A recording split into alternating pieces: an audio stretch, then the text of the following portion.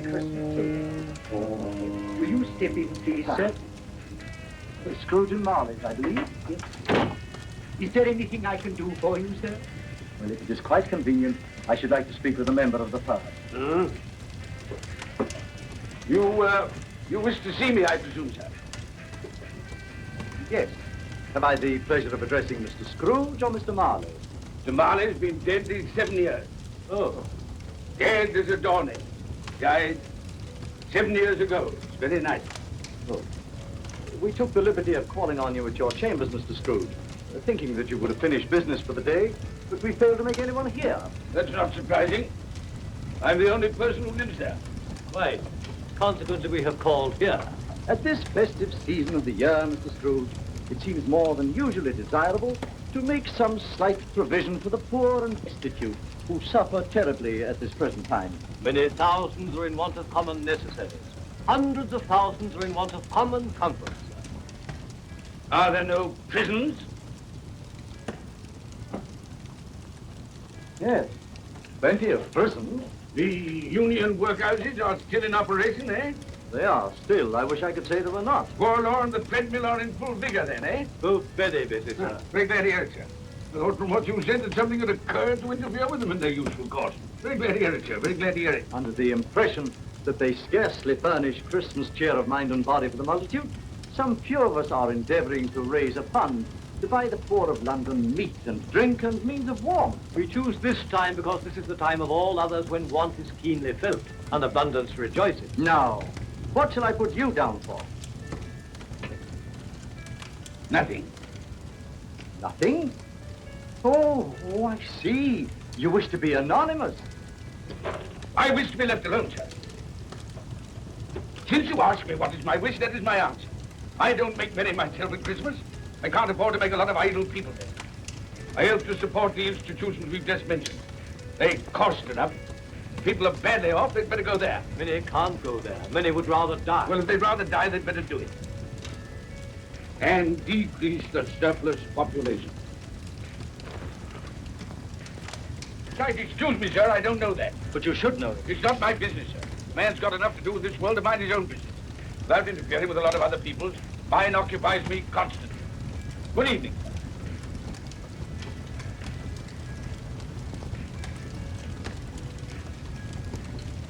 Allow me to express my regrets, sir, if I have said anything. Good evening.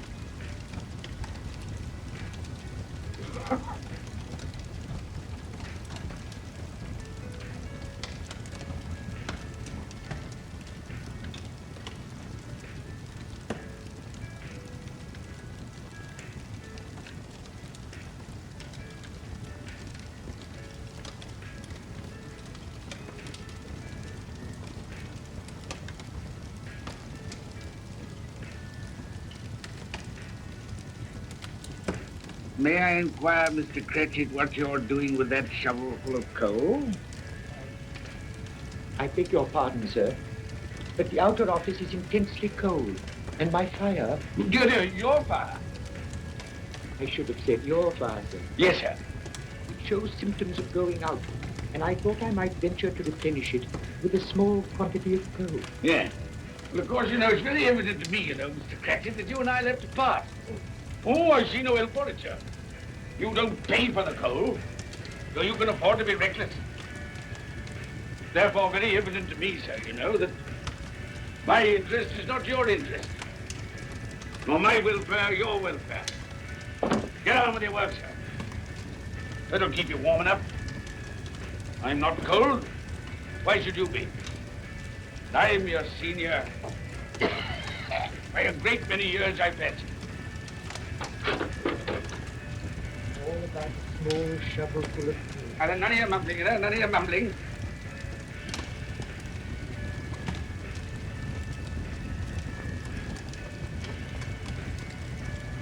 You have a wife and family to support, I understand. Yes, sir. Yes, sir.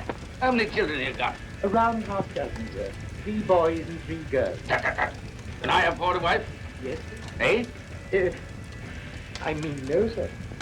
Have I any children? I don't know, sir. Eh? No, sir. How much am I constrained to pay you a week for your services? 15 shillings. Ah, leave me your interest, sir, to see that you're worth it.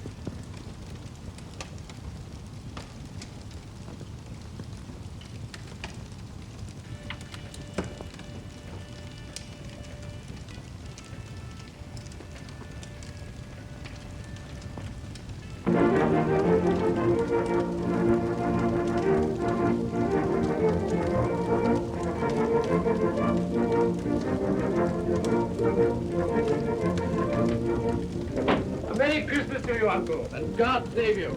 Ah, humbug. Christmas a humbug? You can't mean that, I'm sure. I do mean it, sir. What right have you to be merry? What reason have you to be merry? You're poor enough. Come then. What right have you to be dismal? What reason have you to be morose? You're rich enough. Ah, humbug. Oh, don't be cross, Uncle. How can I help being cross, sir, when I live in such a world of fools as this is? A Merry Christmas. What's Christmas time to you, sir? The time for paying bills without money. Time for finding yourself a year older? Not a penny richer. If I had my way, sir, every fool who goes about saying Merry Christmas would be boiled with his own pudding and buried with a stake of olive to his heart. He should. Uncle! Nephew, you keep Christmas your way.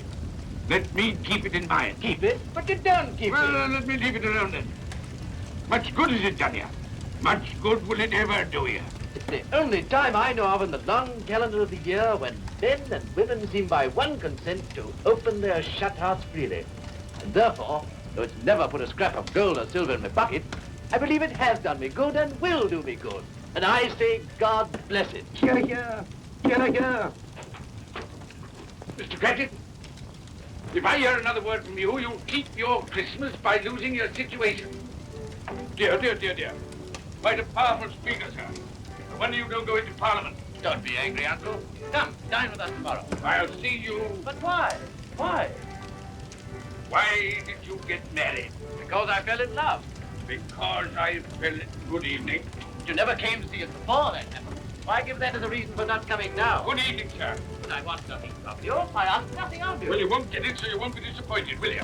Never had a quarrel which I've been part in. So why not let us part friends? Good evening, sir. Well, I'm sorry with all my heart to find this a relative. But I've paid the trial in homage to Christmas, and I'll keep my Christmas humor to the last. So a Merry Christmas, Uncle. Good evening, sir. And a Happy New Year. You're a noisy devil. That's what you are, sir. Merry Christmas, Bob Fletcher. And the same to you, sir, and many of them. And not forgetting your good lady, Mrs. Fred. Thank you, Gretchen. A Merry Christmas to you. A Merry Christmas.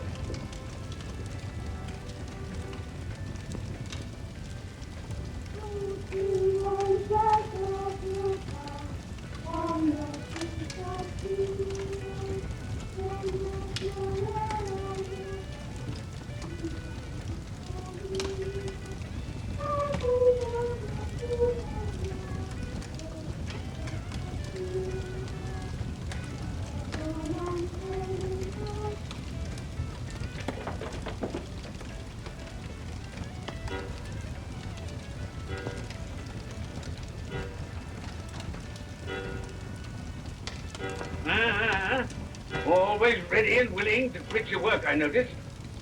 It's 7 o'clock, sir. That clock's fast. The way I suppose you'll want all day off tomorrow, eh? Well, sir, if it's quite convenient. It isn't convenient. It isn't fair. If I were to stop half account for it, oh, you'd be mightily ill-used, I'll be bound, wouldn't you? Don't think I'm ill-used, do you? And I have to pay a whole day's wages. No work.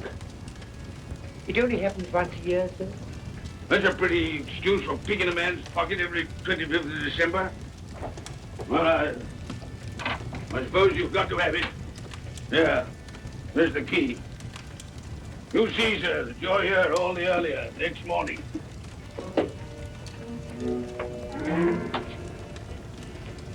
Good night, sir. And a Merry Christmas. Ah, humbug.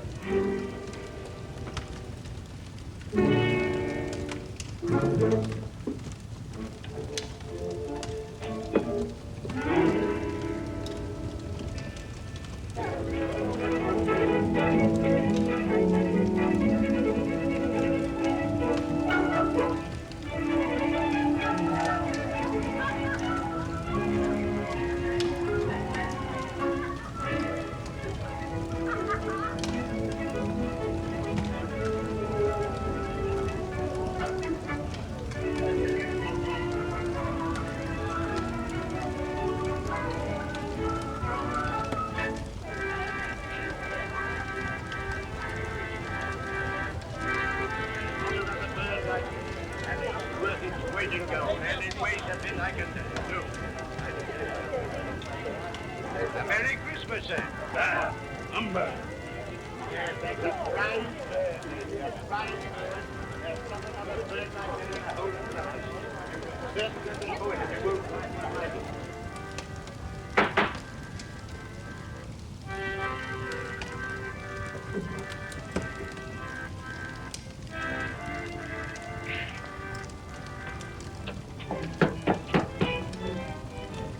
Merry Christmas to you, my boy. Thank you, sir. Same to you, sir. Oh, sir. Thank you.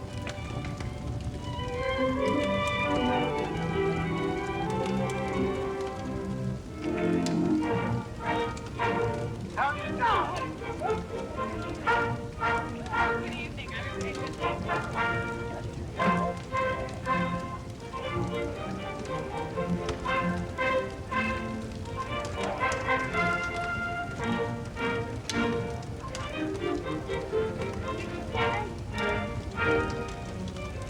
Give us a penny. Get out of this.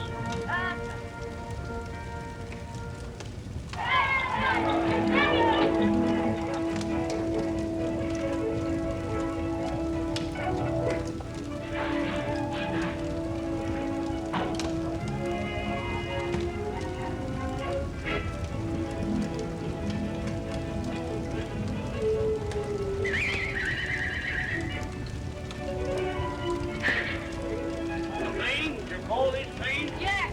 Well, it is.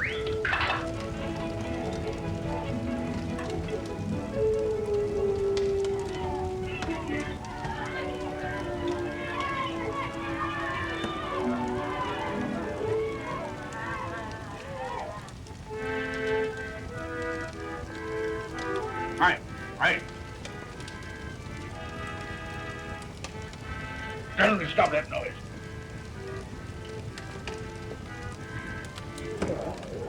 My lord, will you make your speech now, or will you let the ladies and gentlemen continue to enjoy themselves?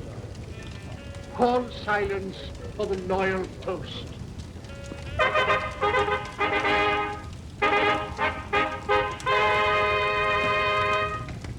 My lord, ladies and gentlemen, pray silence for the Right Honourable the Lord Mayor of London. My lord.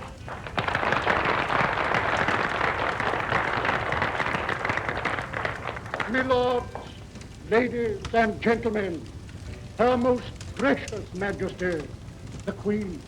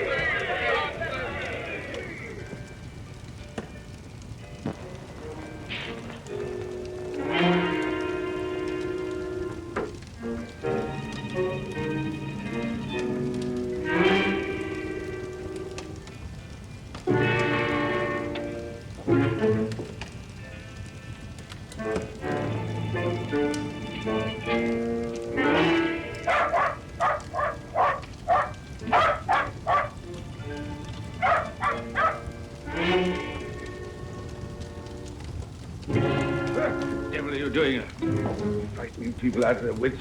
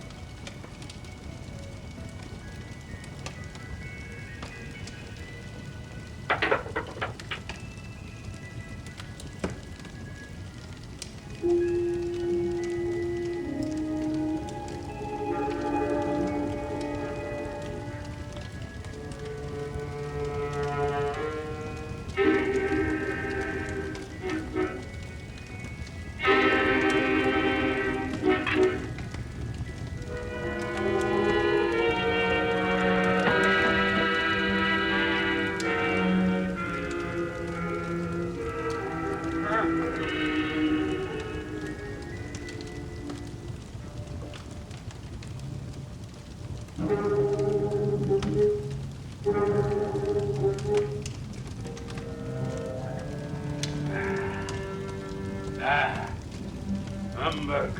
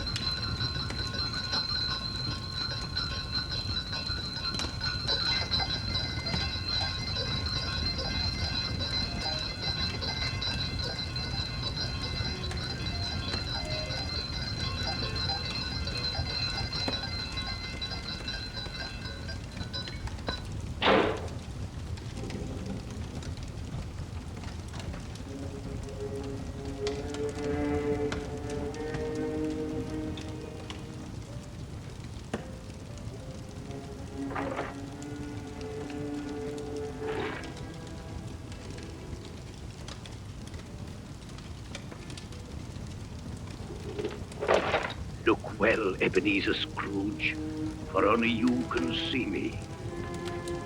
What you want with me? Much. Oh, yeah. In life, I was your partner, Jacob Marley. In life. Why do you trouble me? It is required of everyone that the spirit within him should walk abroad among his fellow men. And if that spirit goes not forth in life, it is condemned to do so after death. My spirit never walked beyond the narrow limits of our money-changing hall. So I cannot rest. I cannot stay. I cannot linger anywhere. You are bitter. Why? I wear the chain I forged in life. I made it link by link. Would you know the weight and length of the coil you bear yourself? Speak words of comfort to me, Jacob Marley. Speak words of comfort. Comfort. I have none to give. I am here to warn you, to save you if that be possible. To warn. To save me. From what?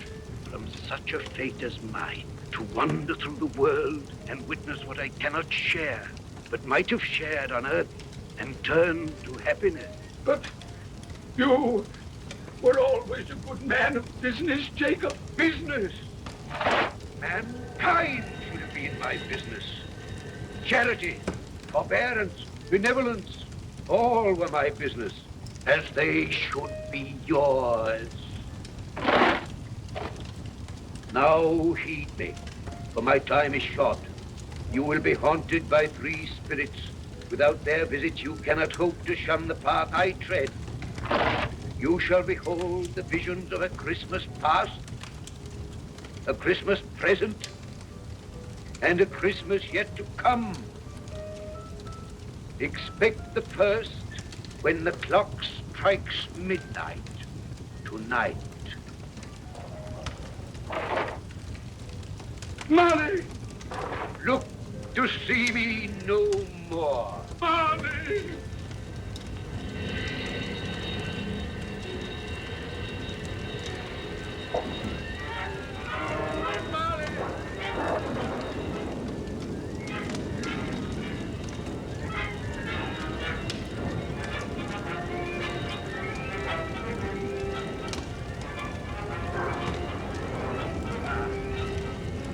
And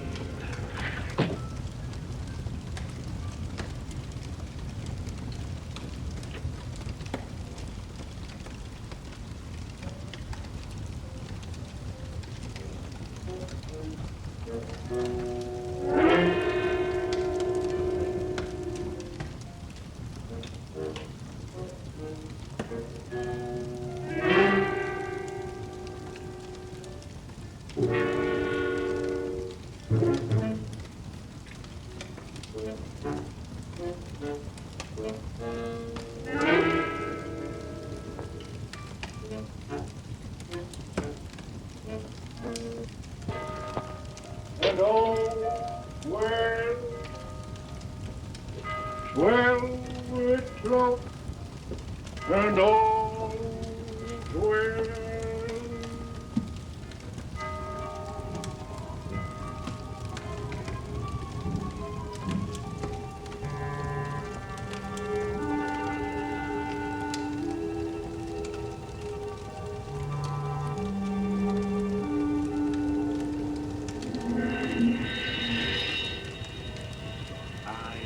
Spirit of Christmas past. I am here to show you the things that have been.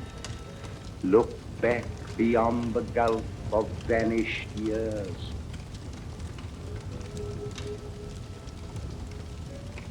The money is due and must be paid. But, sir, that's impossible. Then I shall have no alternative but to take immediate steps to recover it. But, sir, you must see that if... That is the way I conduct my business. You don't mean sell us up? That is precisely what I do. But, sir, I couldn't work in the hospital. Mr. Scrooge, I beg of you. Good day. You can't do this. You can't be so unjust. Give us a little more time. A week. Please.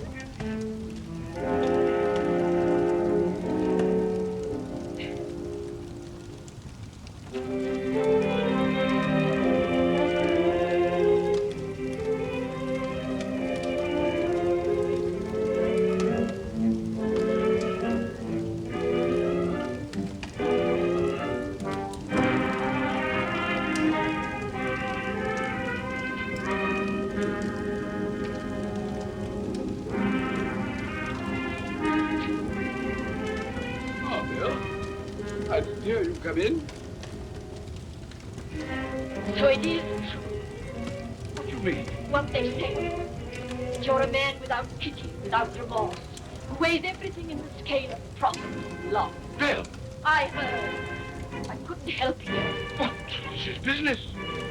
If I were to allow sentiment to enter this counting house, I should be in the bankruptcy court within a year. And as for that couple who've just gone out, well, set your mind at rest about them. Worthless, shiftless pair. Had my good money. Now I want to avoid paying it back. Your money. Your good money. They asked you for a little breathing space, a little time in which to pay. That's all. Enough of this, Bill. I'm ready to make allowances for your feelings as a woman. But that I must ask you to leave my business affairs alone. When you marry me, I shall insist on taking leave of your senses. I tried hard not to believe what they said about you. I'd give anything not to believe it now. But the evidence of my own eyes, yes, I must believe. You are not all alone. And I can see now that one passion and one passion only engrosses you. Gain. But then, even if it were so, I'm not changed towards you. You are changed. Changed in every way. You're not the man of the world. Our contacts and oaths, made when we were poor and content to be so. May you be happy, alone, in the life you've chosen.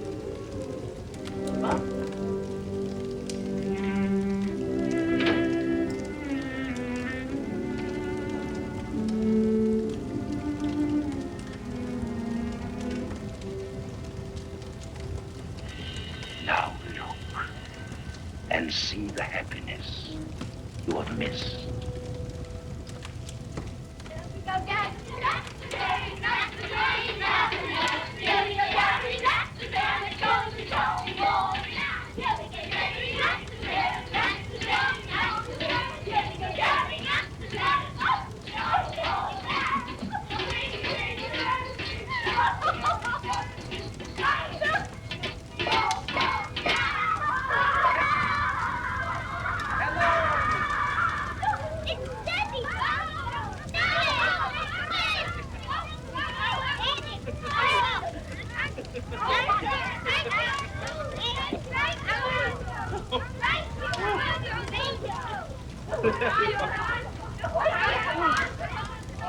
Oh, by the way, Bill, I saw an old friend of yours this afternoon. Oh, who was it? You guessed. How can I? I don't know. It wasn't Mr. Scrooge. Mr. Scrooge it was. I passed his office window, and as it was not shut up and there was a candle inside, I could scarcely help seeing him. His partner's on the point of death, I hear. And there he sat, alone. Quite alone in the world, I do believe.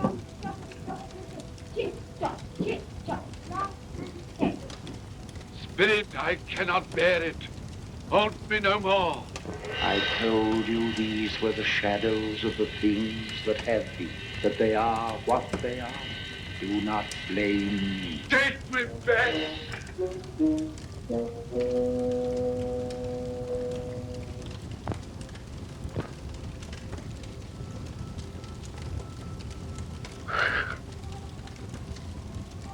$12, I know it is.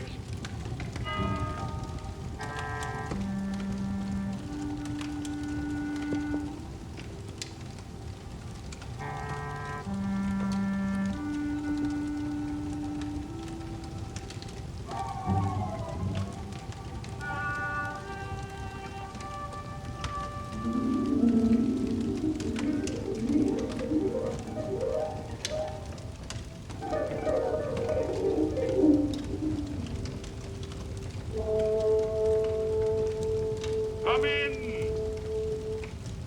and know me better, man. I am the ghost of Christmas present. Look upon me. You have never seen the like of me before. Never. Have never walked forth with the younger members of my family, meaning I am very young. My elder brothers, born in those later years. I don't think I have. I'm afraid I have not. Have you many brothers, Spirit? More than 1,800. A tremendous family to provide for. Spirit, conduct me where you will. Already I have been forth under compulsion and learned the lesson which is working now. If you have aught to teach me, let me profit by it. Touch my robe,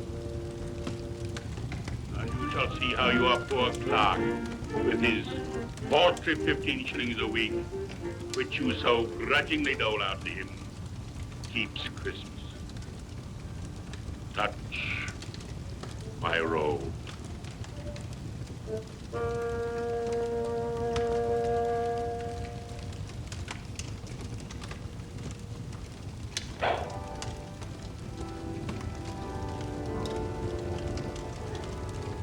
Up, you get tiny, Tim.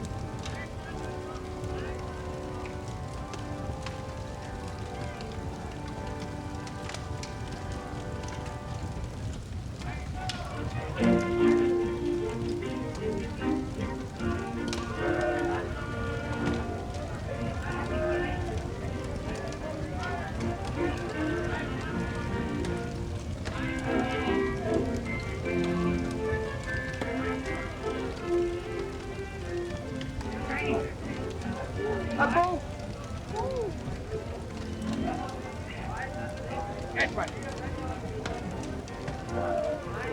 Thank you, Bob.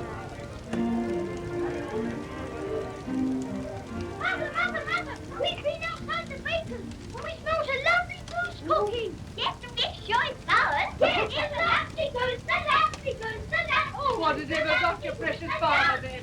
And your brother, Tiny Tim, and your sister Martha wanted late last Christmas by half an hour. Mother! Oh, bless your heart, my dear. Martha. How late you are. We'd a deal of wanted to finish up last night and had to clear away this morning. Well, never mind, as long as you are. Come. Come and sit before the fire, my dear, and get it warm. No, here's Martha. Quick, Martha, hide! Quick, hide! Here we are. And where's our Martha? She's, not coming. Not coming? Not coming upon Christmas Day? Yes, Father dear, here I am.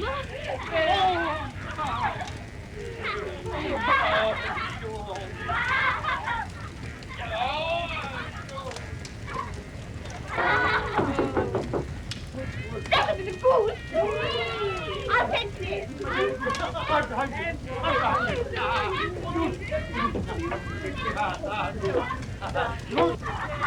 Oh, but you're cold. Come and sit down and warm a bit.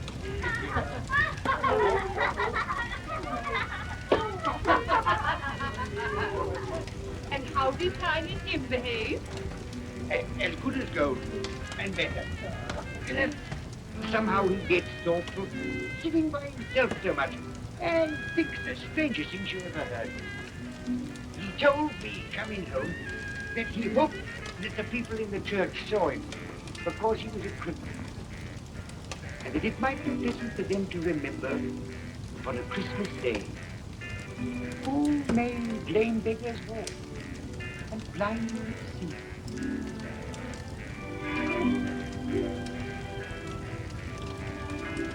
But he's growing stronger. Yes, growing strong and hearty. I wish I could believe you, Bob. But I'm afraid.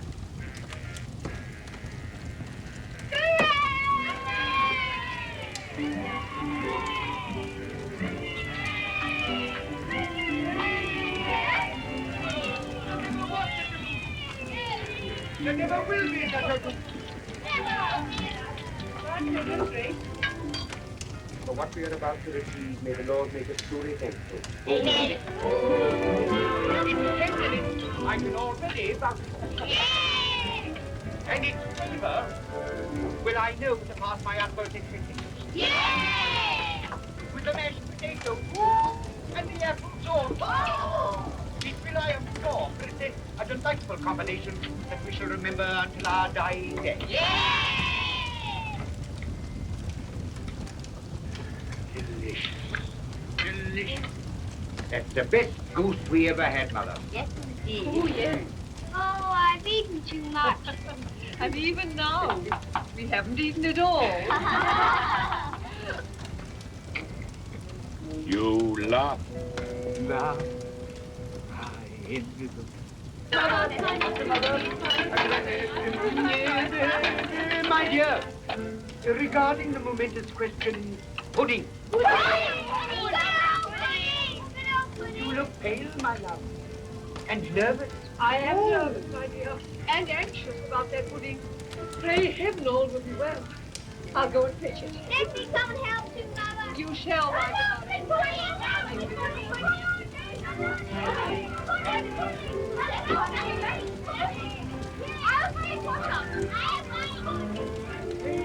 You know, I'm anxious about that pudding. You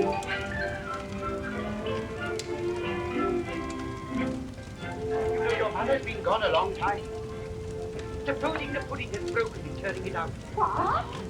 Or supposing that somebody has got over the back wall and stolen it. What?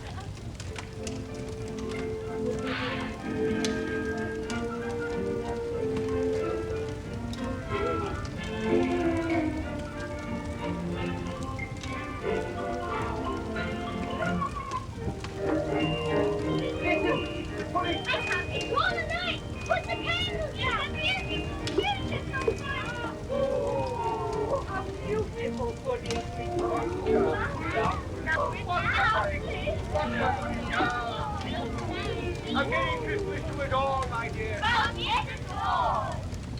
God bless us, everyone.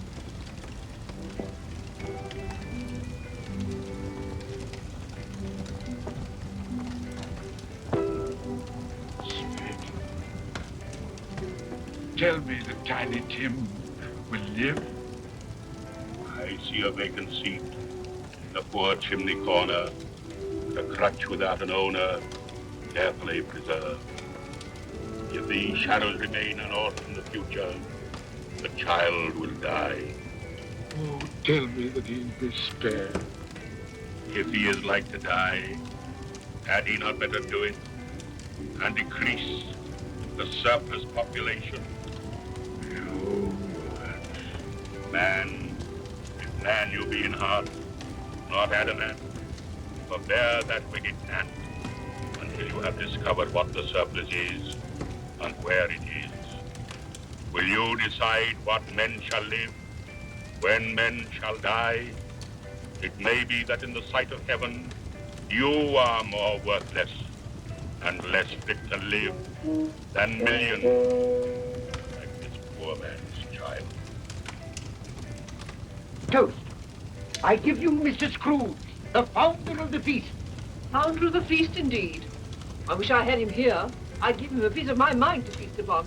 I hope he'd have a good appetite for it. But, my dear, the children, Christmas Day. It should be Christmas Day, I'm sure, on which one drinks the health of such an odious, stingy, hard, unfeeling man as Mr. Scrooge. You know he is, Robert. Nobody knows it better than you do, poor fellow. My dear, Christmas Day. Well, I'll drink his health for your sake and the day's, not his. He'll be very merry and very happy, I've no doubt. Here's Mr. Scrooge's health. Now, children, all together, Mr. Scrooge's health. Mr. Scrooge's health. Mr. Scrooge's health.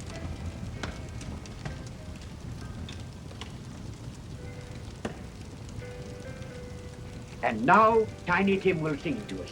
Yes, I do. What shall I sing? Hark the heralding. Yes, hark the heralding. Hark the herald angels sing, glory to the newborn King. Peace on earth and mercy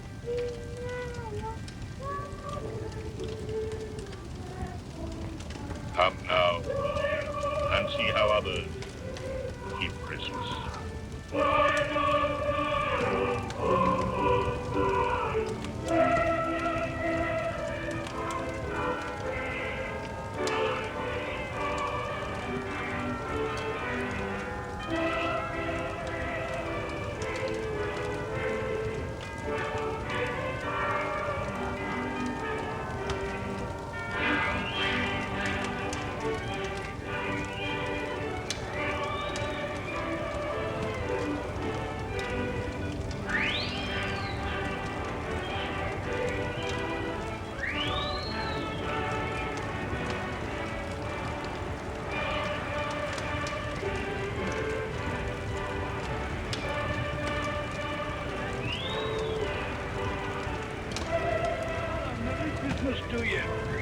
a Merry Christmas to you.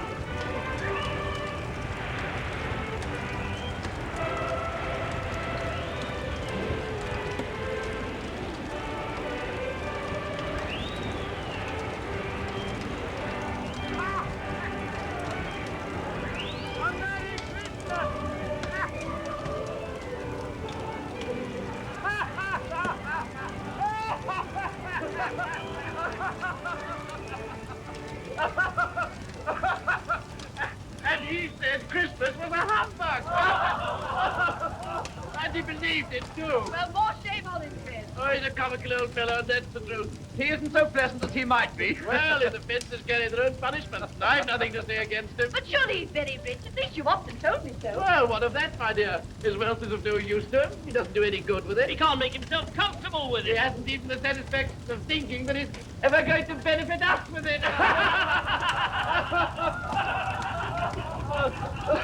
Well, I've no patience with your Uncle Scrooge. Oh, I have. I'm sorry for him.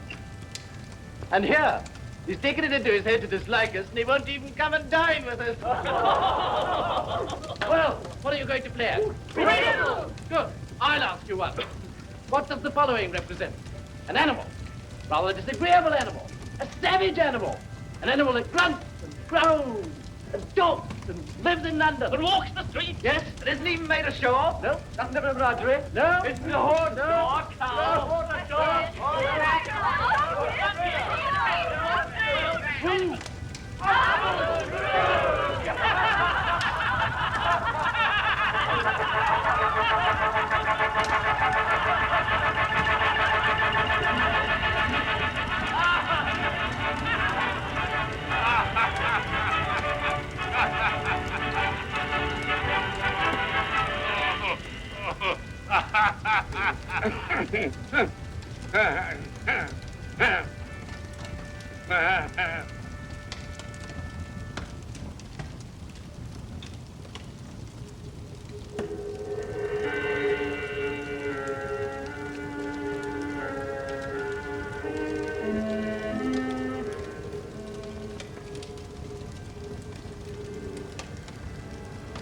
Ghost of the future, I fear you more than any specter I have seen.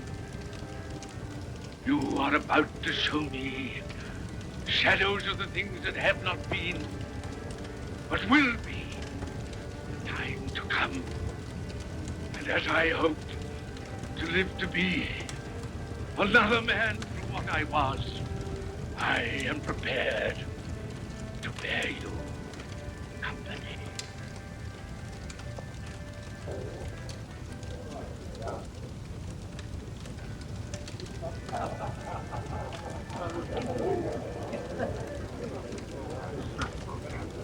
I don't know much about it either way. I only know he's dead. When did he die? Last night, I believe. Why, what was the matter with him? I thought he'd never die. Heaven knows. What's he done with his money? Left it to his company, perhaps. He hasn't left it to me. That's all I know. How are you? Very well. How are you? So old Nick has got his own at last. Yes, so I'm told. Told, isn't it? Seasonable for Christmas Oh, time. yes. You're not a skater, I Oh, suppose. no, I've got something else to think about. I do not see myself in my accustomed place. Where am I? Why am I not there?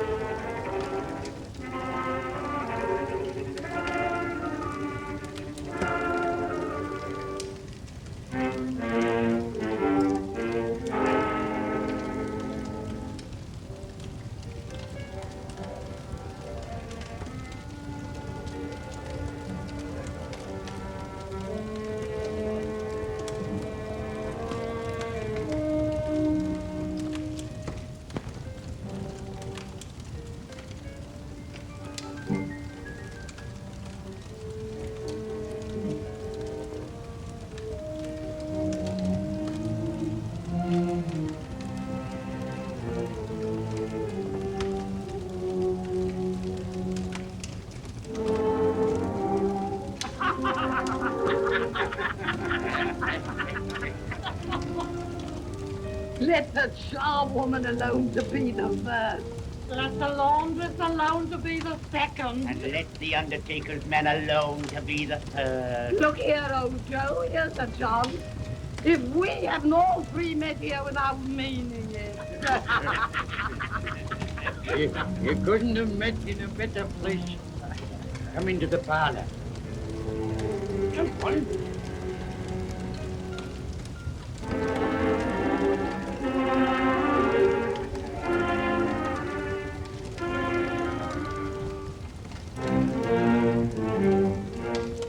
Don't stand there staring as if you were afraid, woman. Who's the worse for the loss of a few things like this? Not a dead man, I suppose. Open this bundle, old Joe, and let me know the value of it. I ain't afraid to be the first, nor afraid for them to see it.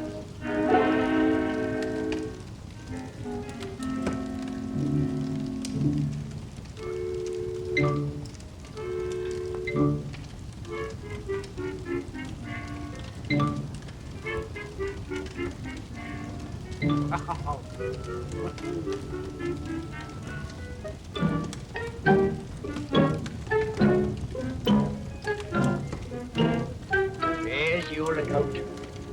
Wouldn't give another sixpence. Now mind, Joe.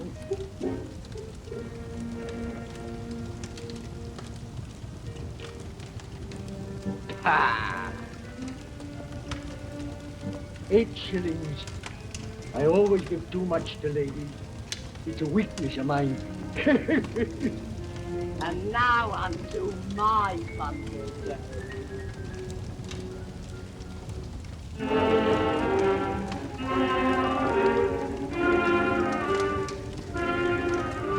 Bedcurtain. Ah, bedcurtain. You don't mean to say you took him down, rings and all, with him lying there? Why not? You was born to make your fortune, and you will certainly do it. Here, don't drop the oil on the blanket. His blankets. Whose else's? He isn't likely to take cold without them, I dare say. Hope he didn't die of anything catching. Oh, don't you be afraid of that. Now, you can look through that shirt until your eyes ache and you won't find a hole in it. It's the best he had. It'd have been wasted if it hadn't been for me. What do you call wasting of it? Putting it on him to be buried in, to be sure. I took it off him. Calico's just as becoming to the body. He couldn't have looked uglier than he did in that one.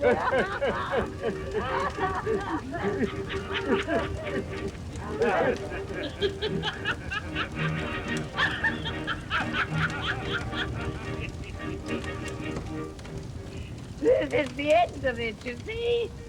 He frightened everyone away from him when he was alive, to profit us when he was dead. I see, I see.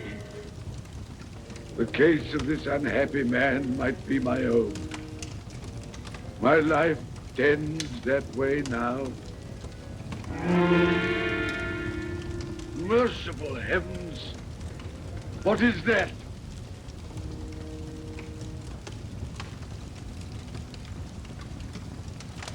Is this the man they spoke of? Neglected, robbed, hated.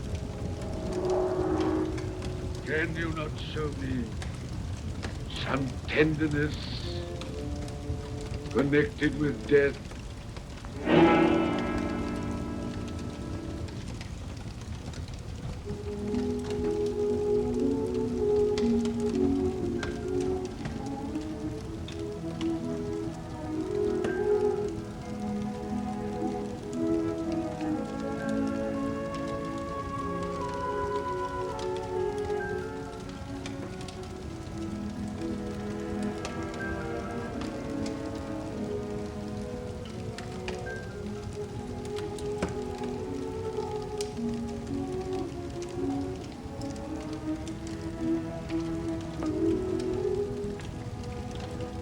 Took a child and set him in the midst of them.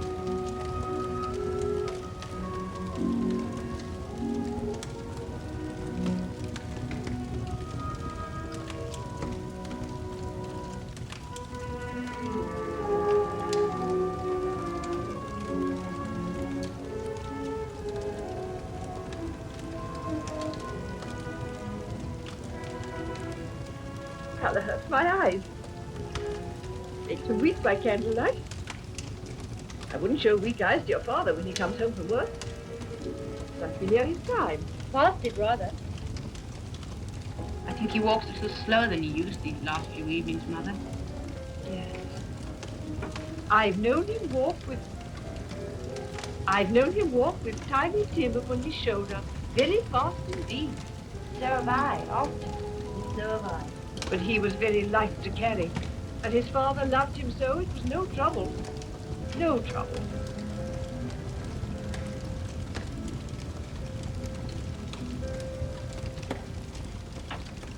There's your father at the door. Well, my dear. Well, Father. Well, ah. What? My dear, you have been quick. They'll be done long before Sunday. Sunday. You went today then, Robert? Yes, my dear. I've seen where our Tiny Tim is to rest. It has done you good to see how green a place it is.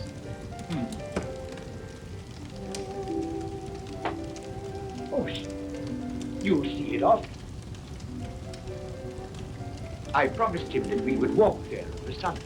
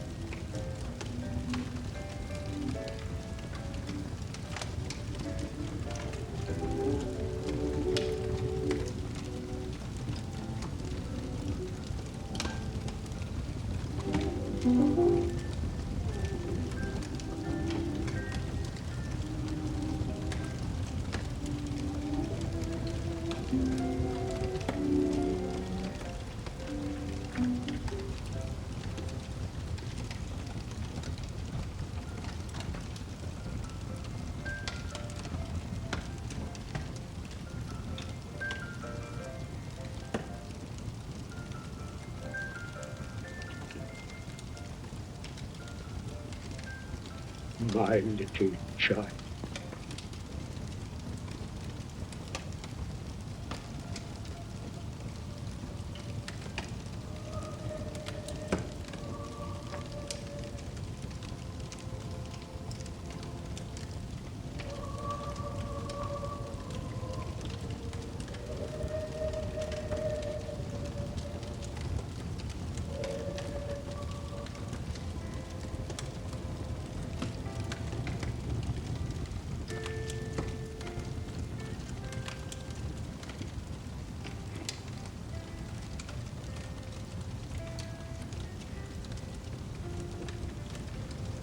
Tiny Tim,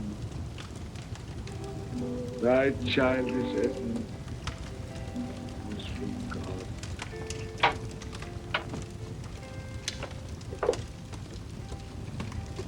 I met Mr. Scrooge's nephew today, and he said to me, I'm heartily sorry for you, Mr. Cratchit, and heartily sorry for your good wife. So how he knew that, I don't know. Knew what, my dear? Why, that you were a good wife. Everybody knows that. Well observed, my boy. And he said, if there's any service that I can do for you, pray come to me. It almost seemed as though he had known our Tiny Tim. and felt with him. And I'm sure we shall none of us forget him, nor this first parting there has been among us. Never, Father. And I know that when we recollect how patient and how mild he was, although he was but a little child, we shall not quarrel easily among ourselves and forget poor Tiny Tim in doing it. No, Father.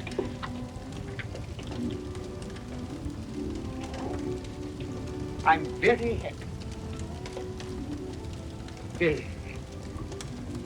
Now, Spirit, tell me what man that was whom we saw lying dead.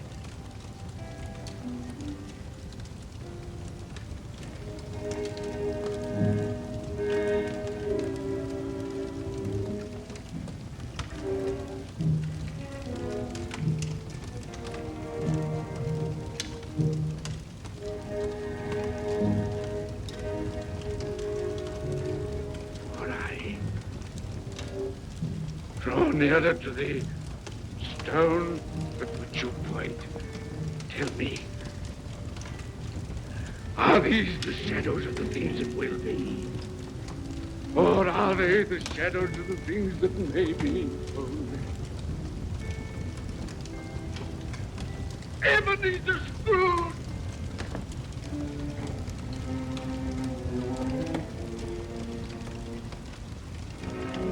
Am I that man who lay upon the bed? No, Spirit, no. I'll not be the man I was. I'll not be the man I must have been but for this intercourse. Why show me this if it is all too late? Tell me I may sponge away the writing on this stone. I will honor Christmas in my heart and try to keep it all the year. I will live in the past, the present, and the future. The spirits of all three shall strive within me. I will not shut out the lessons that they teach. No, no. No. No, no. No, no.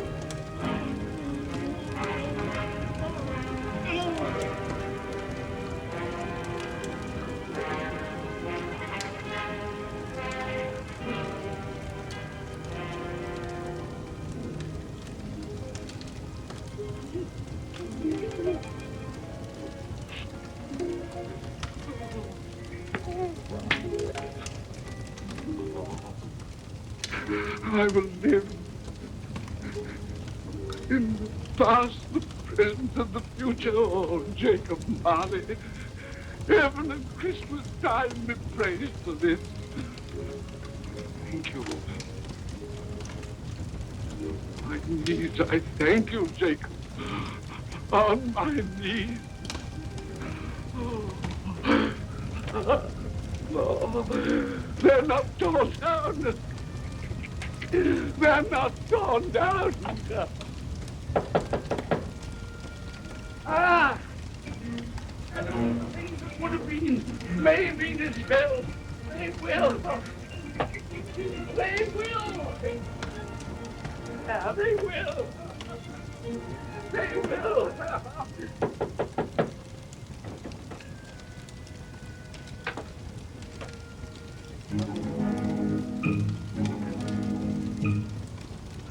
A Merry Christmas. God bless you. Oh, I don't know what to do. I'm as happy as a sandboy. I'm as merry as an angel. I'm as giddy as a drunken man. Oh, Merry Christmas to everybody. Happy New Year to all the world. Oh, hey. Oh, yeah. Here's the saucepan that the girl was in. Yes, and there's the door. Old Marley's ghost came through. Yes, it's all right. It's all true. It all happened. Oh, hooray! Hooray!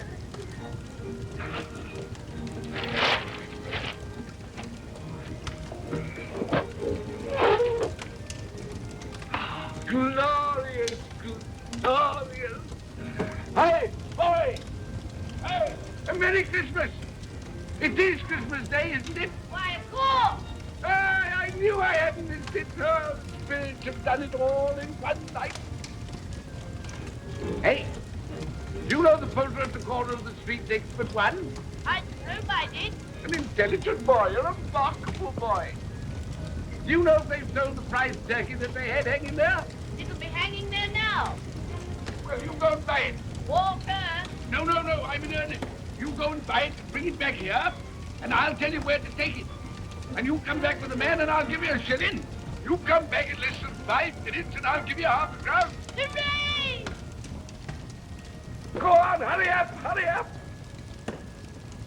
I'm going to send it to my clerk, Bob Cratchit. He won't know where it comes from. It's twice the size of Tiny Tim. He's not dead, you know. He's not dead.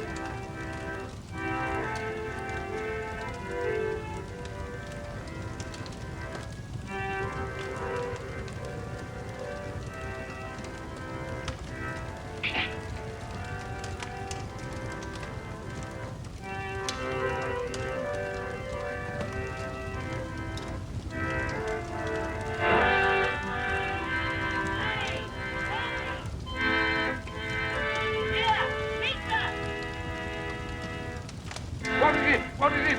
Stop shut. Can't make anyone hear. Oh, that won't do. I've got to have that turkey. Oh, wait a minute. You go get me my overcoat and hat. I shan't be long. Then go to the box room and get me out my best clothes.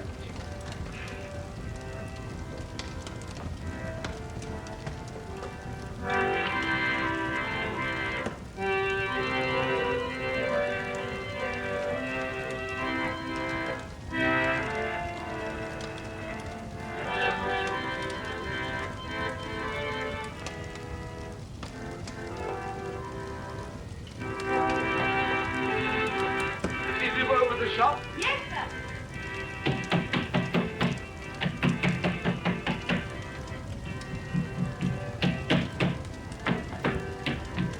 A Merry Christmas. Have you sold that prize turkey of yours yet? The big one, I mean. Now!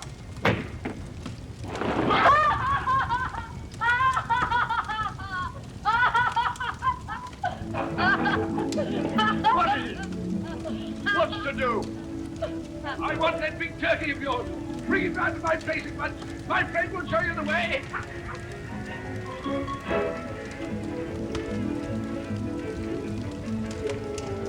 Hello, Marty. A Merry Christmas.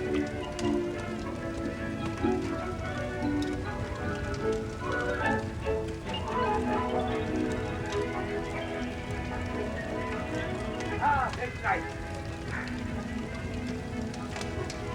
A Merry Christmas. Oh.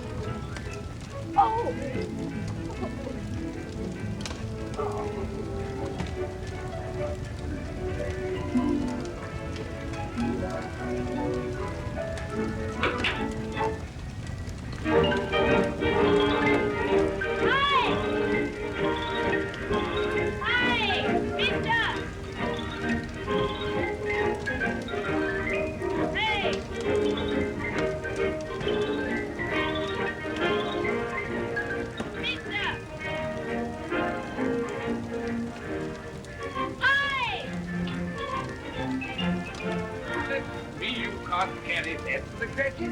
You'll have to have a cab. There you are, my boy. There's the address. There's the money. And there's the money for you. Very kind of you to have brought it back. Ah, Merry Christmas, my dear. Thank you, sir. Same to you. Ah, good day, gentlemen. Merry Christmas to you. I hope you succeeded yesterday. Mr. Scrooge. Yes, that's my name.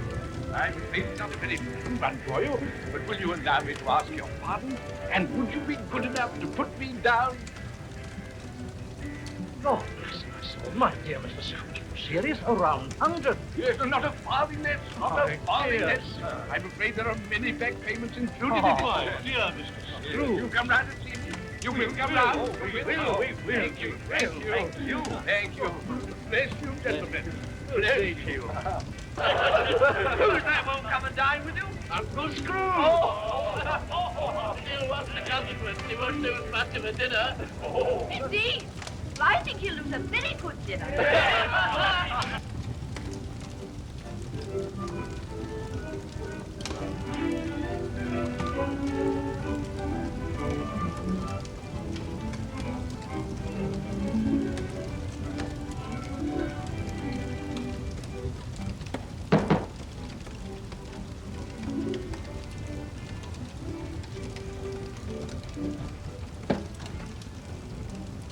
Is your master in, my dear? Yes, sir. Can I see him, my love? He's in the dining room, sir. I'll show you in. He knows me. He knows me. You sit there. Yes, that's me.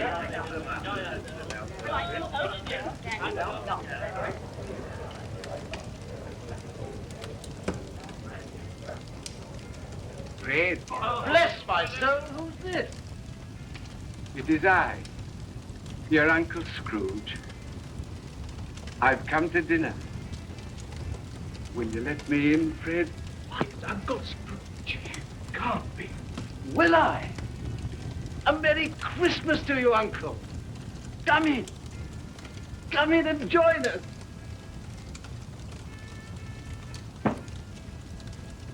Welcome, Uncle. And a Merry Christmas. Thank you, my dear. A Merry Christmas to you all. A Merry Christmas.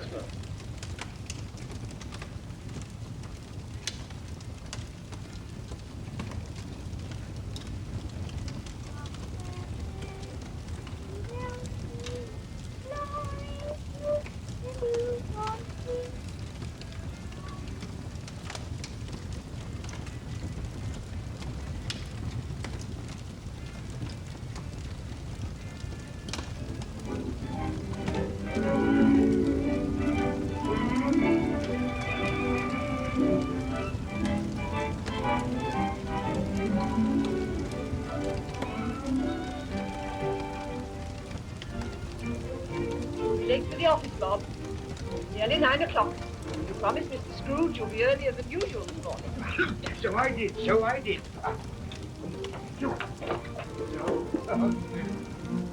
Thank you. My dear. Goodbye, my darling. Goodbye, my darling.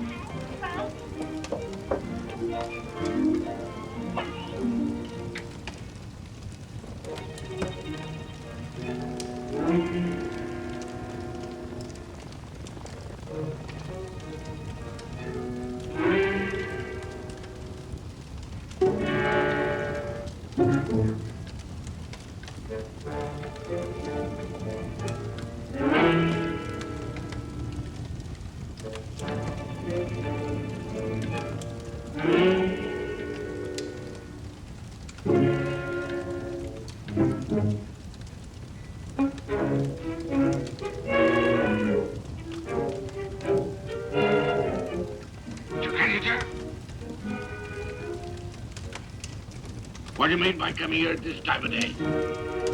I'm very sorry, sir. I am behind my time. I think you are, sir. I think you are. Only one thing here, sir. It shan't be repeated. I was making rather merry yesterday, sir. So I tell you what it is, my fine fellow. I'm not going to stand it any longer. And Therefore, I'm going to raise your salary. sir, you must be joking. Never more serious in all this time, Bob. I'm going to raise your salary, and as for 96, I'll be a second father to you. God save you. No more today, Bob, no more today. Make haste, your family. wanting it today, Bob. They've been wanting it today. A Merry Christmas, Bob. A Merry Christmas, my good fellow, than I've given you for many a year. Go on now. Go on. Merry Christmas to all the world. Happy New Year to everyone. God bless us all. God bless us everyone.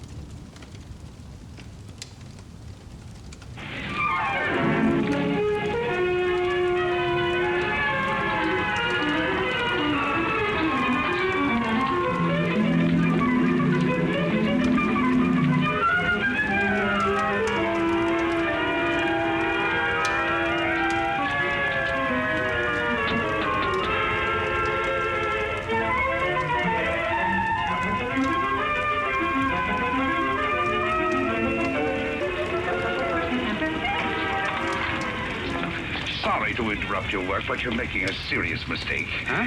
With reindeer, I mean. You're putting Prancer where Dasher should be. And Blitzen should always be on my right-hand side. He should, huh? Yes, and another thing. Donna's antlers have 4 points instead of 3. But I don't suppose anyone would notice that except me. No, I don't suppose so. Say, who are you? My name is Kringle. Chris Kringle. Well, glad I could be of help. Goodbye.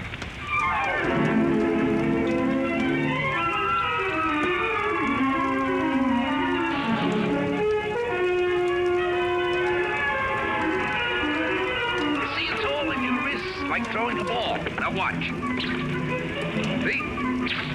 Mrs. Walker, that new Santa Claus you hired is wonderful. Where'd you find him? We answered the ad along with 100 others. He is good, isn't he? Well, the parade's ready to start. You coming? I'm going home and getting a hot tub. I may just stay there until next Thanksgiving. But you've worked so hard on the parade. If I want to, I can see it from the roof of my apartment. Bye.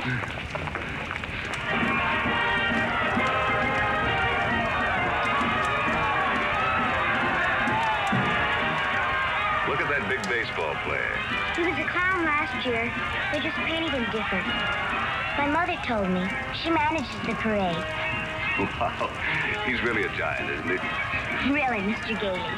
And you a lawyer. There are no such things as giants. Well, maybe not now, Susan, but in olden times, like the giant Jack killed in the fairy tale. Oh, one of those. I don't know any fairy tales. You mean your mother or father never read you any? My mother thinks they're silly, and I never met my father. You see, my mother and father were divorced when I was a baby.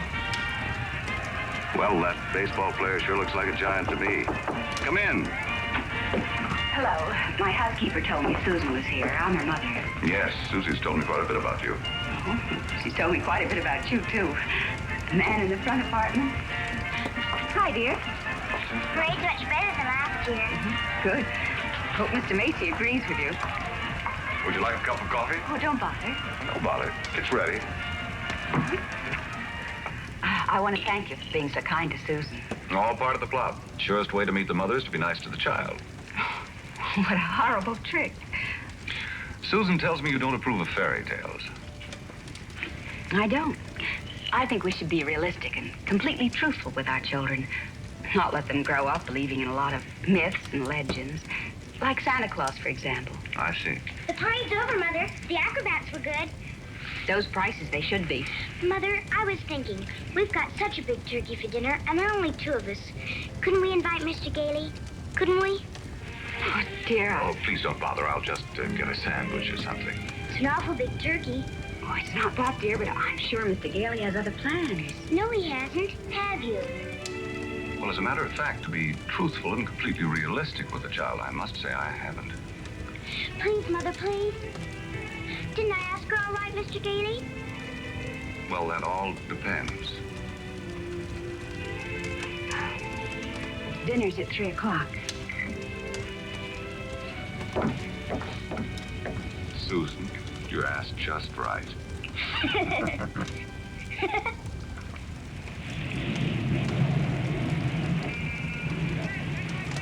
Before those screaming brats arrive, I want to give you a few pointers on how to be a good Santa Claus. Go ahead. Now, here's a list of toys we have to push. You know, things we've overstocked. You'll find that a great many children are undecided as to what they want for Christmas. When this occurs, you immediately suggest one of these items. You understand? I certainly do. All right, here they come. You get up there and go to work and memorize that list. And remember, be jolly. working for Macy's. Imagine that. Making a child take something he doesn't want just because he bought too many of the wrong toys. That's what I've been fighting against for years. And what's that, Pop? Trying to commercialize Christmas. And a Merry Christmas to you. Now then, what's your name, little boy? Peter. And what do you want for Christmas, Peter? I want a fire engine just like the big ones and the small ones. It's got real hoses and squirts real water. I don't want that in the house, only in the backyard, I promise. Now, Peter, I see you're a very good boy. So you'll get your fire engine. You see, I told you to get me one. Yes, dear. Well, look, you wait right over there. Mommy wants to thank Santa, too. What do you mean by saying a thing like that? I've been all over town trying to find that kind of a fire engine. Macy doesn't have one. Nobody's got one. But you can get those fire engines at the Acme Toy Company on West 46th Street. Only $4.50. Wonderful bargain. Oh, I follow the toy market pretty closely. Macy's sending other people to other stores? Well, the important thing is to keep the children happy. Whether Macy's or somebody else sell the toy, it doesn't matter, does it? Don't you feel that way? Me? Sure, but I didn't think Macy's did. I don't get it. I just don't get it. Oh, yes, we have skates. Nice, shiny skates, and they're very good indeed. But I don't think they're the kind of skates you want. Now they have really wonderful skates and gimbals. Gimbals? The sales lady said I was to speak to you. You the head of the toy department? Yes, ma'am. Well, look, I want to congratulate you on Macy's and this new stunt you're doing, sending people to other stores. To think that a big store like this puts the spirit of Christmas before the commercials. I haven't done much shopping here before, but from now on, I'm a regular Macy customer. Gimbals? And when you come to see me at Macy's, I shall tell you all about the wonderful toys. This seems awful silly, Mr. Gailey. Well, maybe you'll feel differently after you've talked to Santa Claus. Goodbye, and Merry Christmas.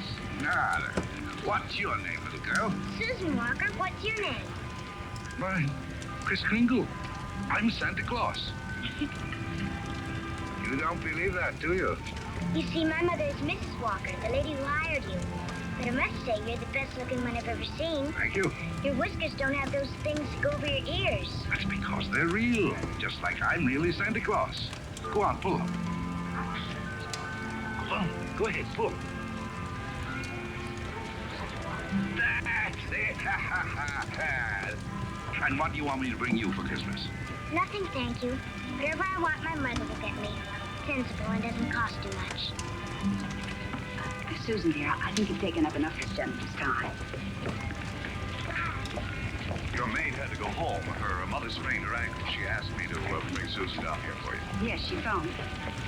I thought as long as we were here, we might as well talk to Santa Claus. He's a nice old man, Mother. And his whiskers are real, too. Yes, dear. A lot of old men have real whiskers like that. Susan, if you'd like to go over and look at the dolls, I'll be with you in just a minute. I want to talk to Mr. Gailey. I didn't think there was any harm in saying hello to the old gent. I'm sorry. I think there is harm. I tell her Santa Claus is a myth, and you bring her down here to meet a very convincing old gentleman with real whiskers. What's wrong with that? By filling her full of fairy tales, she'll grow up to believe life is a fantasy instead of a reality. Keep waiting for Prince Charming to come along, and when he does, he'll be a... We were talking about Susie, not you. Whether you agree with me or not, I'll have to ask you to respect my wishes.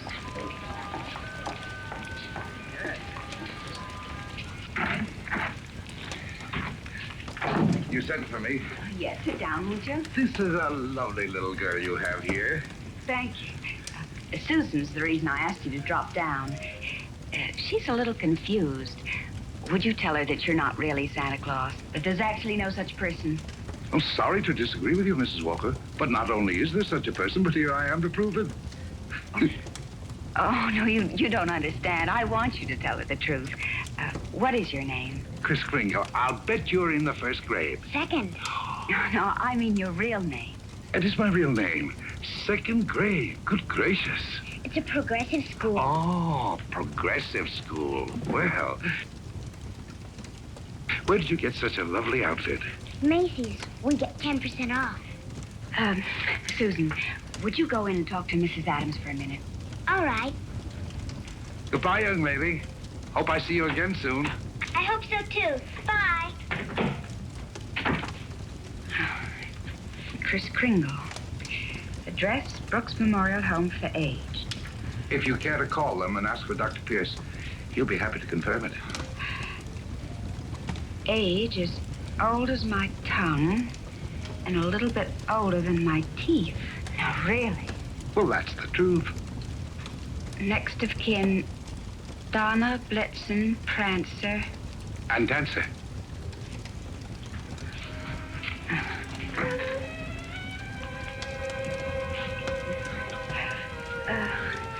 I'm sorry, Mr.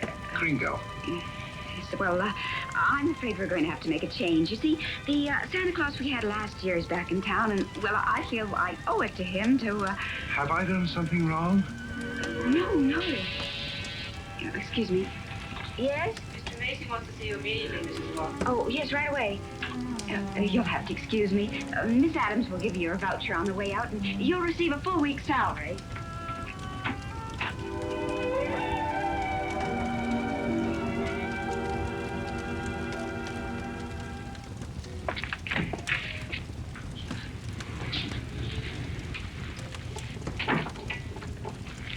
Now, about that new sales policy that you two seem to have initiated.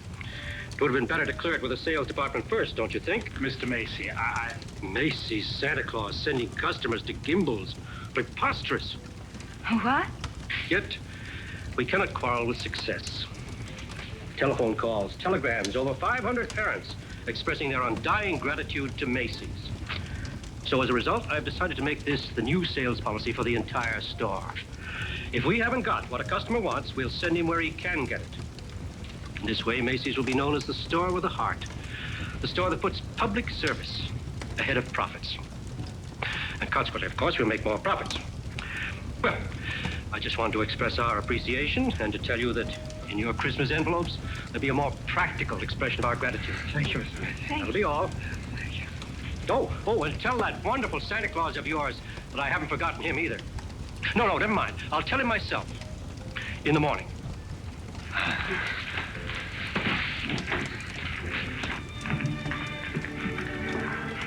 Imagine, a bonus. I fired him. Who? Santa Claus? No. He's crazy. He thinks he is Santa Claus. Well, I don't care if he thinks he's the Easter Bunny. You better get him back. Well, it's too great a risk. He might have a fit or something. I tell you, the man's insane. Maybe just a little bit insane. Mr. Sawyer. What? We'll get Sawyer to examine him. He's a psychologist. That's what he's being paid for, to examine the employees. We can't get him back. He's already gone. Well, then you better scoot after him and get him, because if you don't, we're going to have a very unmerry Christmas. Oh, Mr. Kringle! Mr. Kringle! I'm afraid I acted rather hastily and perhaps unfairly. This other Santa Claus, well, Mr. Macy's found something else for him to do, and, well, we want you to stay on. Well, this is mighty good news. You see, Mrs. Walter, for 50 years or so, I've been more and more worried about Christmas. Christmas is not just a day, it's a frame of mind, and that's what they've been changing. Well, I'm glad you're taking me back. Maybe I can do something about it. And I'm glad I met you and your daughter. You're my test case. We are? Yes, in a way, you're the whole thing in miniature. And if I win you over, well, there's still hope. If not, I guess I'm through. But I'll try, and I'm warning you, I don't give up easily. Oh, but Mr. Kringle, first thing in the morning, you report to Mr. Sawyer's office for a little examination. Mental examination? Well, partly, yes. Oh, I don't mind. I've taken dozens. Haven't failed one yet. Yeah. How many days in the week? 7. How many things do you see? 4. Muscular coordination? Perfect. Who was vice president under James Monroe? Daniel D. Tompkins. I'll bet your Mr. Sawyer doesn't know that one.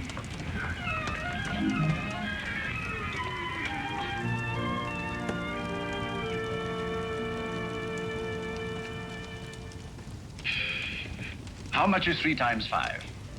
You asked me that before. I'm conducting this examination. How much is 3 times 5? Same as it was before. 15. You're rather nervous, aren't you, Mr. Sawyer? You get enough sleep?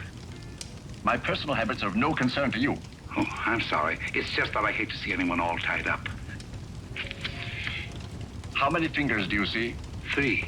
You bite your nails, too? I want you to stand up straight with your arms extended. Muscular coordination test. Surely I'll be glad to. You know, very often nervous habits like yours is caused by insecurity. Are you happy at home, Mr. Sawyer? That will be all, Mr. Kringle. The examination's over. You may go. And it may interest you to know that I've been a happily married man for 26 years. Oh, I'm delighted to hear it. Fine. Your wife, Mr. Sawyer? That's it. Agnes, how many times have I told you not to bother with the office? No, I give you a perfectly liberal allowance. If that fat, stupid brother of yours would get a job, you wouldn't have to be pestering me all the time. Not a penny. How long have you known him, Dr. Pierce? Well, he wandered into the home about 8 months ago. Looked the place over and said, it'll do. Just stayed on. Has he ever told you his real name? He said he was Chris Kringle. We never pressed him further. Mrs. Walker, after giving that man a comprehensive examination, it's my considered opinion he should be dismissed immediately. Dr. Pierce, Mr. Sawyer. Excuse me, didn't Chris answer the questions correctly? Well, yes, he did, but there was a complete lack of concentration. There's no doubt about it, he should be placed in a mental institution. Wait a minute. People are institutionalized to prevent them from hurting themselves or other people. His is a delusion for good. He only wants to be friendly, helpful. Mrs. Walker, naturally I cannot discharge this man. So when he begins to exhibit his latent maniacal tendencies, which I assure you he will, the responsibility will be entirely yours. Dr. Pierce, if there's the slightest possibility of trouble, Now, what trouble could Chris possibly get into? No? Well, coming to work, for instance, a policeman might ask him his name. Now, you know that would get him into a fight. Well, that could be avoided easily enough. Find someone here in the store to rent him a room. Then they could go to and from work together. Oh, yes, that would solve everything. That's a wonderful idea. Yes, isn't it? Your son's away at school. What about his room? Well, I'll talk to Mrs. Shellhammer as soon as I get home. In the meantime, you take Chris home to dinner. Oh, no, I couldn't. Oh, really, Mrs. Walker? If I can supply the room, the least you can do is furnish a free meal.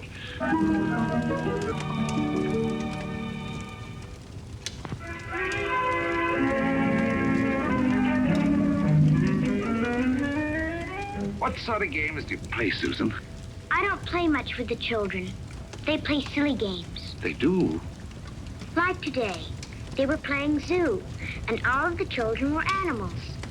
Homer was supposed to be the zookeeper. He said, "What kind of an animal are you?" I said, "I'm not an animal. I'm a girl." He said, "Only animals allowed here. Bye." Oh, that's too bad. Sounds like a wonderful game to me. Of course, to play it right, you've got to have imagination. Do you know what imagination is? That's when you see something and it's really not there. Well, yes. I believe imagination is a place by itself. Yeah, you know, like, well, you know the British nation and the French nation. Well, this is imagination. Say, how would you like to make snowballs in the summertime? Or drive a bus down Fifth Avenue, Or be the Statue of Liberty in the morning, and in the afternoon, a flock of geese flying south? Well, the first place, you'd have to learn to pretend. That's imagination.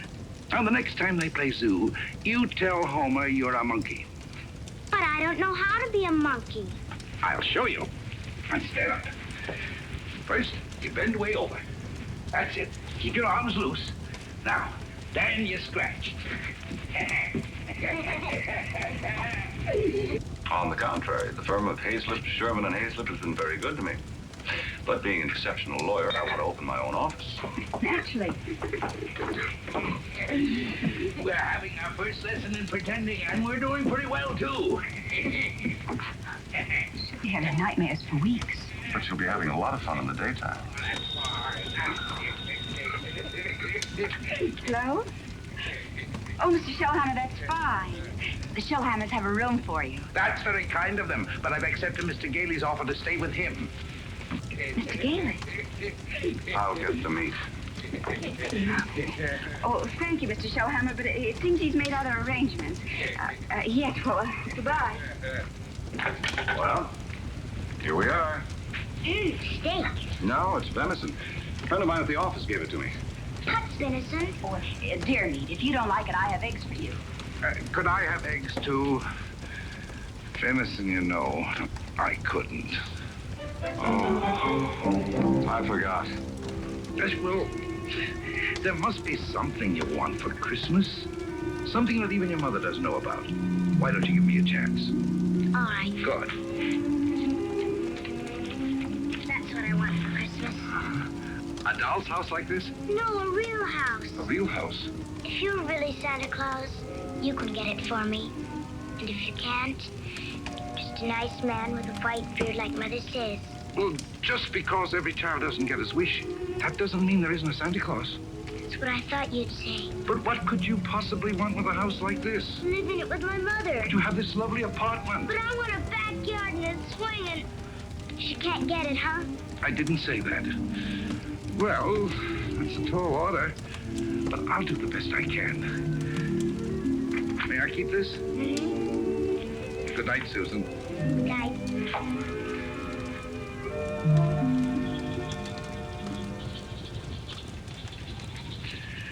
Do you like living in the city?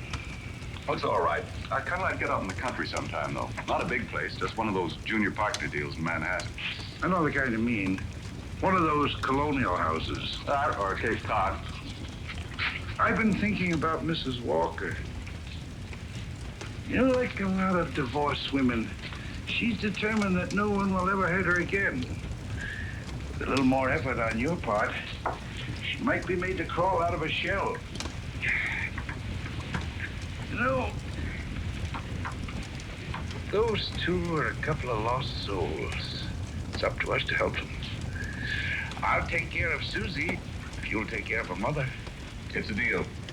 Good. You ready? Oh, no, you don't. I'm not going to be cheated that way. All my life I've wondered, and now I'm going to find out. I'm going to learn the answer to the question that's troubled the world for centuries. Does Santa Claus sleep with his whiskers inside or out? Always sleep with them out. Cold air makes them grow.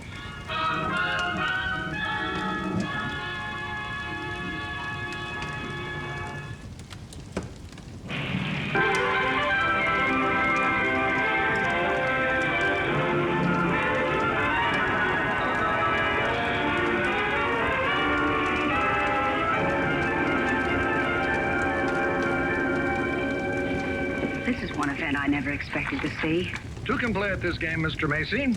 If Gimbals hadn't got what the customer wants, we'll send him over to Macy's. It'll be a pleasure, Mr. Gimble.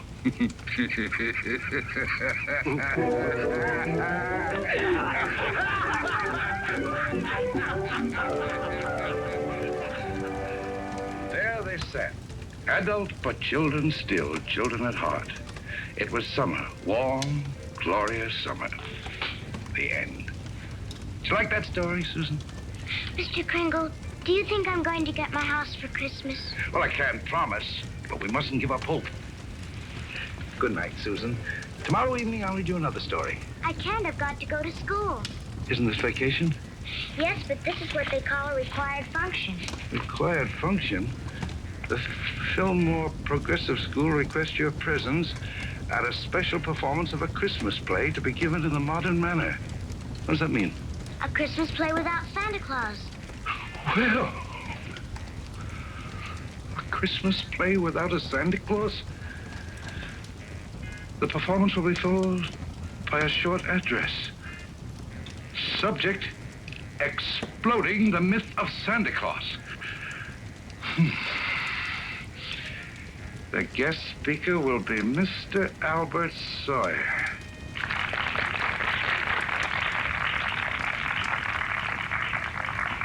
I'm very happy you enjoyed our little play. And now it gives me great pleasure to introduce our old friend, Mr. Albert Sawyer.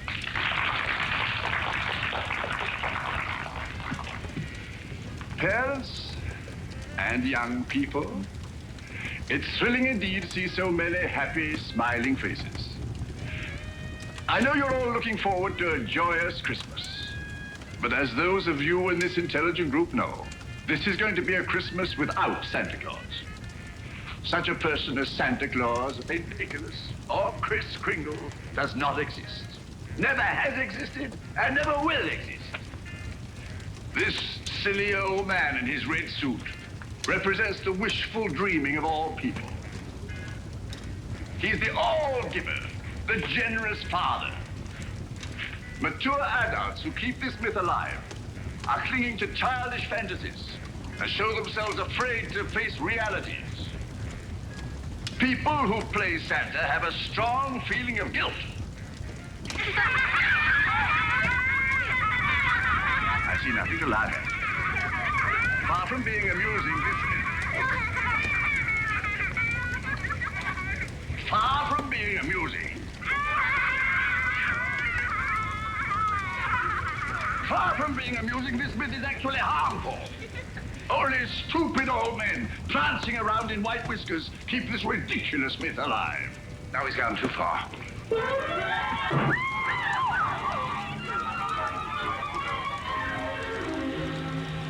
He became violent because I attacked his delusions, and he'll do it again. Well, if you ask me, I think we ought to get an outside psychiatrist to examine him. Then you better do it right away before Mr. Macy hears about it. Oh, that's right. You explain it to Mr. Kringle. After all, you're his Oh, friend. no, I can't. Well, I've grown very fond of him. This is going to hurt him deeply. I just can't. All right, what can we do? I think I have it. You tell Kringle Mrs. Walker wants him to leave at once in order to have some publicity pictures taken with the mayor. I'll have a car waiting outside, and once we get him in the car, we'll drive him straight off to Bellevue Hospital.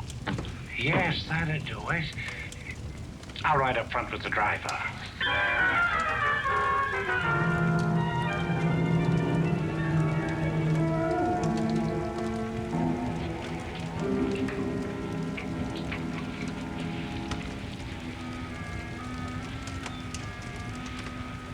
Hello, Chris. Hello, Fred. You flunked that psychiatrist examination deliberately, didn't you? Why? I had great hopes, Fred. I had a feeling that Mrs. Walker was beginning to believe in me. Now I know she was only humoring me all the time. Mrs. Walker didn't know anything about taking pictures with the mayor. That was Mr. Sawyer's idea. It isn't just Mrs. Walker. Take Sawyer. Contemptible, deceitful, dishonest. But he's out there. I'm here. If that's normal, I don't want it. But you can't just think of yourself. What happens to you matters to a lot of people. People like me who believe in you and what you stand for. People like, well, like Susie, who are just beginning to. Chris, you can't let them down. You're right. Let's get out of here. Now, wait a minute. You flunked that examination, but good. Yes. I said our first president was Calvin Coolidge. Oh, but you can fix that. You'll think of something. Now, take it easy.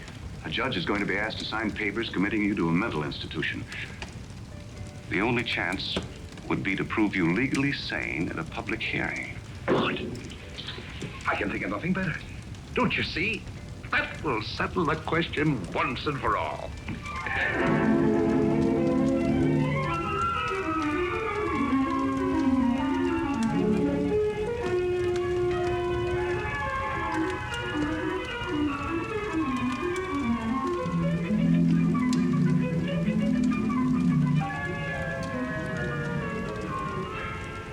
Solemnly swear the evidence you are about to give at this hearing is the truth, the whole truth, and nothing but the truth?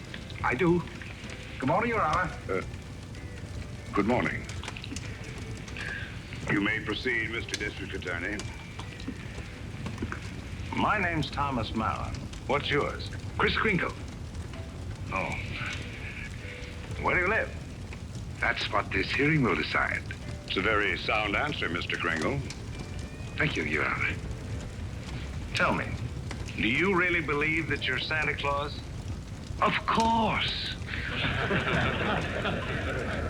The state rests, Your Honor. In view of this statement, do you still wish to put in a defense, young man? I do, Your Honor. I'm fully aware of my client's opinions. In fact, that is the entire case against him. But Mr. Kringle is not sane because he believes himself to be Santa Claus. An entirely logical assumption, I'm afraid. Not necessarily, Your Honor. You believe yourself to be Judge Harper, yet no one questions your sanity because you are Judge Harper. Mr. Kringle is the subject of this hearing, not me. Exactly. So I intend to prove that Mr. Kringle is Santa Claus.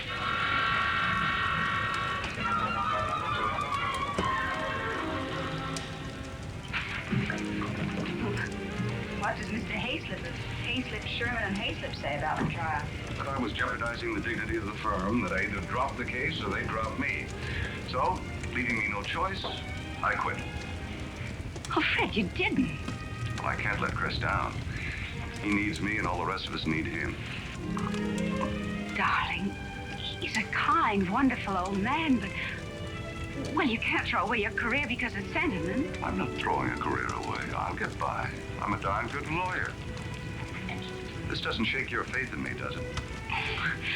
This is a question of common sense, not faith. Faith is believing in things when common sense tells you not to. I wish you could let yourself believe in people like Chris, and in fun, and love, and joy, and all the other intangibles. Can't pay the rent with intangibles. And you can't live without them. Why don't you try a little blind faith, darling? String along with me. I think you've got a right to ask that. I think I have the right to ask you to be a little bit more practical and realistic. Yeah, I suppose you have. It's all cockeyed. Here we are, as close as two people can possibly be, and yet there's a loneliness about it. I've tried my best. I know you have, darling, and so have I. But we're gonna need a lot more than each other's arms. And somehow I just don't think we've got it.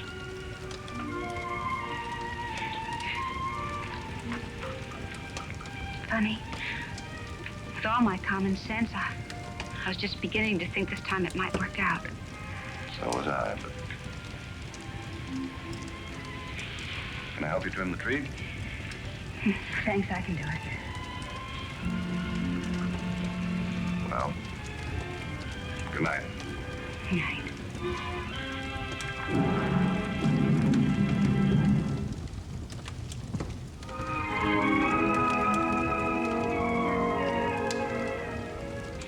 Your name, sir?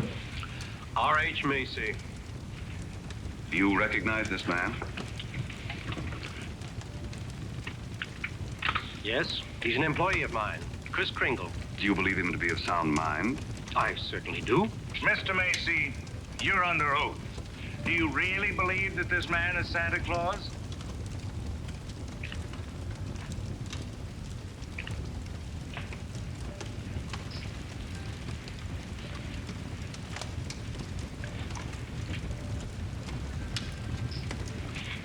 Do you? I do. That is all.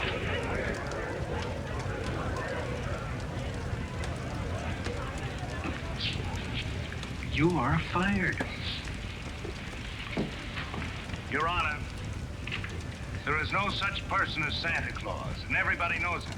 I ask that the court make an immediate ruling. Is there or is there not a Santa Claus?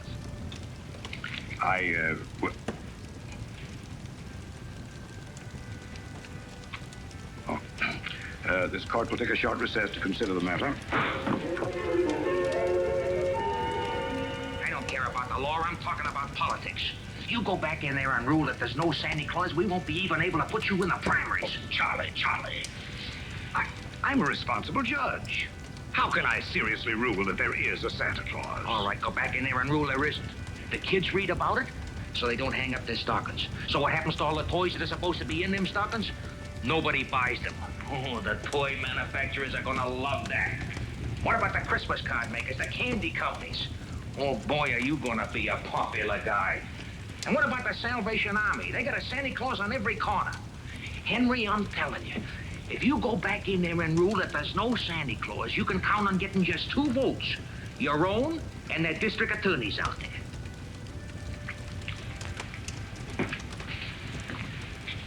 One. District Attorney's Republican. The court will rise.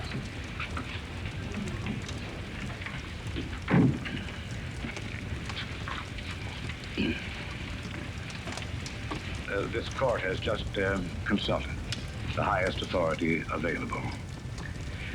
The traditions of American justice demand a broad and unprejudiced view of such a controversial matter.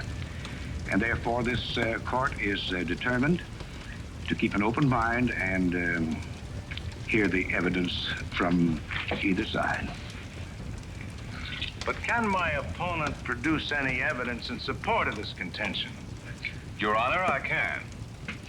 Will Thomas Mara take the stand? Who, me? Thomas Mara, Jr. Thomas Mara. Hi, Daddy.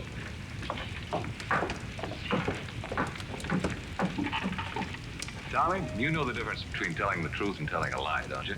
Everybody knows you shouldn't tell a lie, especially in court. Do you believe in Santa Claus? Sure I do. And what does he look like? There he is, sitting over there. I object, Your Honor. Overruled. Tommy, why are you so sure there's a Santa Claus? Because Daddy told me so. Didn't you, Daddy? And you believe your daddy, don't you? Sure I do. Daddy wouldn't tell me anything that wasn't so. Would you, Daddy? Thank you, Tommy. Bye, Daddy. The state of New York is willing to concede the existence of a Santa Claus. But I ask that Mr. Gailey produce authoritative evidence that Mr. Kringle is the one and only Santa Claus. Your point is well taken, Mr. Mara.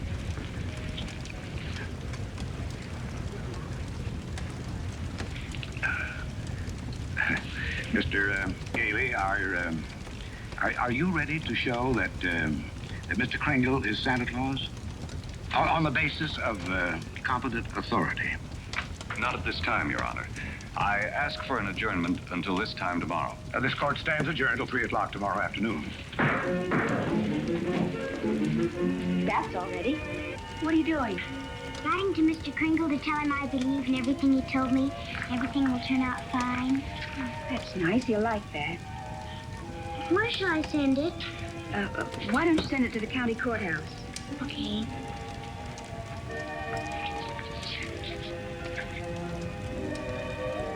What did you write, Mother?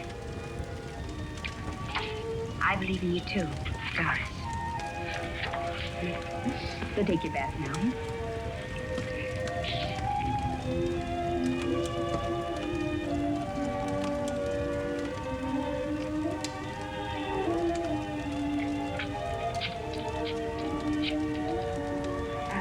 Could you give me the number of the main post office, please?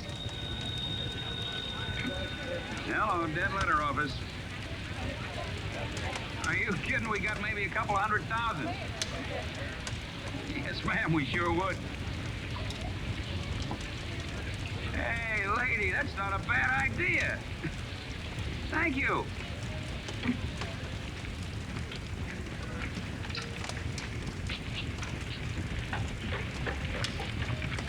Chris, I've got bad news for you. I've tried every way to get some competent authority. I wired the mayor, the governor, everybody. Susan. And means more to me than all the mayors and governors in the world. It's all over. He hasn't got a thing.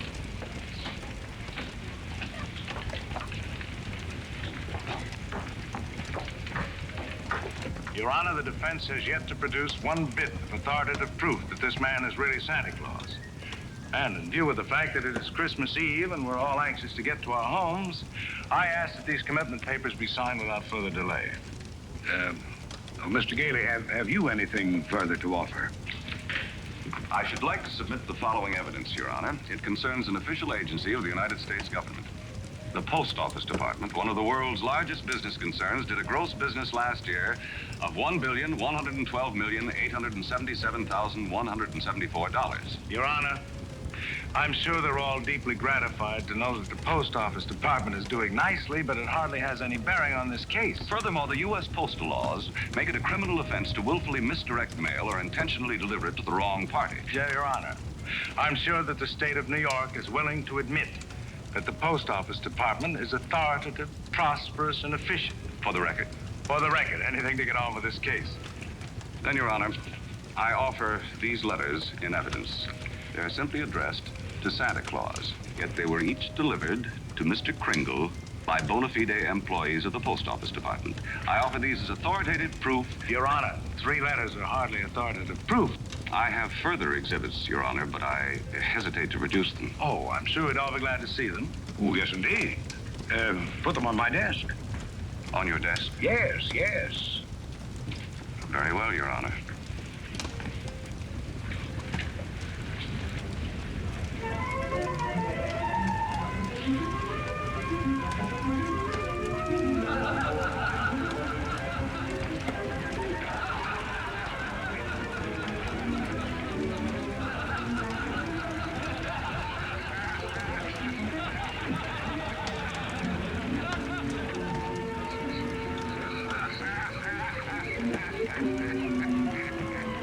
Your Honor, every one of these letters is addressed to Santa Claus, and the post office has delivered them to my client. Therefore, the United States government recognizes this man, Kris Kringle, as Santa Claus. If the United States of America believes this man is Santa Claus, then this court will not dispute it. Case dismissed. Thank you, Lola, and a Merry Christmas to you. And a Merry Christmas to you, Mr. Kringle. Oh, I got your note. It made me very happy. Oh, I'm glad. Chris, won't you come to dinner tonight? I know. I'm working tonight. You see, it's Christmas Eve. Merry Christmas!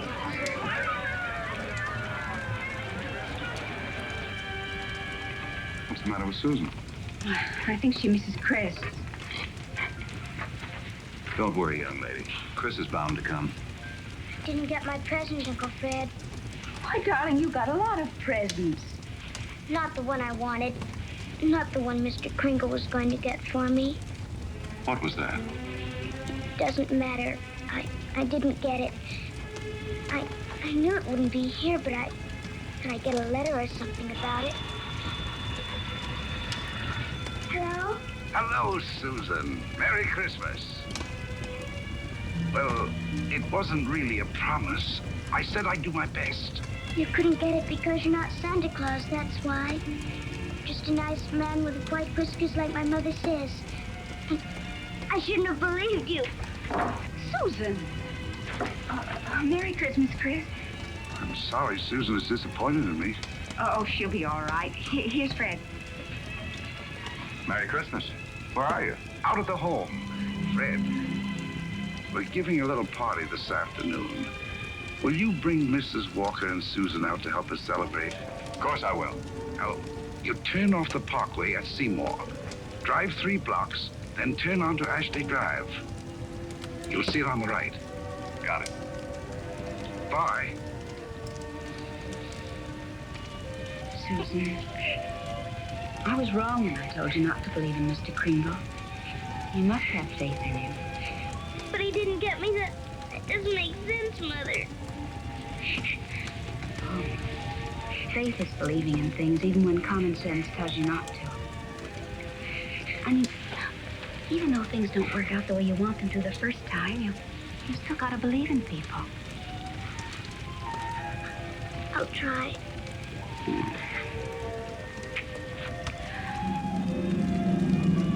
There it is, Ashley Drive. I do believe. I do believe. I do.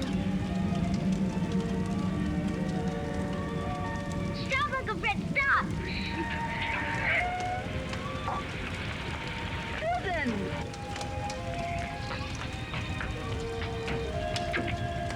Susan!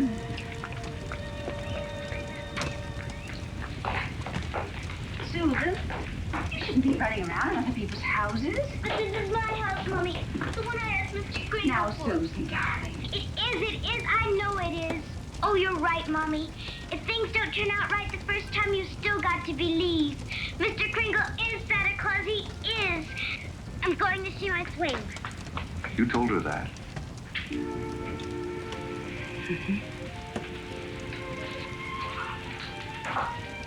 The house seems to be for sale. We can't let it down. Oh, Fred. Darling, I always believed in you. Just my ridiculous common sense. Well, even makes sense to believe in me now. I take a little old man and legally prove that he's Santa Claus. Now, you know.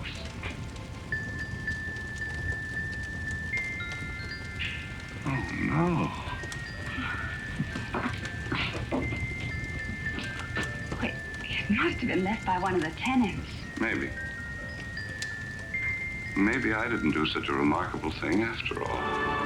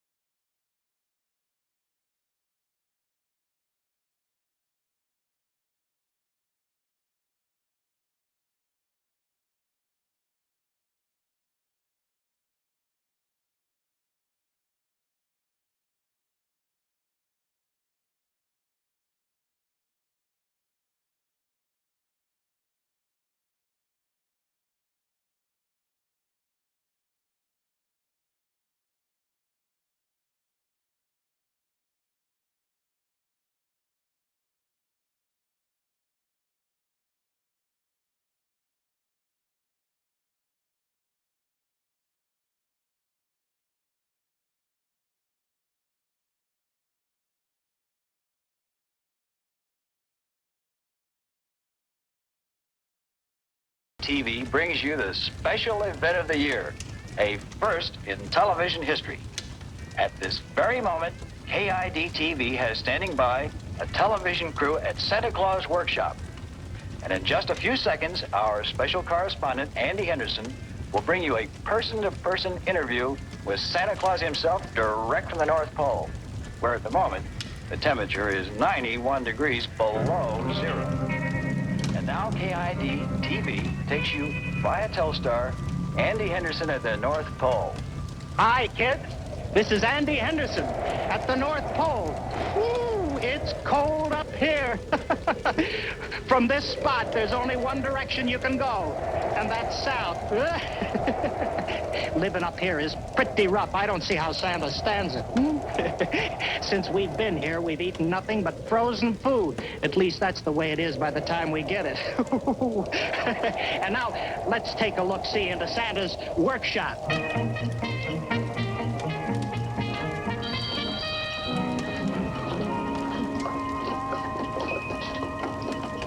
Hello again. Boys and girls, it's just weeks before Christmas, and Santa and his helpers are working overtime to make sure that there's enough toys for the kids all over the world.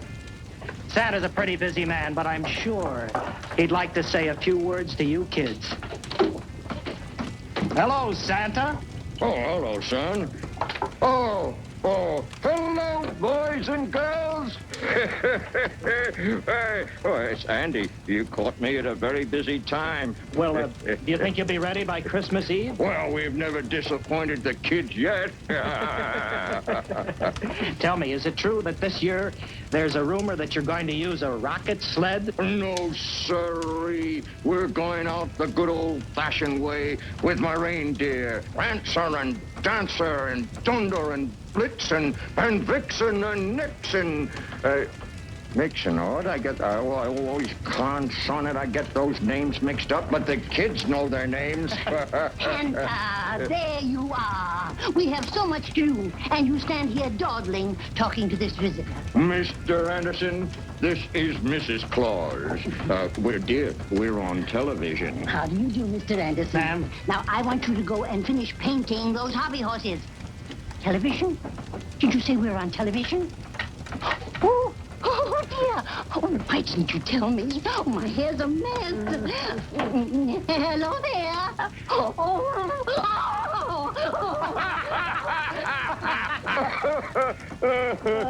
Come along, Mr. Anderson, and I'll show you some of the new toys we're turning out.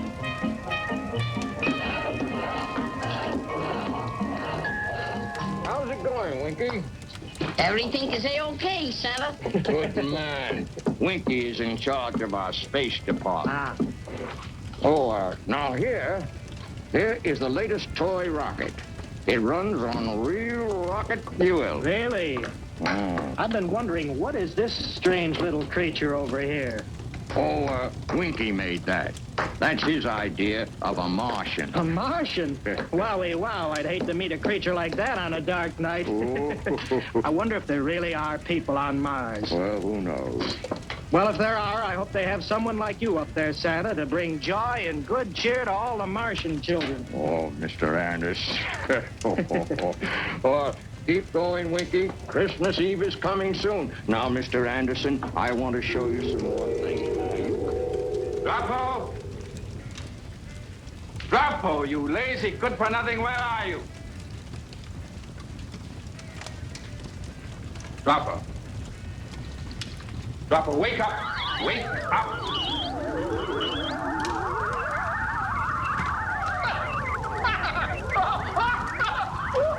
Stand up! Turn off that decorative! Stand up! Stand up! Stand up! Stand up! I'm sorry, Chief Keemar, sir. Droppo, you are the laziest man on Mars. Why are you sleeping during working hours? I wasn't sleeping, Chief. It's just that I haven't been able to sleep these last few nights. I forgot how. So I was just practicing. Well, I suggest you practice doing your work. Where's Lady Momar? Oh, she went to the food pill center to get some new food pills. The children haven't been eating well. No appetite at all. Oh, it's no wonder. They sit in front of the video set all day watching those ridiculous Earth programs. It confuses them. Where are they? Oh, and they're watching Earth programs.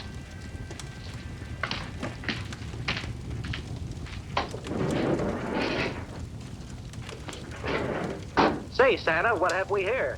These are new dolls. Now, this little doll walks, talks, cries, and she even sings. Almost like a real, live little girl. That she is, sir. That she is. All she needs is tender, loving care. Gilmar, what is a doll? I don't know, Gilmar. What is tender, loving care? I don't know either. Bomar, Gilmar. I told you not to watch those silly Earth programs. Now go to sleep. Must we go to sleep now, Father? I want to see Santa Claus some more. I want to see more toys. No, go to sleep.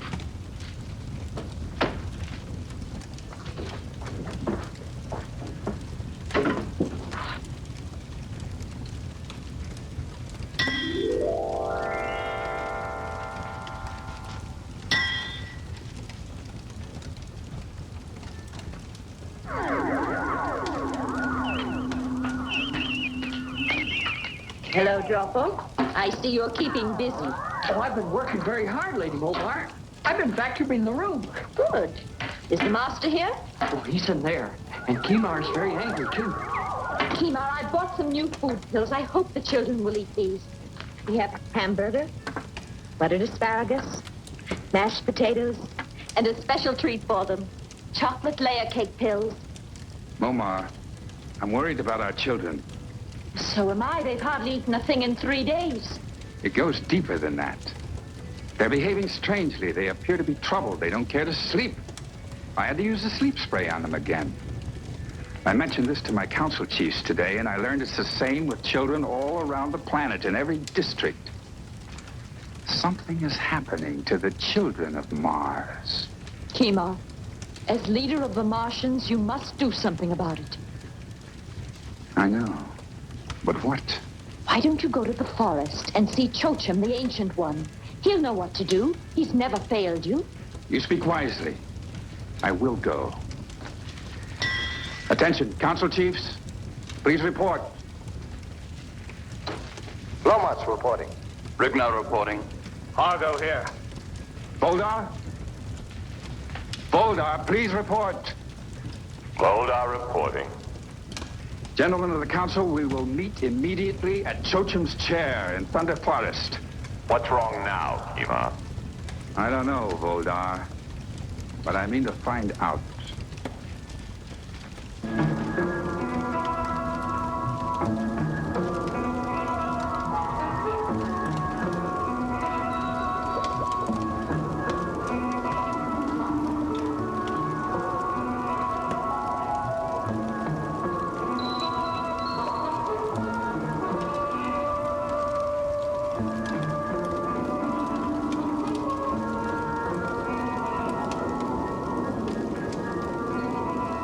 Where's Kimar? He should be here any moment. What's this all about? We'll find out when Kimar arrives. We are probably going to seek the advice of Chochim. What does Kimar think we are? A kindergarten class? Can't we make our own decisions? Must we always come crawling to that doddering old man? Chochim is 800 years old. You can't dismiss the wisdom of centuries. I can. Gentlemen, thank you for coming.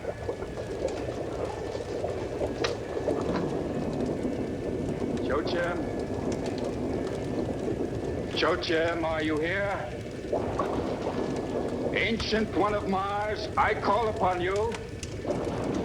Chochim, it is I, Kimar, and the council chiefs. We need you, Chochim.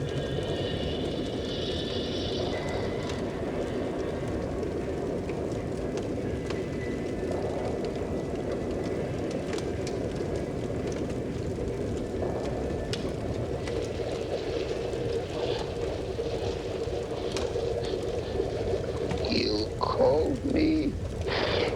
Kima.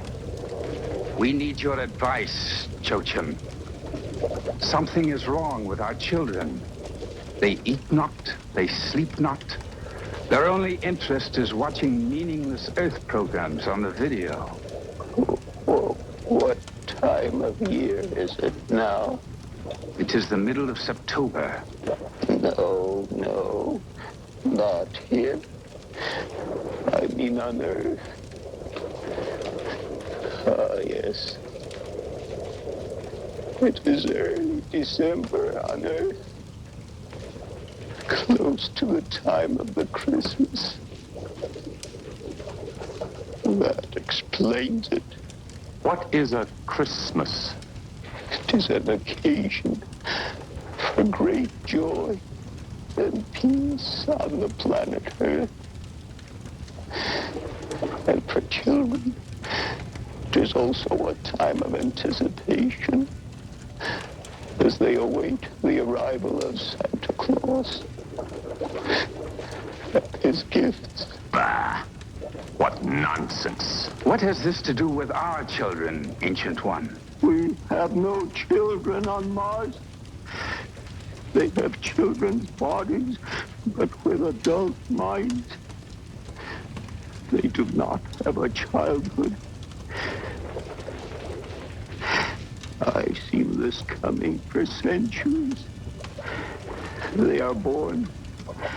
Our electronic teaching machines are attached to their brains while they are in their cradles. Information is fed into their minds in a constant stream. And by the time they can walk, they are adults. They've never played. They've never learned to have fun. And now they are rebelling. What do you advise? The children must be allowed to be children again. They must learn to play. They must learn what it means to have fun. We need a Santa Claus on Mars.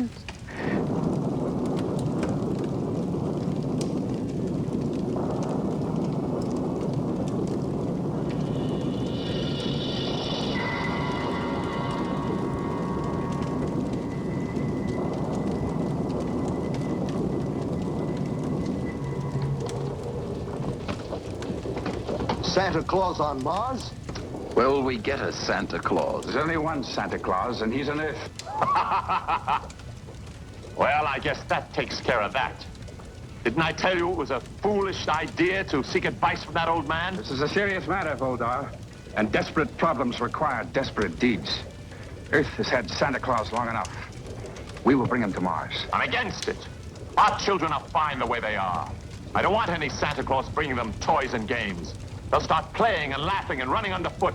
They'll become a nuisance. I've made my decision. We leave for Earth tonight. Rigner, Lomos, prepare spaceship number 1.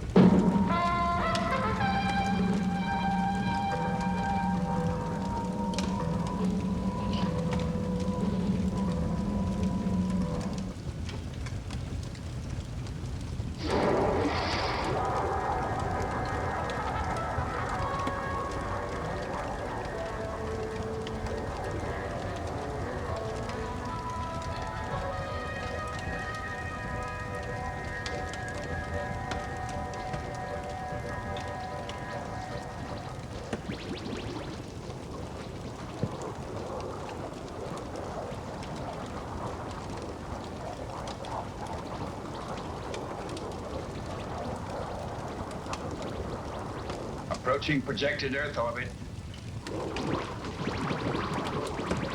Fire! Portside rockets, number 1 and number 2. Portside rockets, number 1 and number 2. Fired. Entering Earth orbit. All right, Voldar. Now to find Santa Claus. Turn on your magnascope to 3rd power.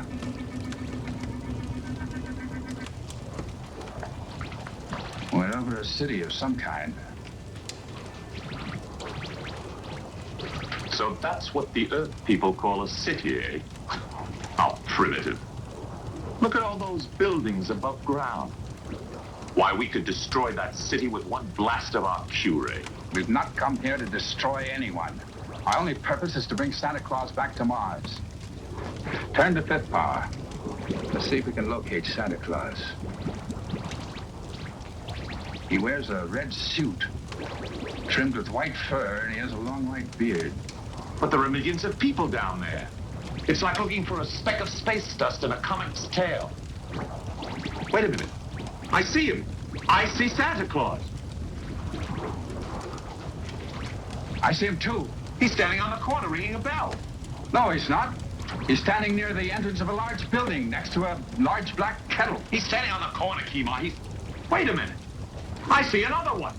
Well, there are hundreds of Santa Clauses down there. Are we going to bring them all back with us to Mars? Just one. And with so many, they won't miss one. Prepare for landing on next orbit. We interrupt our program with a special bulletin. An unidentified object has been spotted in orbit around the Earth. The Soviet Union denies it has launched any new space satellites. Our radar stations are tracking the spaceship, or whatever it is. The U.S. Air Force has alerted all defense commands and retaliatory units. Stay tuned for further bulletins.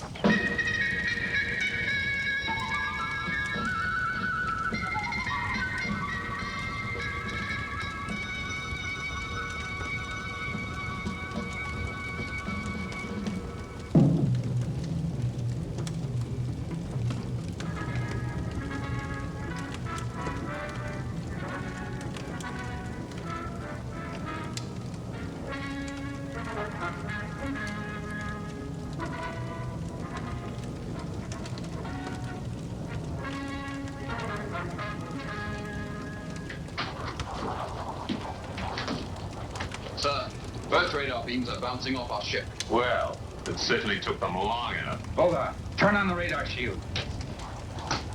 Misfunctioning of radar shield. Rigner, check the radar box. Radar shield functioning.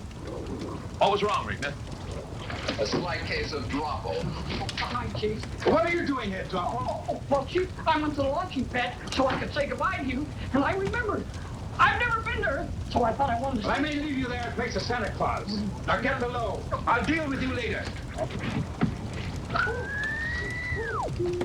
Bravo, get below quickly. Yes, Chief. I'm sorry. Prepare to land. We'll set down in that field near the lake. Rocket silencers set. Rotor rockets number 1 and 2, fire. All this trouble over a fat little man in a red suit. Here is another UFO bulletin. The Defense Department has just announced that the unidentified flying object has suddenly disappeared from our radar screens. They believe the object has either disintegrated in space, or it may be a spaceship from some other planet which has the ability to nullify our radar beams.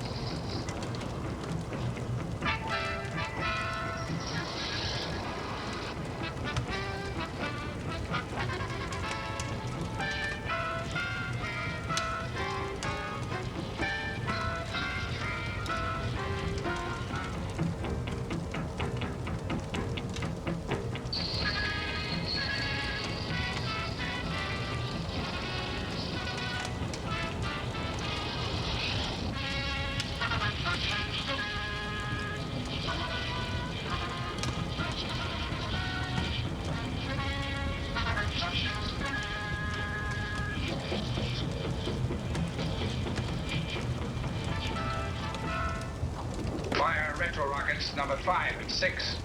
Retro rockets 5 and 6, fire.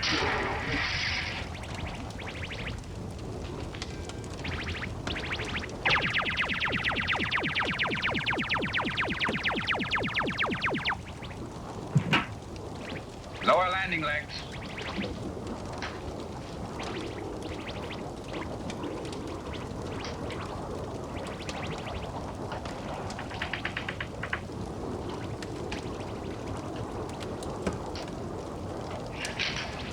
orders, Lord. Attention, crew. This is Kimar. When we've landed, Rigna, Voldar, and I will leave the ship to investigate. Hargo, Lomas, and Dropo will stay on board on constant alert for immediate blast-off.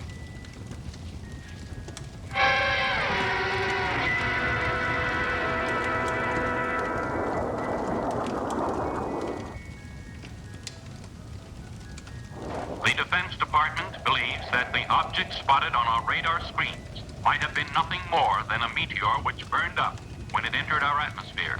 Professor Werner von Green, our leading space expert, is still convinced it was a Martian spaceship.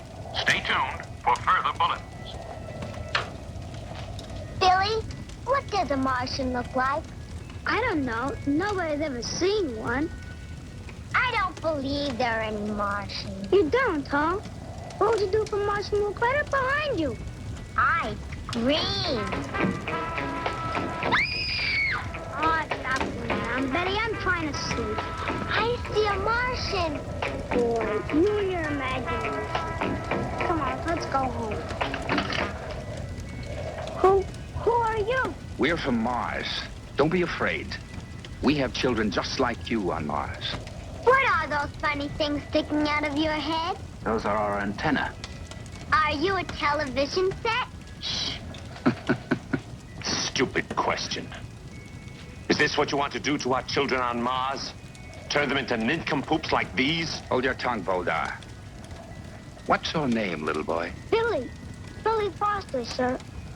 And this is my sister Betty. Perhaps you can help us, Billy. We're looking for one of your Santa Clauses. There's only one Santa Claus. We've seen many of them in your cities. Oh, those are his helpers. There's only one real Santa Claus, and he's in his workshop up at the North Pole. That's what we came here to find out. Let's go. Come on, you two. Let me go! Where are you taking us? Leave him alone, Voldar. What? And leave them here to inform the authorities? He's right, Kimar. We better take them along with us to the North Pole. Very well. Come along.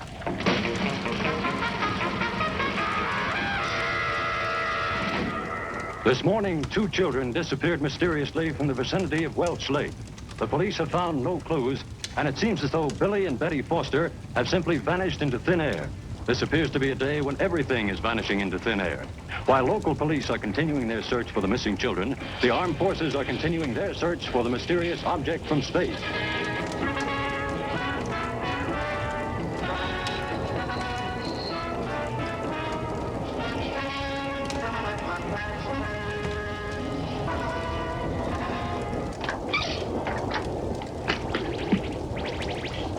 All right, Billy and Betty. Nobody's here. Come on in.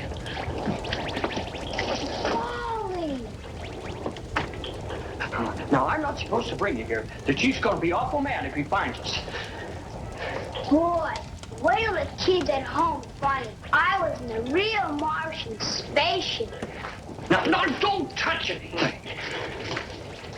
Now, here. That's the anti-gravity generator. And these are the retro rockets. Does this light up? Only when radar waves are bouncing off our ship.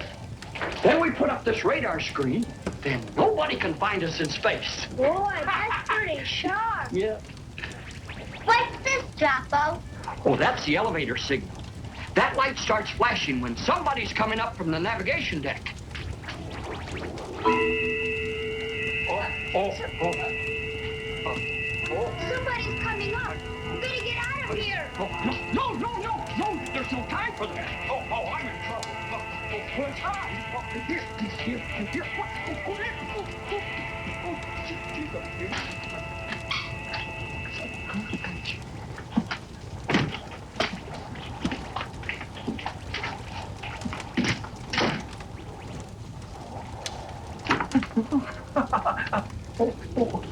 Thinking of taking another nap in the radar box, Dropo?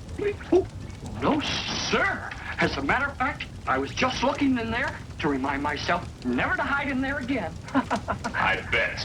No, what? Approaching North Pole. I can see Santa Claus' workshop. I prepare for landing. Hargo, set the rocket silencers. Drabo, sir, you stay aboard and guard those children. They must not leave the ship now. Now or ever? What do you mean, Voldar? If we take them with us to Mars, Santa's disappearance will remain a mystery. No one on Earth will ever know that Santa Claus was kidnapped by Martians. Perhaps you're right. Drabo. Yes, sir? Get back to those children and don't let them out of your sight. Understand? Yes, sir, I understand. I'll keep an eye.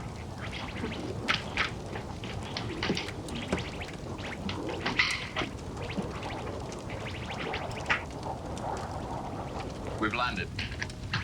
Secure the ship. Lomas, you remain on guard and have the ship ready for immediate blast-off. Rigna, Hargo, Voldar, you'll accompany me. Come. We'll activate Torg. Torg? To capture a roly-poly little man like Santa Claus? We don't need Torg. We won't take any chances. Come. Nothing can stop Torg.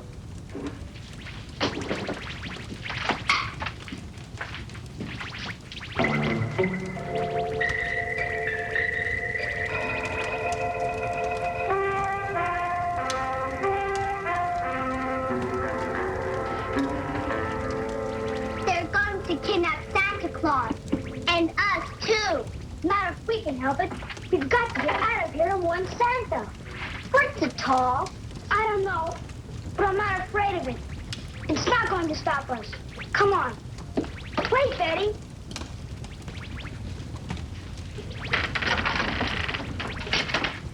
Why did you do that? This ship ever leaves Earth, we'll have the whole U.S. Space Force after them. Come on. Wait a minute.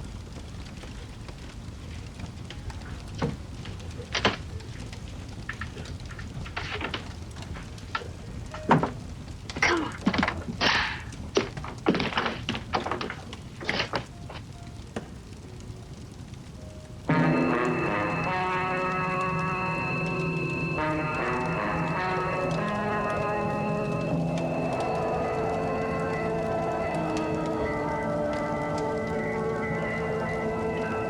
Come on, Betty.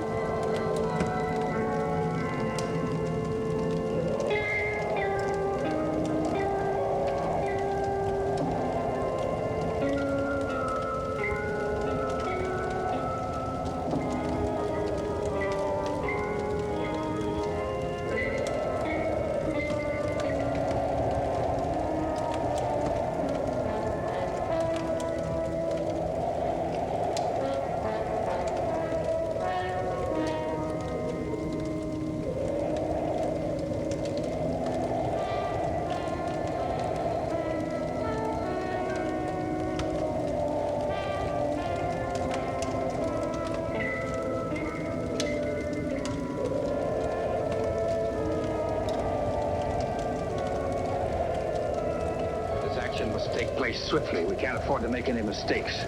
Argo, you cover the rear of the workshop. Rigna, Voldar, cover the front entrance. I'll direct Torg. Voldar isn't here. Rigna, go up and tell Voldar. Voldar, this is another one of your delaying tactics. You've been opposing me at every turn. Now I'm warning you, change your attitude. You finished, Chief? Yes, I am, and you will be too if you're not careful. Oh, but I am careful, Chief. So careful that I looked in at the children before I left the ship. You stay away from those children. That'll be easy to do. They've escaped. Voldar, if this is your idea of a joke... Ask Drapo. They overheard our plans. At this very moment, they're on their way to Santa Claus to warn him. It's true, Kima. They're footprints. We must stop them. Those children mustn't reach Santa Claus. Follow them. I'll put Torg on the trail. Torg, come out of the spaceship. Torg, come out of the spaceship.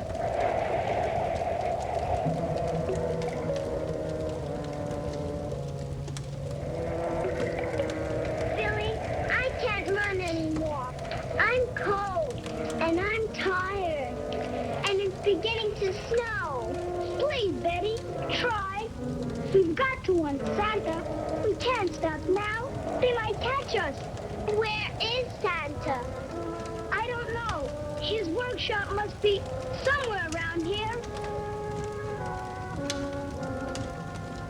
Betty, look!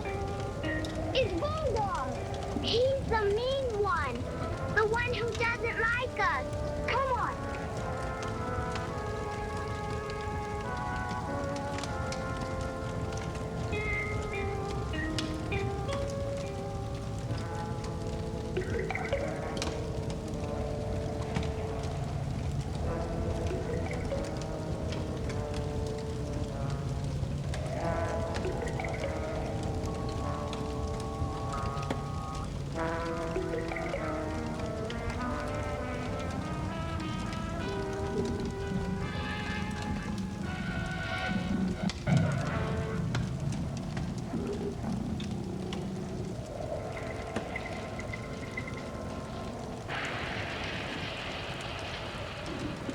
He ran away. But boy, that was a narrow escape.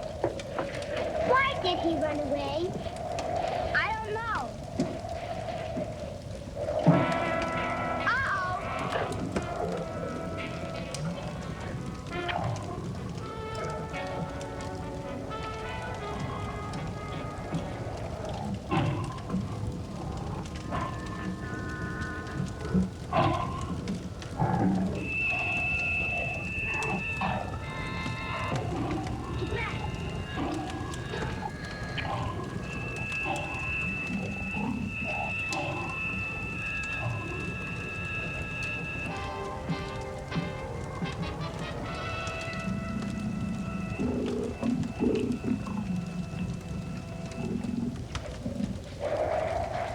Don't move, Betty.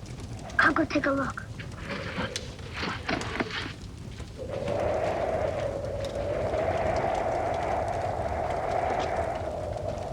It's all right now, Betty. Come on. I'm cold. I wish it wouldn't snow. That's the best thing that could happen. It'll cover our tracks and be harder for the Martians to find us. And it'll be harder for us to find Santa's workshop. I'm scared. We'll find it. Which way is north?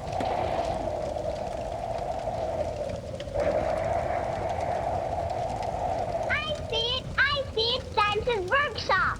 Where? Right there. See the light? Where? The lights are moving.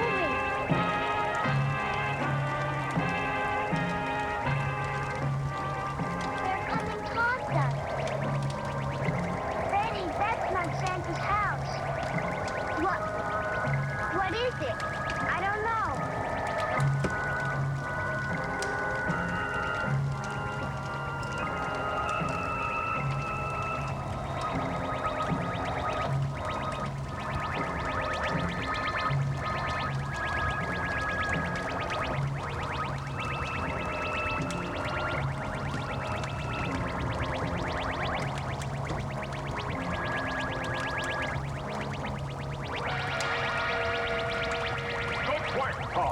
Now destroy them.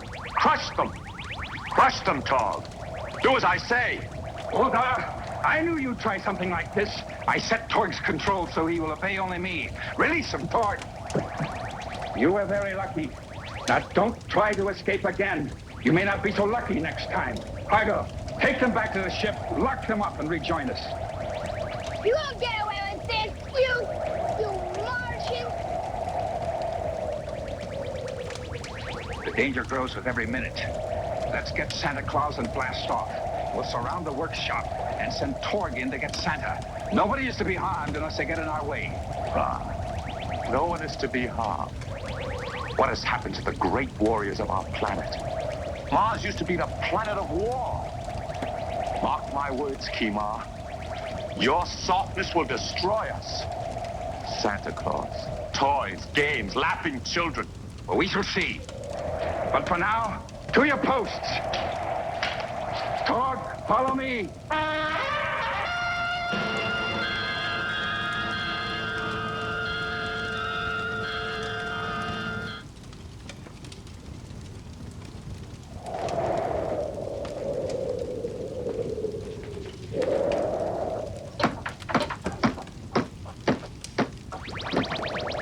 Get him, Torg.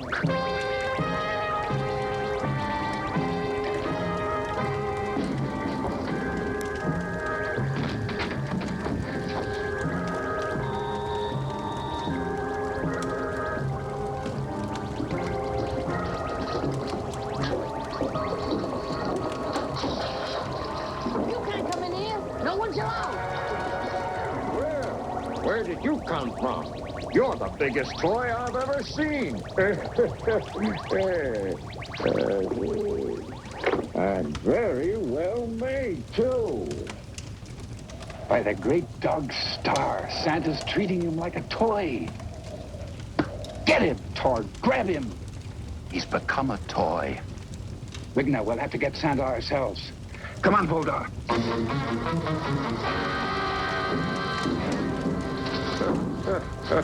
What have we here?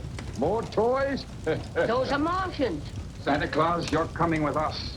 No, you can't take him now. It's too near Christmas. Quiet, you. But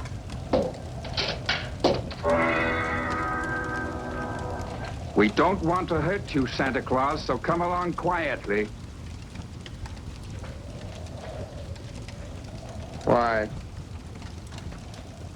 Why did you have to do that to my helper? It's harmless. It'll wear off in a short while. Oh.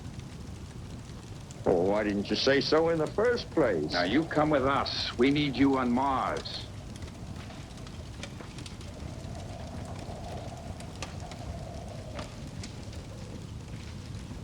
Are you sure this is harmless? oh, I never saw such lazy people. Standing around like statues. There's work to be done. Let's get to it. Oh, me, oh, my, oh, me, oh... Oh, Mrs. Claus is going to be very angry about this. Take him, Torg. Torg, take him. Obey my command. Forget it, Kima. Rigner was right.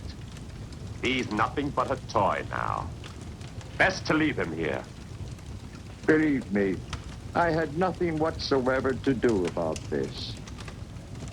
You know, my dear, I can't recall a time when you were so silent for so long. Let's go, old man.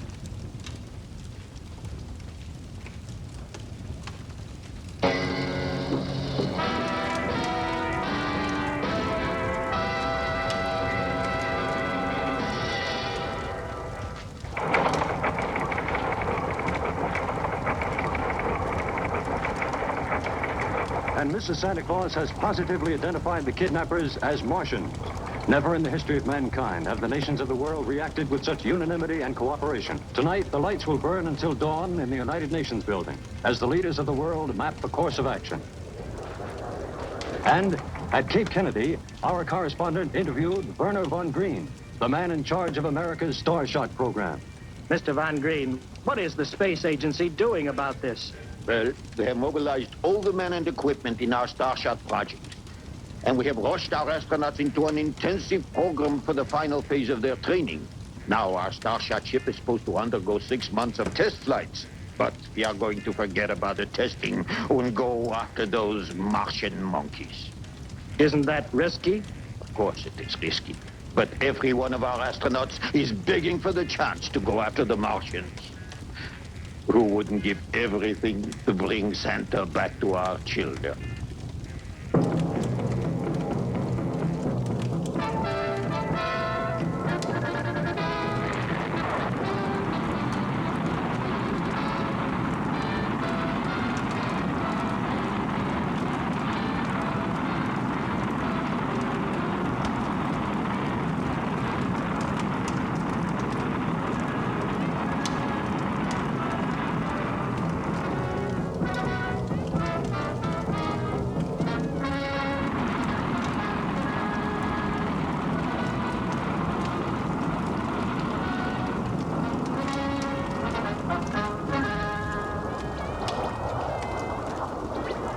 Earth hasn't reacted yet. No radar beams being bounced off our ship. Looks like we made a clean getaway.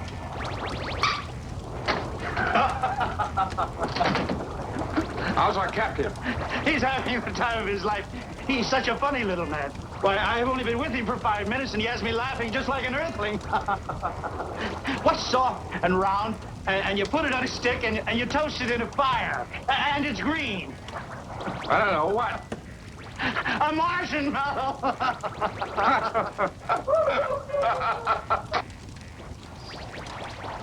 That's what you're all becoming. Marshmallows. Soft. Weak. That old man is a menace. And it was a very foggy Christmas Eve. Well, I could barely make out this chimney in the fog. But I found it all right, and I started to crawl in. Well, I tell you, it was the biggest chimney I'd ever been in. And then suddenly I realized it wasn't a chimney at all. It was the smokestack of the Queen Elizabeth. Well, don't you think that was funny? Yes, Santa. Well, why don't you laugh? Gee, Santa, it's all our fault. We told them where to find you. Oh, balderdash and a fiddle-dee-dee, Billy boy. Everybody knows where Santa lives. Besides, I've always wanted to visit Mars.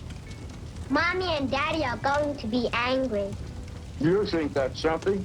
I can just see Mrs. Claus now. Christmas coming, and I'm not there. She'll have a fit. Oh, me, oh, my, oh, me. Come and get it. Dinner time. Here's Druppo. If I can't cheer you up, Druppo can. He always makes me laugh. Oh, you'll have a wonderful dinner tonight. Oh, there's soup and beef stew and chocolate ice cream. No, thank you, Druppo. I'm not hungry. Come on, Billy. Oh. Well, is it all right if I have your chocolate ice cream? Sure. Oh, I just love chocolate ice cream.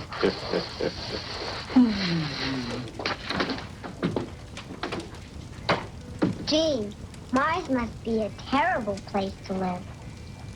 Some chocolate ice cream. Pills for dinner. I suppose if a Martian has a headache, he doesn't take pills. He takes chocolate ice cream. Oh, dear, oh, dear. Kima, look at this.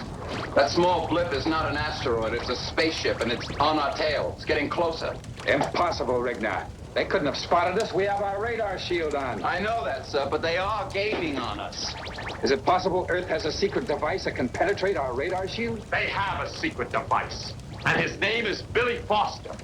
I warned you that these Earthlings are dangerous. They'll destroy us if we allow them. Well, I won't allow them.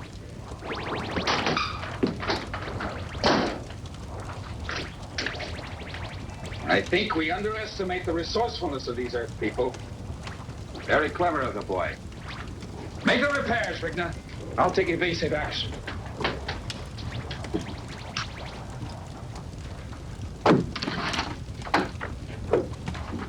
Well, and how is Santa and the little Earthling? My, it must be tiresome cooped up in this little room. Say, how would you like to see the rest of the ship? You're not fooling me. You don't like us. You're mean. Oh, come on now. That's not true. Why, Santa makes everyone feel good. Even me. I don't trust you. No, Billy boy. That's not the Christmas spirit. Why, of course, Boldar. We'd love to take the grand tour. All right, children.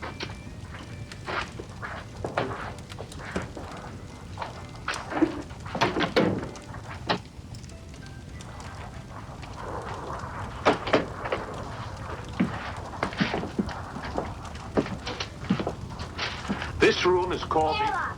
That's right. Sure. This is where you come when you're ready to go out in space. It's airtight. You put on your spacesuit and go out to that door. When you come back, the door closes and they pump air back into the room through there. When it reaches the pressure of the rest of the ship, you can take your spacesuit off. Smart, lad. Where's the control that opens the door, son? Not here. That's in the control deck. You see, once you pull that switch, the warning bell sounds, and in 60 seconds, that door opens. That's to give a spaceman a chance to make a final checkup on their equipment. There's no air out in space. If that door were open now, it will pull all the air out of this room and us with it. You certainly know a great deal about space travel, son. He's going to be a spaceman when he grows up. Maybe sooner than that.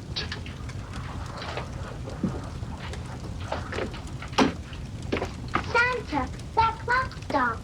60 seconds. That must be the door timer. Santa, he locked us in. Oh, I don't think so. He probably just stepped out for a moment. It's locked. I don't trust Voldar.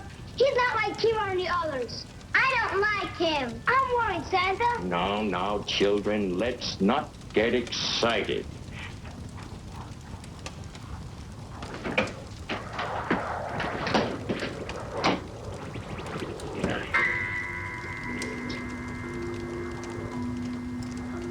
It's Voldar. He's going to open the space door. Help, Timur!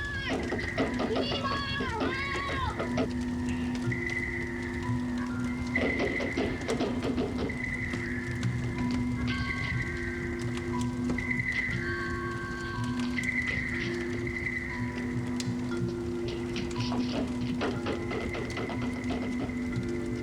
Gee, Santa, what are we going to do? Once the door opens, we haven't got a chance.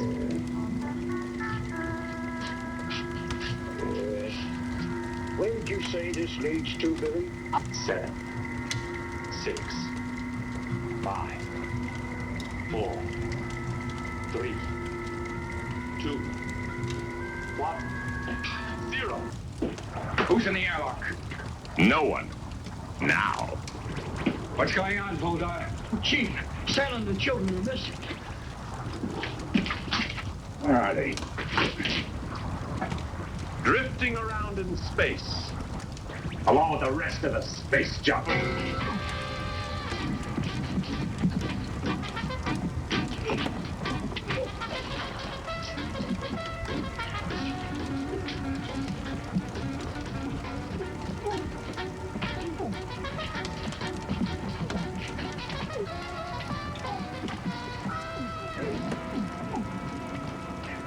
Through with you, Voldar. You wish you were floating around out there in space. Merry Christmas, everyone. Santa Claus, you're all right. I thought you would. Well, when Voldar accidentally left us in the airlock and then came up here and accidentally threw the door switch, we knew we had to get out of there in a hurry, or that would be the end of us. And accidentally, of course. So you crawled out through the air duct. The air duct. But the air duct is just a little, and you're so big. Why, you're talking to Santa Claus, son. But how? Well, now, you wouldn't want me to tell my secret, would you? oh, poor man. He's fainted, just like someone who's seen a ghost.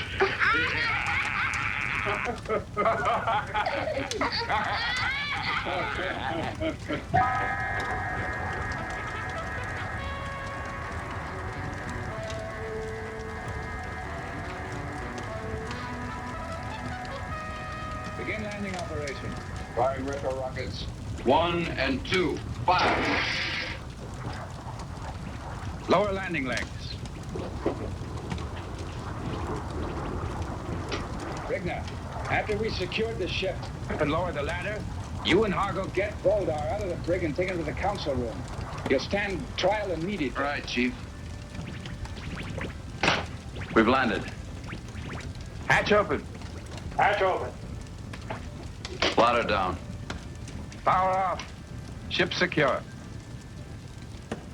Jingle bells, jingle all the way. Oh, what fun it is to ride in a one-horse open sleigh. Merry Christmas, Voldar. All right, on your feet, come on. Grappo! I was handing me food pills through the bars, and he grabbed my... Shut up, Grappo. Kima, come in quickly. Kima? Yes, Regner. Boldar has escaped. What? He's gone. That could only mean trouble. Put a constant guard on Santa and the Earth children. Boldar will be back.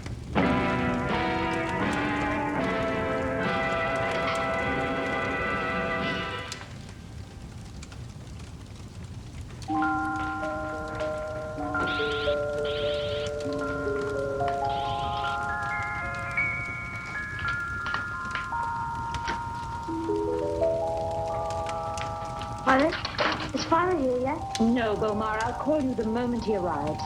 Is Drapo coming back too? Yes, Germa. Now go back to your studies.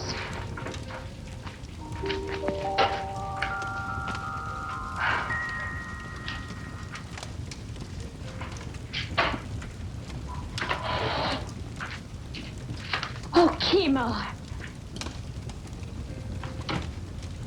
Are you alone? No. Well, Earthlings, Billy and Betty. welcome to our home. There's someone else, too. Come on in.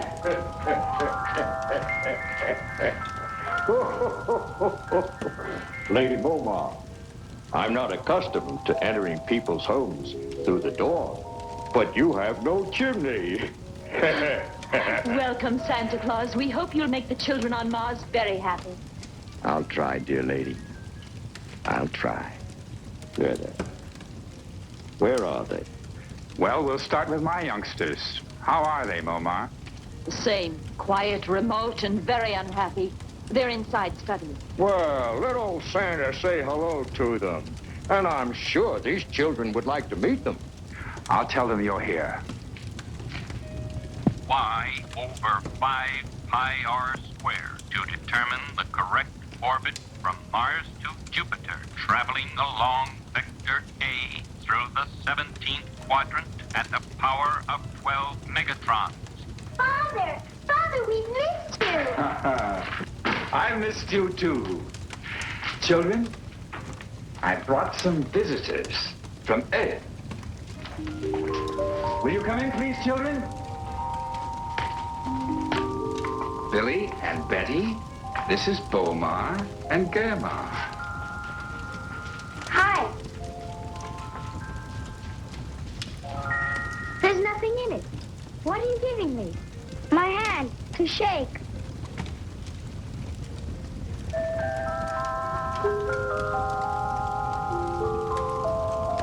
How old are you? 10. I'm 10 too. And Grandma's 8. So is my sister. We have another Earth person that wants to see you.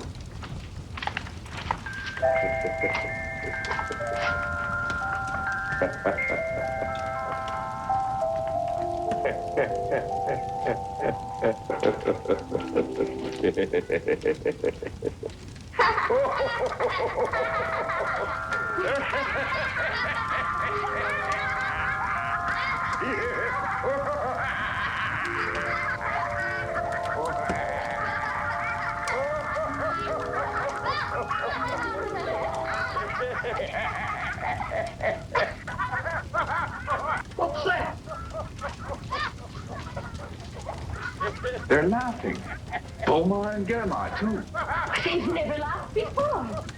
Come.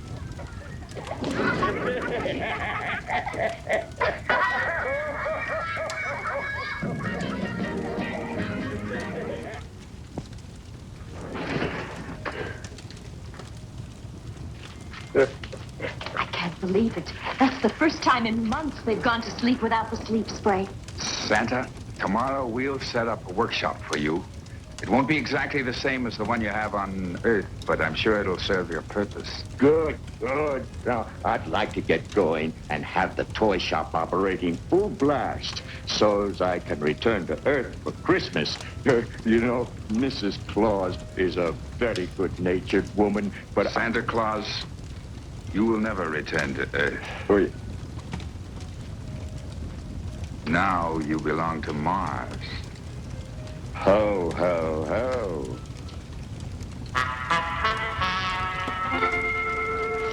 Me, Oda, hiding in a dirty cave like a speckled Mars worm. Oh, Kima will get this. I'll find a way. That's easy. Let's get rid of the little fat friend in the red suit. Oh, that's suicide. Santa Claus is on a constant guard. We couldn't get within 20 feet of him without being disintegrated. But I have other plans. Someone's approaching the cave. Oh! It's me, Jim! All right, head off, it only occurred. All right, Jim, enter. What'd you find out? The toy shop is operating full blast. No one suspects me, so I sneaked down and took a good long look. It's nothing like the one on Earth. No one is sawing or hammering. Kimwar's built a mechanized assembly line for the old man. Toys are rolling off by the second. This planet will be flooded with toys. You know, they got one little toy. It's the cutest thing.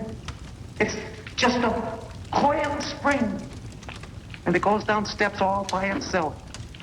I was tempted to steal one. I'd like to fool around with the thing. Toys! The decay is setting in. It's even affecting you. Soon all of Martians will be blithering idiots. Oh, we've no time to lose. We must go into action. Now, we cannot eliminate Santa Claus, but we can discredit him. Make him a laughingstock throughout Mars. Come on, now listen, careful. The workshop closes at 10 o'clock. The guards will be at Kima's house, guarding Santa Claus. Now, this is what we'll do. See? You take the left road.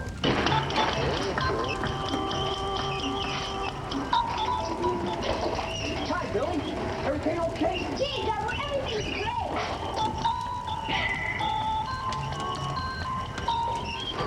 Oh, Santa. Hundreds and thousands of letters from all over Mars. Sure.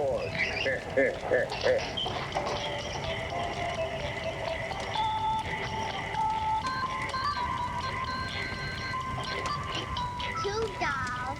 2 dolls, yes, Betty.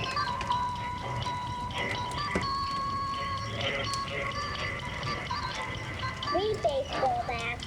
3 baseball bats.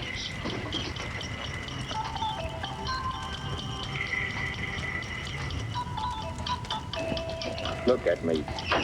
Santa Claus, the great toy maker. Pressing buttons. Has automation for you. Technology. Sleep. Well, that's enough for today, folks. Let's close up shop. Boy, we sure did a lot today. Boy, a lot of toys came out. Pretty nice, eh? Lady Momar made it for me. Can I try it on Santa? Don't be silly, Troppo. This would never fit you. Why, you have to fatten up first.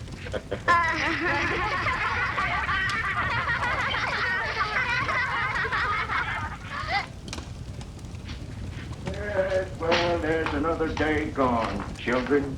As they say on Earth, another day, another dollar. Well, hello, Santa.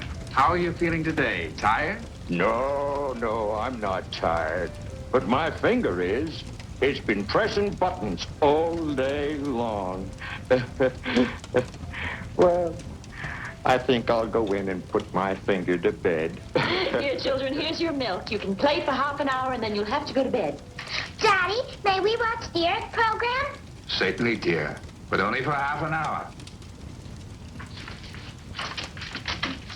Billy? Betty? Don't you want to watch the Earth program? Oh, no, sir. We're not interested in Earth programs. I'm going to sleep. Good night.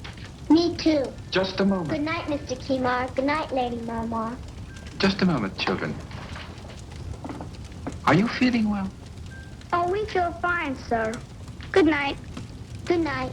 Has someone been mistreating you? Oh, no, sir. You and Lady Mama have just been swell to us. Good night. What could it be, Momar? They're behaving the way our children used to behave. Can't you tell, Kimar? They're homesick. They miss their parents, their friends. Kimar, you've got to send those children back. Impossible.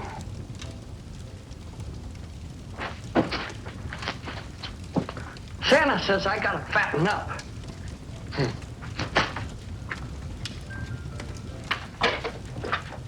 Malted milk. Chocolate cake.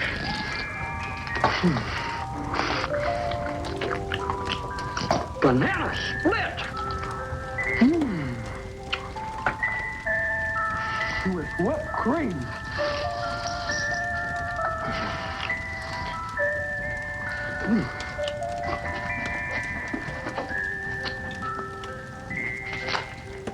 That takes too long.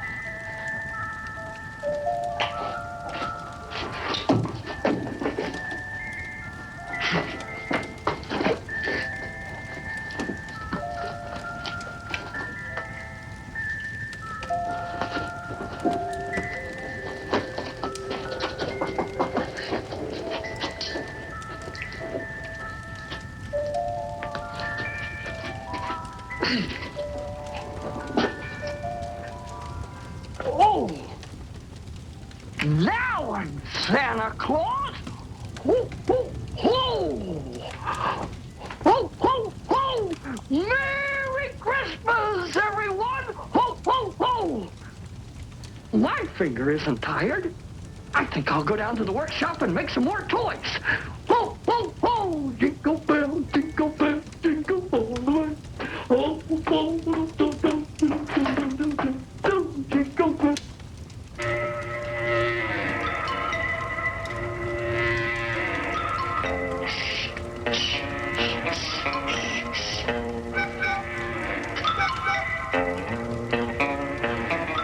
There it is.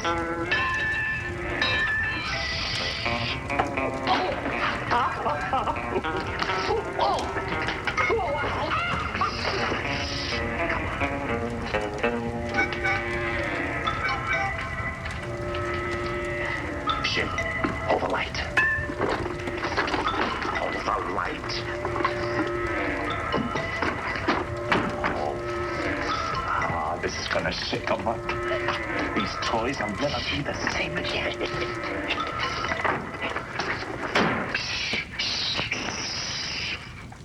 Someone's coming. Quick, down. Jingle bells, jingle bells, jingle all the way. Oh, what fun it is to ride one-horse What a break. It's Santa Claus. Oh, he's alone. No guards. Jingle bells, jingle bells, jingle all the way. Oh, what fun it is to ride.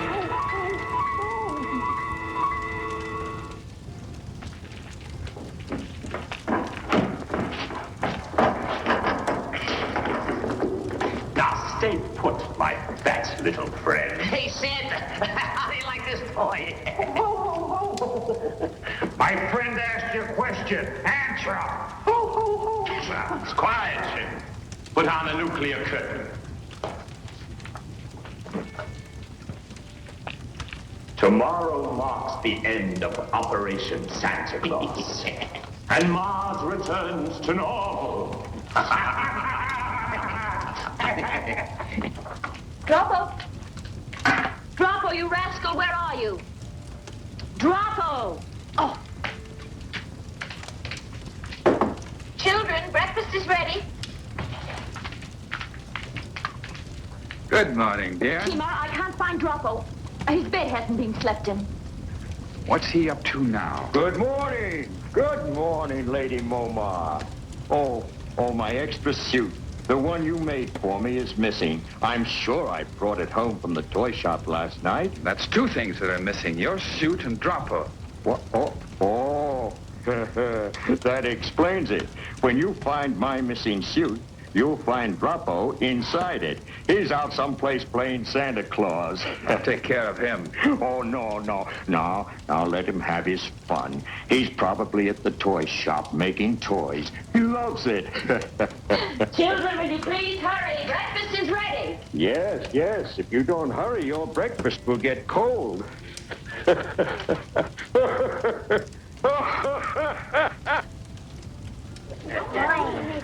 Druppo, we're here. He's hiding, Santa. Oh, playing hide and seek, eh? All right, Druppo. Here we come, ready or not. He's not here, Santa. That's funny. Oh, well, he'll turn up. Let's get started. Hey, all right. Ready? Okay. Let's go. One teddy bear and one doll. One teddy bear and one doll. Santa, stop the machine. Look. The doll has a teddy bear's head and the teddy bear has a doll's head. I can't understand it. Well, let's try it again. What's next, Betty? One baseball bat. Baseball, tennis. Why, this'll never do. The machine isn't working right. Oh, dear. What else, Betty? A toy train. A toy train. Well, all right, here. Look at that. Why, this doesn't make sense. Well, this never happened when we made toys by hand. Something very strange is happening here.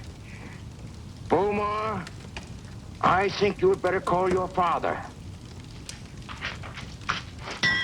Father, this is Beaumont. Yes, Beaumont? Father, we're in the toy shop. Druppo isn't here, and there's something wrong with the toy machine, too. I'll be right over. It's time to go. Sim, wake up.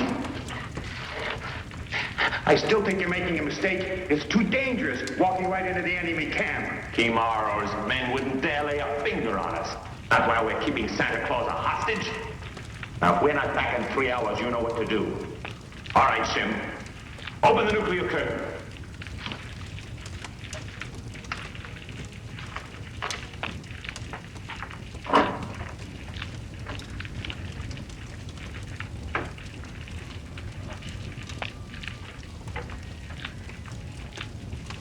Just a word of warning.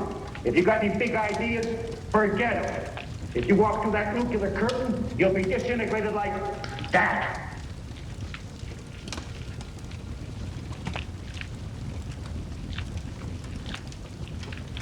Sabotage. Somebody switched all the wiring.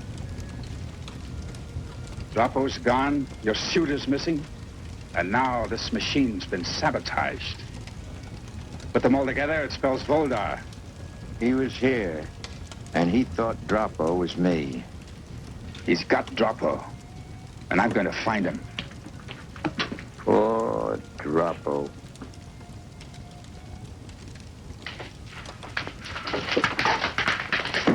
Surprised to see us? You're under arrest, Voldar. Stop playing with toys. Put it away, Kimar. We have a weapon that's much more potent than that. As you may know, we are holding Santa Claus a hostage. One false move, and your little ho-ho-ho man will be destroyed. All right, what do you want, Voldar? These are our terms. First, destroy the toy machine. Second, we will release Santa Claus if you promise to send him and the Earthlings back to their planet. Third, no more joy through toys nonsense on Mars. Well? Well, you win.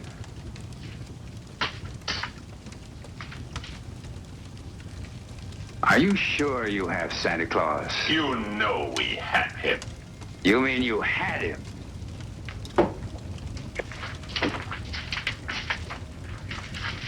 How How did he get out of the cage? Shim, that idiot! And how did he get here so fast?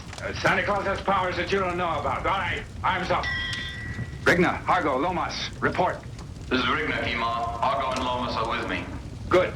I've got Voldar and Stovo. I'll keep them here in the storeroom of the toy shop.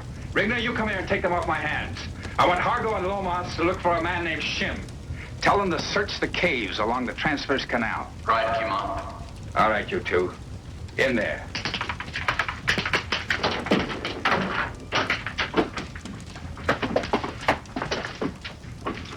All right, you might as well relax. You're gonna be here for a while. Sit down.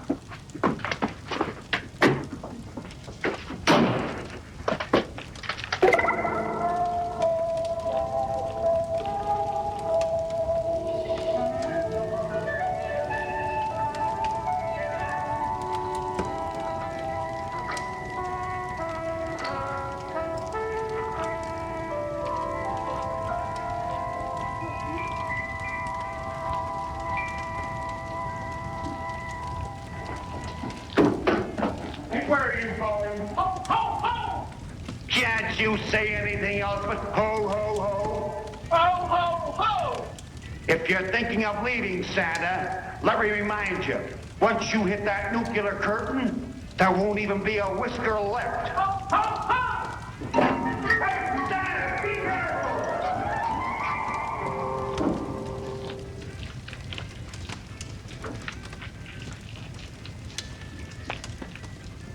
What are you going to do with us? You're gonna stand trial before the council. I don't think you'll be causing any more trouble.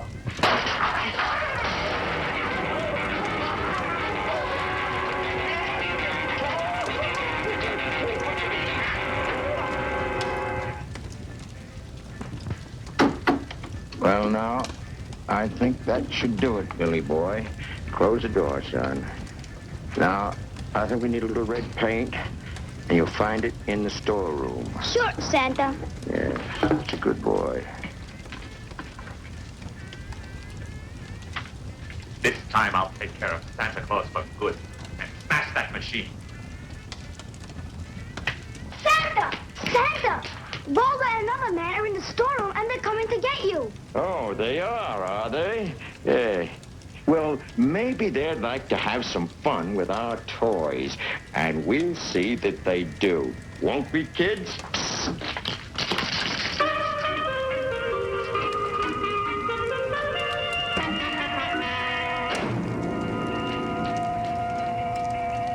Oh, we meet again, eh?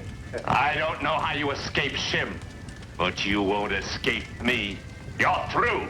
Voldar, why don't you, relax? You're going to relax permanently.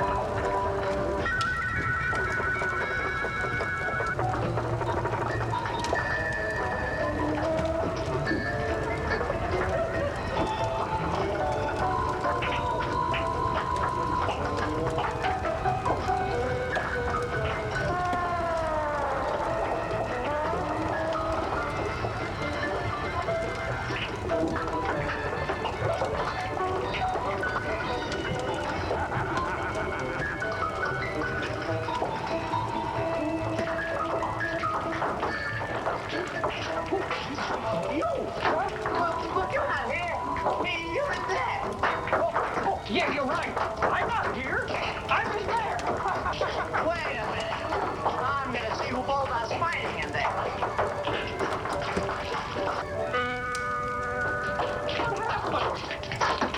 I don't know what's going on there, but I'm gonna take care of you myself. Now, just a minute. I'd like to talk to you.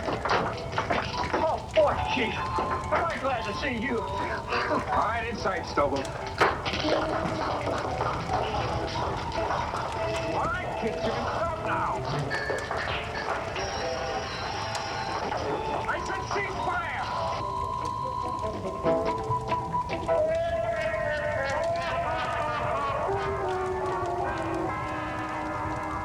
All right, Rigner, take them away. They've had a rough day.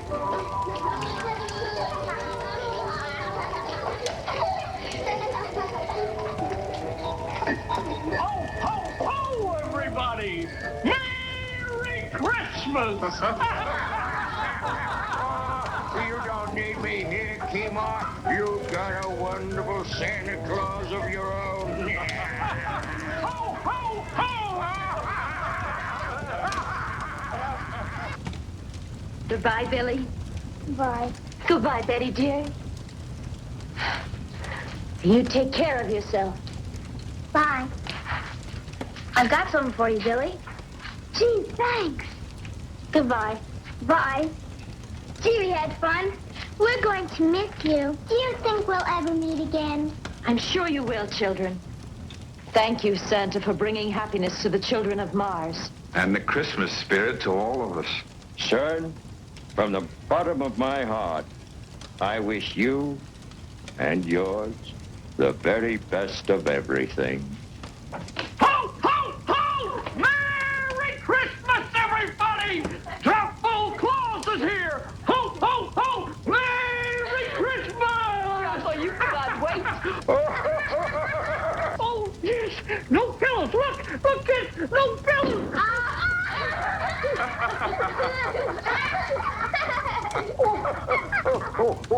Now, if we hurry, we can get back in time for Christmas Eve.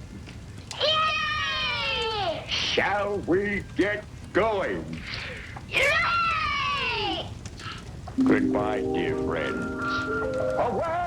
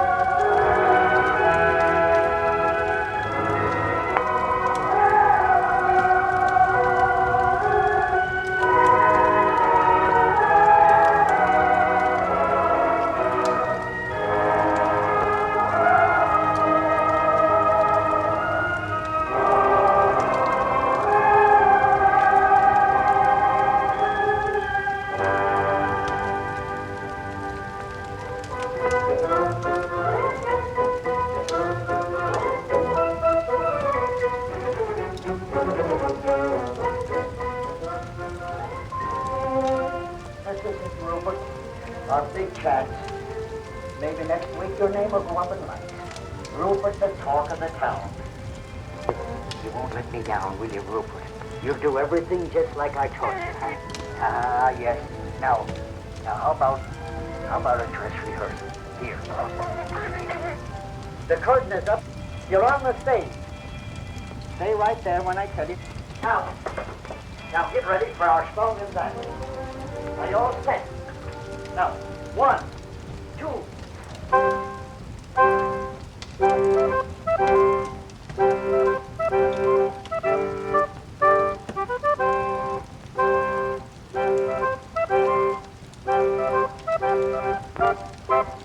Squirrels adore the name, admire the fame of Rupert. He's in a class alone, the one and only Rupert. He jumps rope so gracefully, and you ought to see him climb a tree. Think of an acrobat and mister, that is Rupert. Think of a ballet star and you're not far from wrong. He taps his little toe and steals the show and takes your heart along. Now we've got to do the dancing human. And it's got to be perfect, for everything depends on how we do it. Now, you all set? Here we go.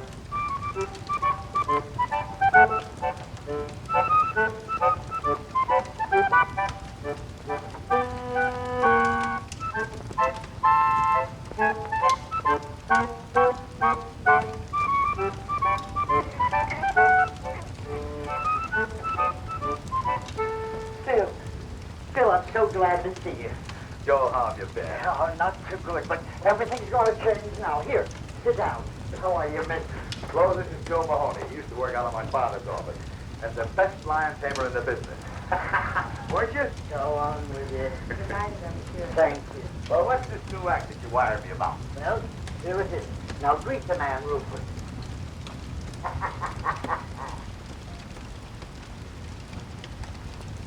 You mean that's it?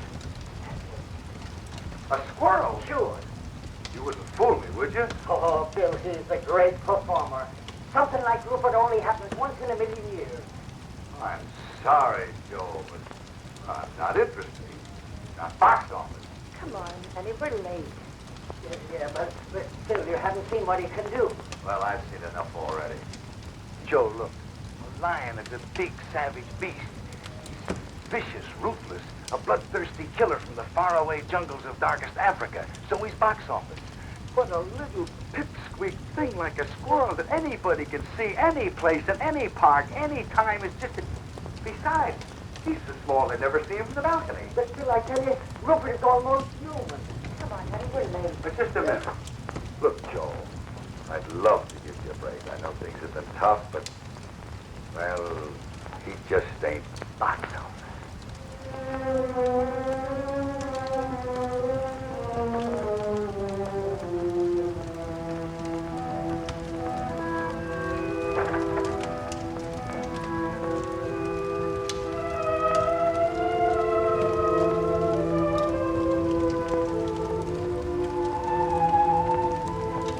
Goodbye, Mr. Dingle.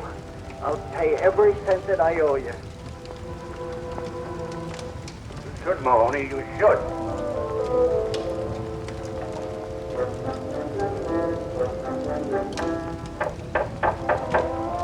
Hey, Steve! Get a broom and pail and help me clean this place out!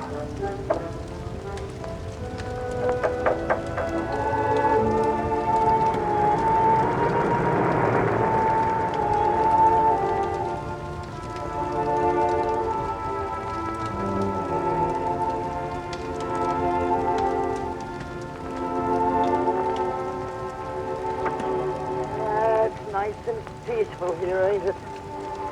You can breathe. Now take a good look around. Some of your new pals.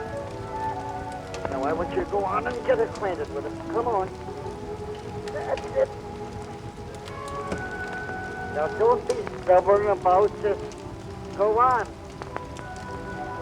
Oh, to be sure. It's a silly outfit. There you are. I would have laughed at you. Yes, I know. Now go on. Yes, I know you don't want to. Go on. I know you'll be happy here. I know they're going to love you. You'll be the life of the party doing the somersaults and all the cute little tricks that I taught you.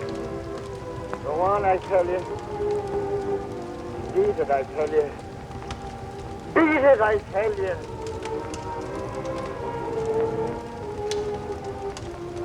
What shall I do?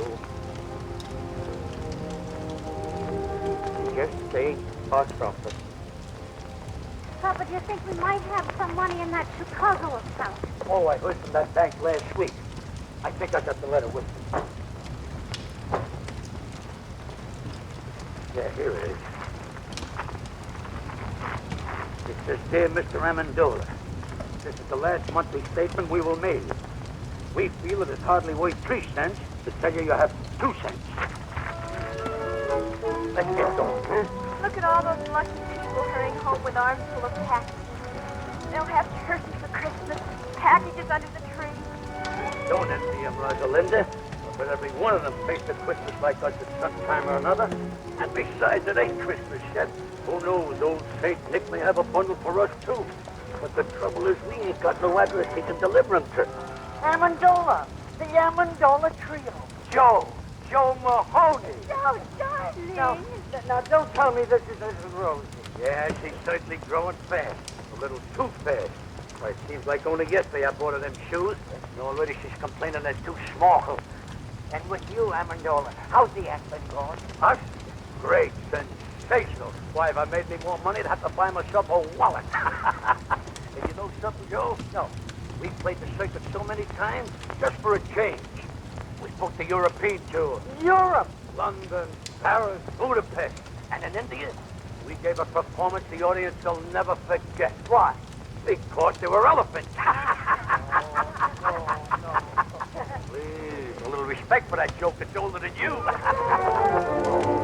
Sorry, Joe. You haven't been doing so good, huh, Joe? Well, to tell you the truth, it has been a little... You don't have to tell me. It's the same with us. We haven't worked since we cut our second teeth. Oh, you live around here? I do. I did. I just moved out less than a half hour ago.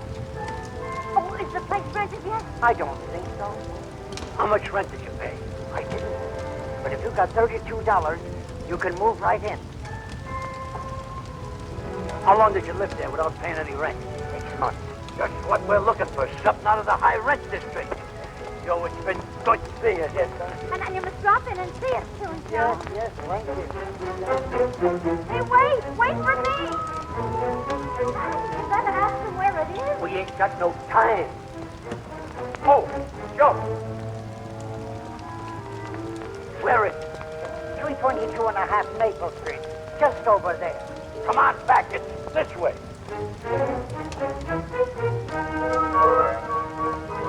Hey, wait for me. Merry Christmas.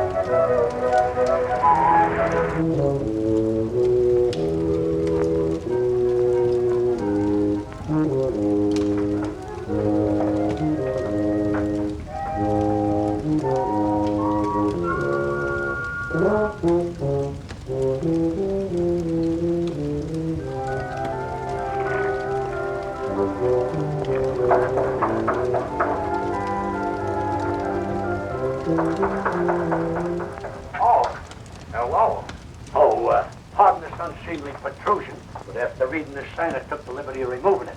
I don't think you're going to need it anymore. You want to rent this place? Well, we might work something out if you don't drag lawyers into this. Well, you better speak to my father about it. He's right next door. Oh, on second thought, I can handle this myself. Come in. Be back in a minute.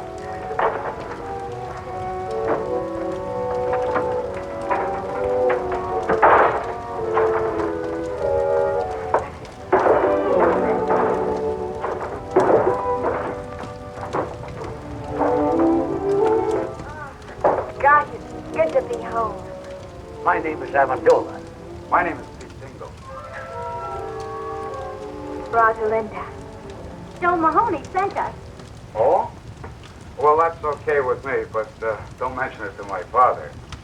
The rent will be $32 a month. Well, I don't mind electric bulbs that are unfrosted. And I don't mind beds with springs that fight back. Or window shades that curl up like anchovies. But there's one thing I can't stand. Leaky faucets. Oh, do you mind? Not at all. Perfect. Well, Mama, you might as well start unpacking. This ain't exactly the bridal suite at the Waldorf, but who knows? If we give this place a good cleaning, we might find an extra room. Good cleaning is right.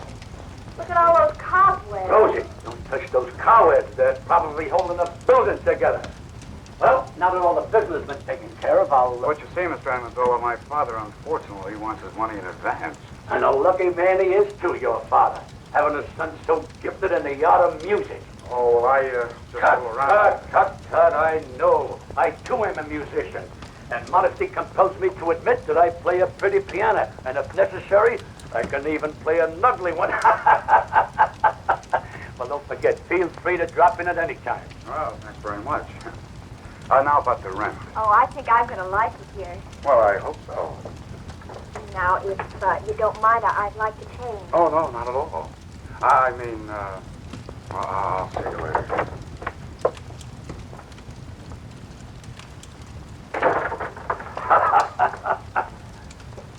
Well, Mama, I did it. Hey, look, Pa, I forgot his tuba. He'll be back. But if he don't, you can blow in it every night and announce dinner. You realize what I done? No rent in advance and a roof over our heads. An awful big hole in the skylight. So what? If it snows, we'll be the only ones in town who'll have a white Christmas inside the house at all. Hello, Pete. Hi, Dave. Hey, I think I got a letter for you. Oh? No, it's for your old man. I'll give it to him. Well, if I don't see you tomorrow, Merry Christmas. Yeah, same for you.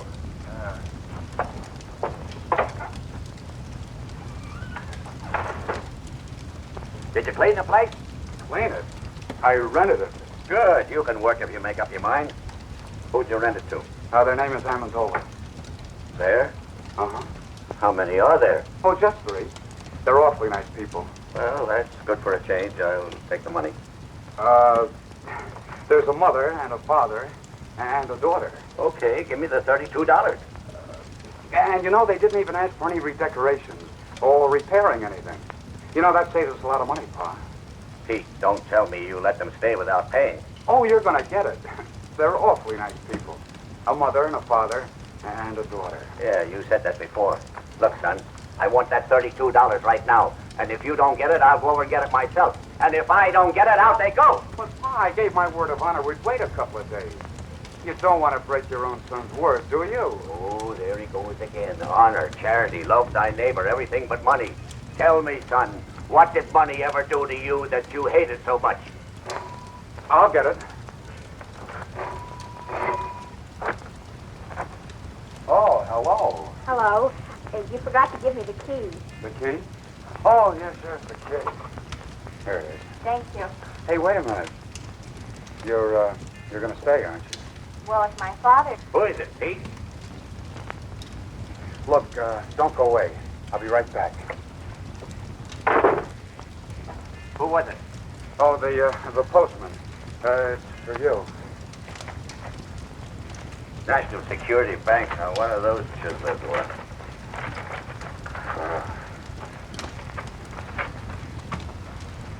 What is it? Oh, it's just an advertisement. Katie, come here. What is this? Katie, that Whitewood's gold mine I invested in 10 years ago is paying off. No. Look, here's a check for $1,500, and they say we're going to get the same amount each week from now on. Mercy. It's the day before Christmas, too, Frank. It's money from heaven. We should go to church and pray. Oh, yeah, sure. But first, I'll go down to the bank and cash the check. I know that apartment isn't what you folks have been used to. But, you know, with a little paint and fixing it up, You mean you're redecorating? well, I'll speak to my father about it. Oh, and Mother's been having a little trouble with the stove. It's awfully old. Well, we'll see what we can do about that, too. Maybe get you another one. A new stove. Is somebody asleep in there? My father. My father is a little reluctant about investing money. He has to be handled with kid gloves. Say, how about going for a walk? Not in these shoes, I wouldn't. They pinch my feet. We'll go get some others. I'll wait for you. That'll be a long wait. I ain't having any others. Well, what size do you wear? Dreaming of a size 4. Why? Stay right where you are.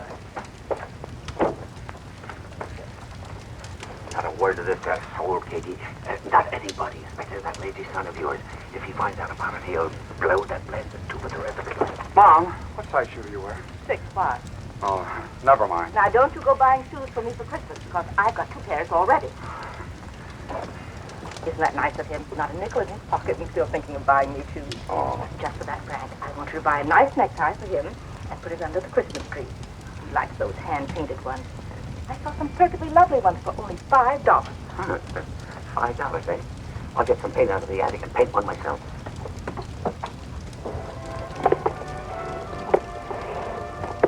They call it the Amendola Trio, the human pyramid. Papa balanced Mom on his shoulders, and then I stood on top of Mama, all done up like a little angel. Sounds exciting. Then Papa juggled, Mama sang, and I played the harp. Used to go over big. Only I started growing, Mama got heavier, and one day Papa's legs gave out. You mean he dropped you? 4 times in 1 week. The 4th time, Mama broke her leg. You gotta hand it to Papa, though. He never broke a plate. He's a great juggler. Look, there's my father coming out of the bank.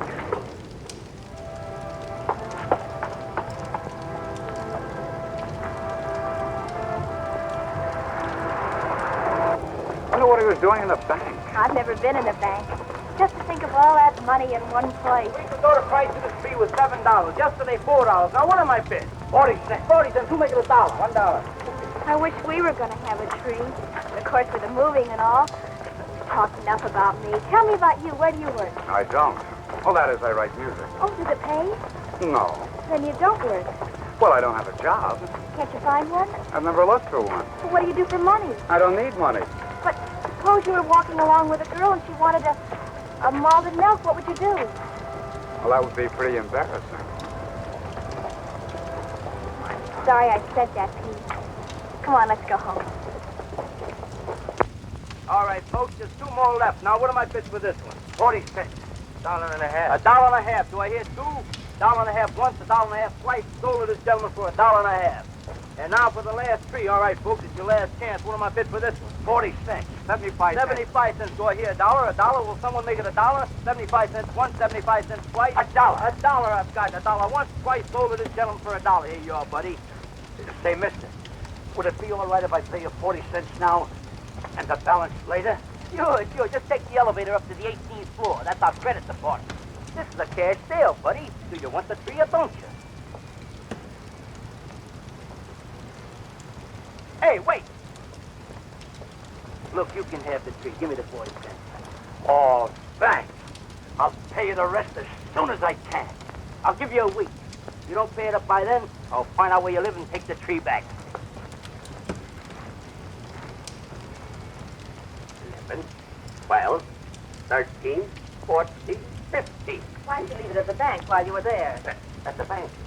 Katie, you're not serious after all that happened to our little savings in 1929. No, sirree. They're never going to get any of my money again. I'm going to hide it right in this house. Katie, you better run over to the church and say that little prayer now. Frank, you're sending me away because you want to keep the hiding place a secret from me. Oh, no, it isn't you, Katie. It's Pete. You're too soft-hearted with that boy. I'm afraid that What's the use of money anyway if you hide it?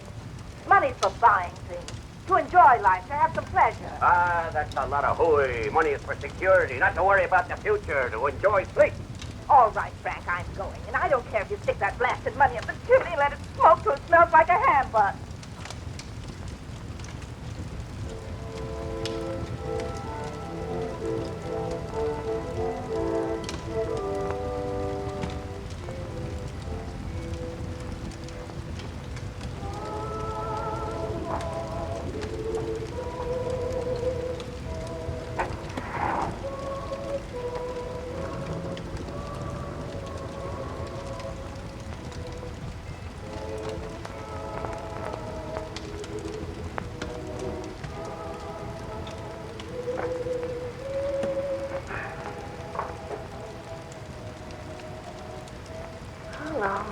How long is it going to be?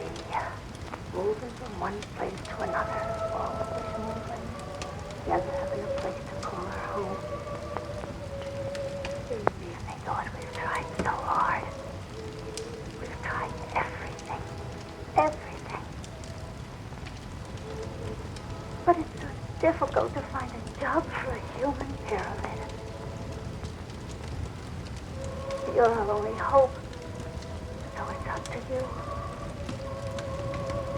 Please.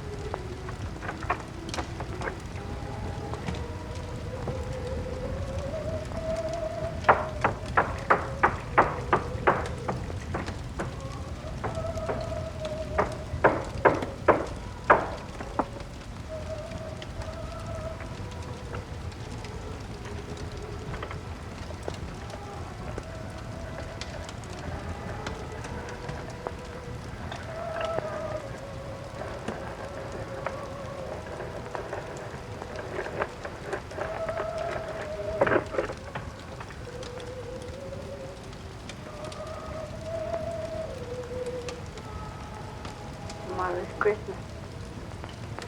We haven't even got a tree. No money to buy some little gift.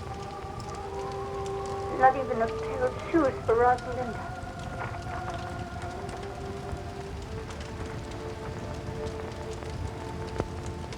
She must have those shoes, Lord. She needs them real bad.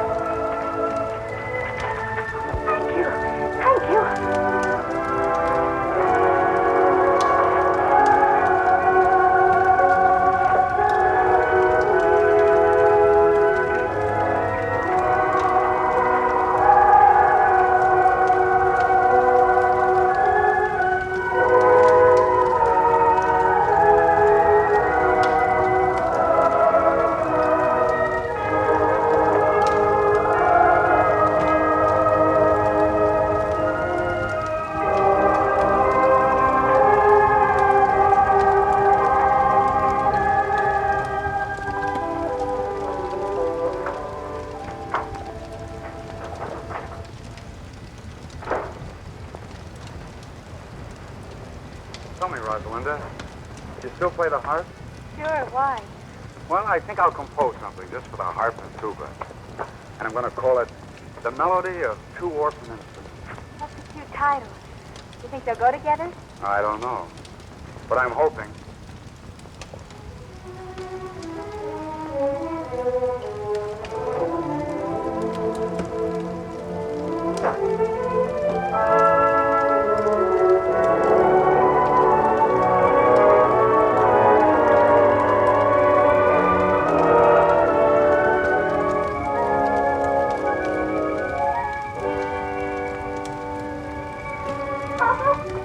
Papa, wait!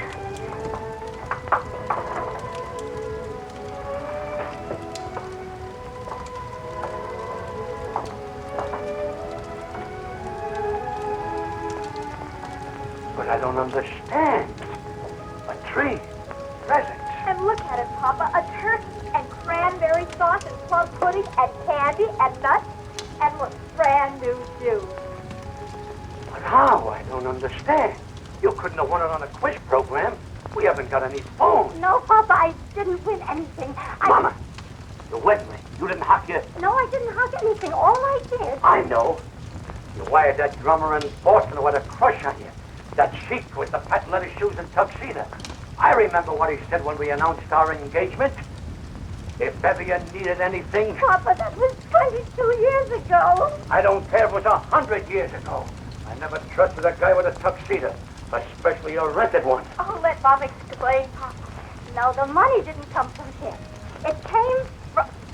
Here, Papa. You better sit down. Better loosen your collar, Papa. Rosalinda, bring Papa a glass of water. Papa, you love me, don't you? Of course I love you.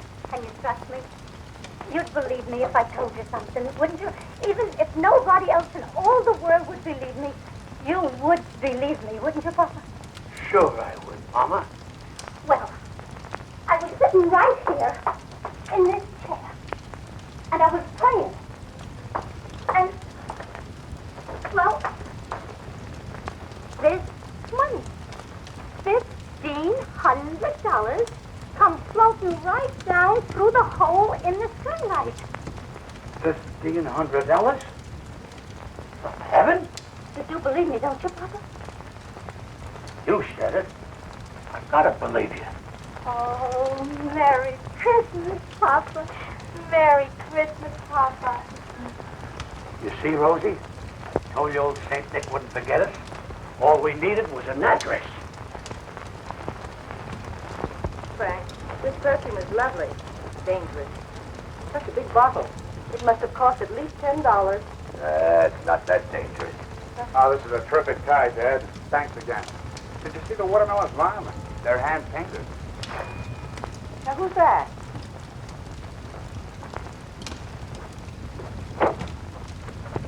Merry Christmas, young man. Merry Christmas. Wavy coming? Oh, why, of course. Merry Christmas. Merry Christmas. Merry Christmas. Merry Christmas to you. Why, Mr. Amendola, we have the exact same tags on. It could be a lot worse if we were girls wearing the same dresses. Oh, Mom, Dad, this is Mr. and Mrs. Amendola and their daughter, Rosalinda. How do you? We're your new tenants. And the Yuletide season being upon us, we thought we'd drop in and pay you a visit. To pay what? A visit, Frank, a visit. Oh. Well, make yourselves comfortable. Oh, do sit down, Mrs. Amendola. I'm glad you brought your harp, Rosalinda. We sit right over here. Yeah. That's a nice tree you got there, Mr. Dingle.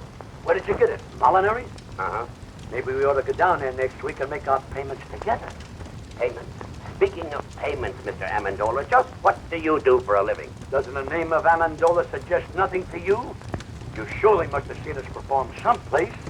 Florida in the racing season, Lake Placid in the winter season, or perhaps Africa in the malaria season. Yes, sir, Dingle. Someday you'll be able to say the Amendolas were your tenants. If I don't get my rent money, I'll be able to say that tomorrow. I'm glad you brought that up, Mr. Dingle. Now, if you'll just hang your sock on a mantle, I'll drop in 3 months' rent. Keep the $4 change. 3 months rent in advance. Mr. Amendola, we're so glad you folks dropped in on us. Katie, get Mr. Amendola a chair. And some coffee and some cake, Katie. Where's the Christmas spirit? That's right. Where is the Christmas spirit? Jingle bells, jingle all the way. Oh, what fun it is to ride on a one-horse open sleigh. Jingle bells, jingle all the way. Oh, what fun it is to ride on a one-horse open sleigh. Ah, I love the excitement of Christmas. I'll never forget one Christmas Eve when I was a kid. I hung my stocking up on a mantle, went to bed, and when I woke up the next morning, what do you think I found on my stocking? My father's foot. Jingle bells, jingle all soft. Oh, what fun it is to ride soft. Jingle bells. Wait a minute. Another outbush like that, Mr. Dingle, and I'll hide your electric train. Jingle bells, jingle all soft. Oh, what fun it is to ride on a one-horse open soft. How do you like that? There's a guy going in business for himself. Wait a minute. All together. Hey, jingle bells, jingle all the way. Oh, what fun it is to ride on a one-horse open sleigh. Jingle bells, jingle all the way. Oh, what fun it is to ride on a one-horse open sleigh. This is wonderful. Now, isn't it a shame that Christmas comes but once a year? Wouldn't it be nice if it came around twice? Spread hope and good cheer. Just when everyone forgets goodwill commend, that's the time for jingle bells to chime again. Now isn't it a shame that Christmas comes but once a year? Now isn't it a shame that Christmas comes but once a year? Wouldn't it be nice if it came around twice, spreading hope and good cheer? Mr. Dingle, this is going to develop into a long and beautiful friendship, even closer than Damon and Petilius. Now isn't it a shame that Christmas comes but once a year? You'll notice Rosalinda brought her harp along. She didn't bring us the sliced hard-boiled eggs. All right, Rosalinda. Here you are, Rosalinda. Thank you. Oh, I finished the melody for 2 orphan instruments. Want to try it? Sure. Step you right over here, please. Okay. There you are.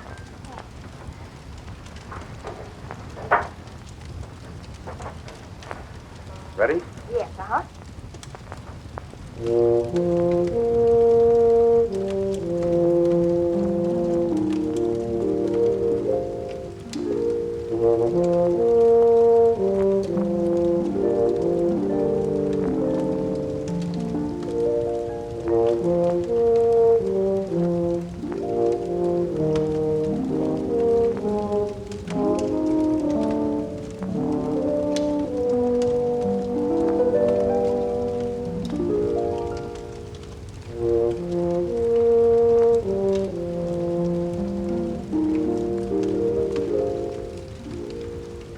I don't want my wife to hear this. The stage has always fascinated me. Don't you think I got a very fine singing voice? Why, the bathtubs of the world are full of singers, Mr. Dingle. But did you ever hear of anyone doing a backflip in a bathtub? No. And you know the reason why? Because only a few of us are acrobats. Oh, acrobats. I just love to learn a few tricks. I'm always so dull when company comes. I can't do a thing. Why, I'd be glad to teach you. You got anything around here we could rig up like a teeter-board? A seesaw? Yeah. Oh, I think so. Let me see. How about a table leaf? You got one? Go get it.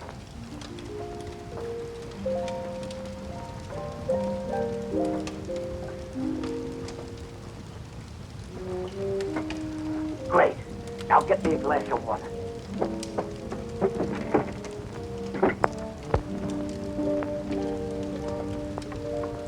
Thanks. I just trick is so simple, I taught it to Rosalinda when she was only 3 years old. Now you get up in that chair. I'll stand down at this end, place the glass of water on my head, and when I say go, you jump down at that end. I will then do a back somersault, light a cigarette in midair, and land in that chair without spilling one drop of water. Ready? Ready. Go!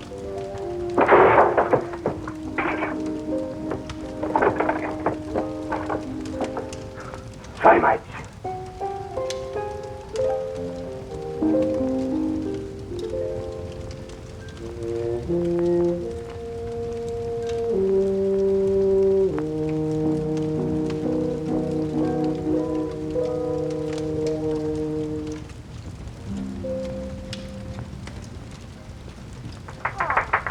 That's so pretty, Pete. And he wrote it himself. How well he plays the tuba. Oh, it's lovely. So are you. Gosh, Rosalinda, your hair, your dress. Gosh, you're beautiful. Thank you, Pete. May I have this? Oh, sure. I wrote it for you. Look, somebody's coming to see us in a beautiful car. Rosalinda, go down and see who it is. It might be somebody important.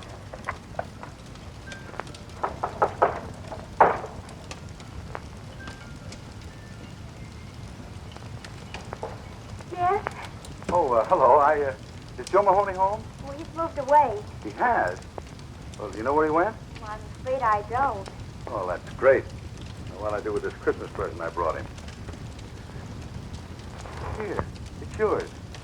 Go ahead. Go But I ahead. really don't. Oh, it's just fruit and things. You live here? Yes, Alone? with my parents. Oh, well, that's nice. Anything I can do for you? Well, my name is Phil Davis. I'm a friend of Joe Mahoney's, and I just Phil dropped... Davis, the agent? Yes, that's me. Believe me, this is a pleasure.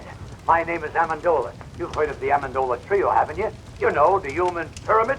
Come in. Come in.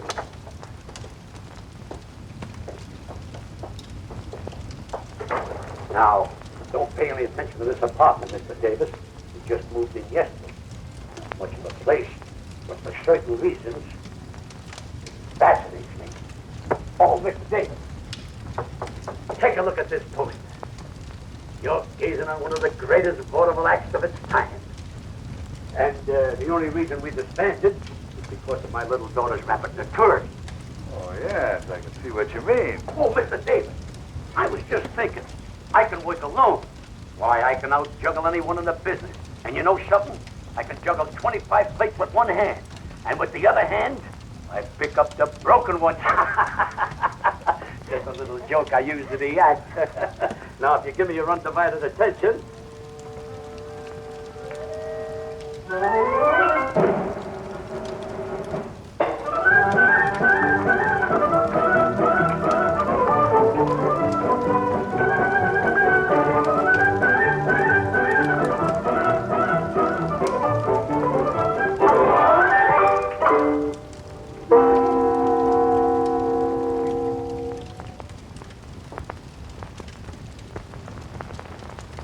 Hey, that's good. That's great. How'd you do it? Huh? How'd you do it? What? Oh, that's a trade secret. Do it again. Oh, yes, do it again, Papa. Rosalinda, you know the great Amendola never repeats twice. Well, that's very clever. I'll try and book you, Mr. Amendola. Sure, sure. Now, how about you? About me? Yeah. Oh, I'm sorry to butt in, but the coffee's ready. Oh. You know, a girl with your looks and figure should be in the limelight. I'm just the man who can put you there. Said he is a twirl of black mustache, and I's the proud beauty. Who's he? Please. You were saying, Mr. Davis. Well, a girl like you should have a decent place to live. Not with help like this. What's good enough for my mother and father is... It's hardly good enough for a raving beauty like you. And Mr. Davis here is just... Well, the coffee's ready. It's getting cold, and so's the cake. I'm sorry, but Mr. Davis is a very important Broadway agent. Broadway sizzler. I beg your pardon. What was that? Oh, I know the type. Promises young girls expensive clothes, diamonds, furs, anything to make an impression. He didn't say those things, you did. Well, he was going to. What right has he got to call me a chiseler? Why, he doesn't even know me. I think he's jealous. Well, maybe he's got a case. Say it's Christmas and I'm all alone. How about me taking you out to a Chinese dinner tonight? Well, I'm sorry, but I was I'd love to. Father, may I go out with Mr. Davis? You better ask your mother. Oh, thanks a lot. You flatten us up when only 4 came down. This defies the laws of gravity.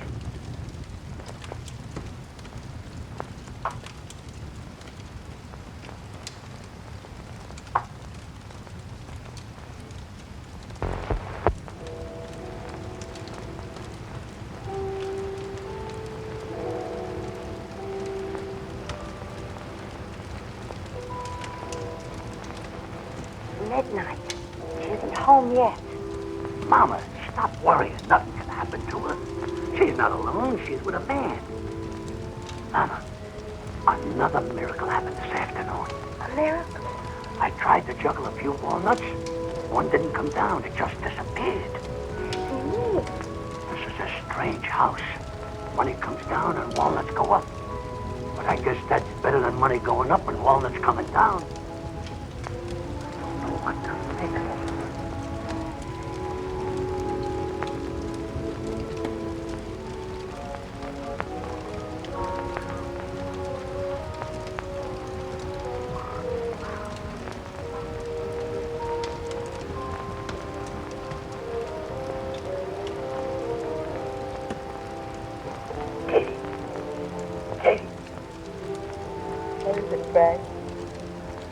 I've been thinking about that Amendola family. Why should people who can afford to pay 3 months rent in advance want to live in a dump like that? Frank, last night you couldn't sleep because they didn't pay their rent. Tonight you can't sleep because they did. Goodness sake, stop worrying and go to sleep.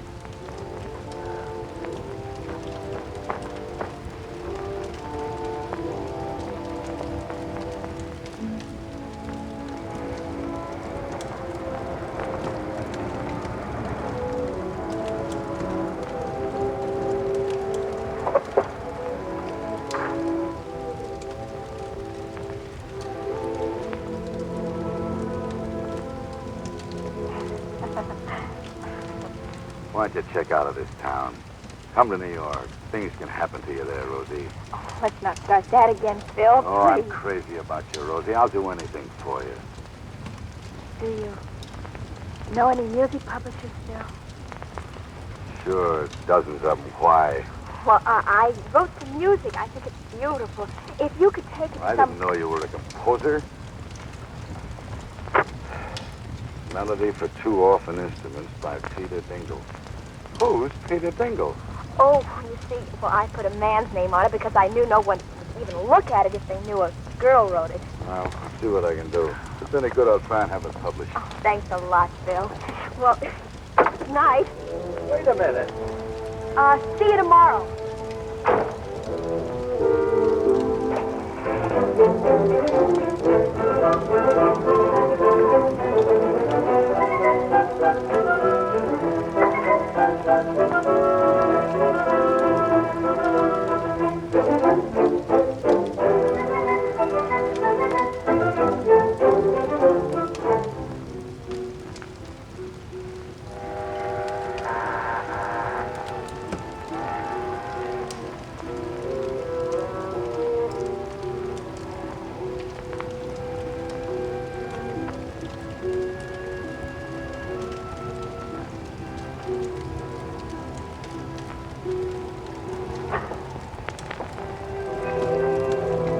Oh, I'm sorry to wake up, Mr. Haggerty. What's the matter, Pete? Somebody sick?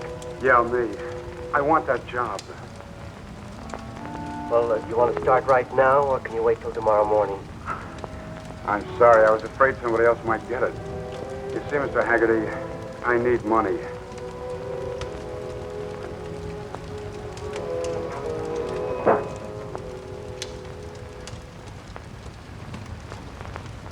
Hey, Pete. Yeah?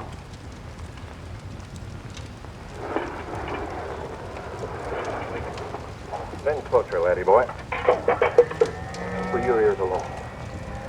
I got a sure thing in the sticks at California today. Cut me in on 40% of the winnings and I'll give it to you. This one can't lose. It'll win in a walk. Yeah, and while our horse is walking, the others will be running. If you have another hot tip, Mulligan, leave it under the plate.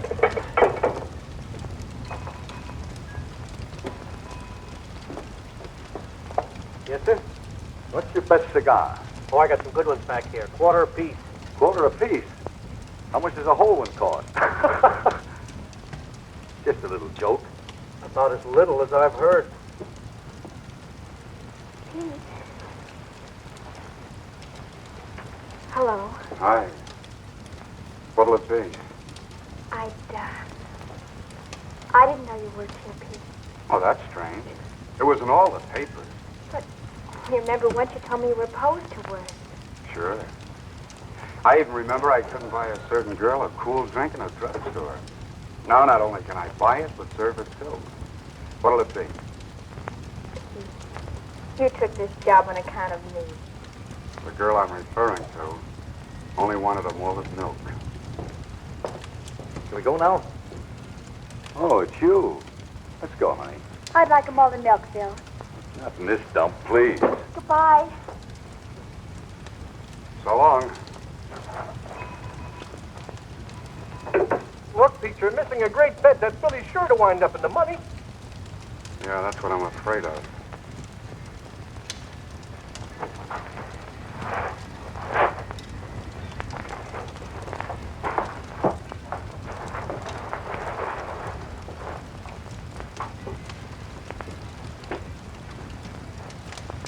How's that for a bargain? Only $49.50.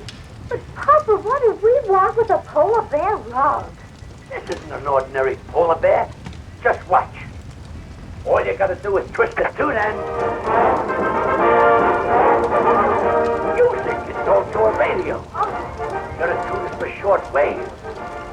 But we don't need it. Sure we do. It lends an air of quality to the place. Mama, what's a real home without a polar bear? But we must stop buying things. That $500 you have left has got to last. Oh, I'm glad you brought that up.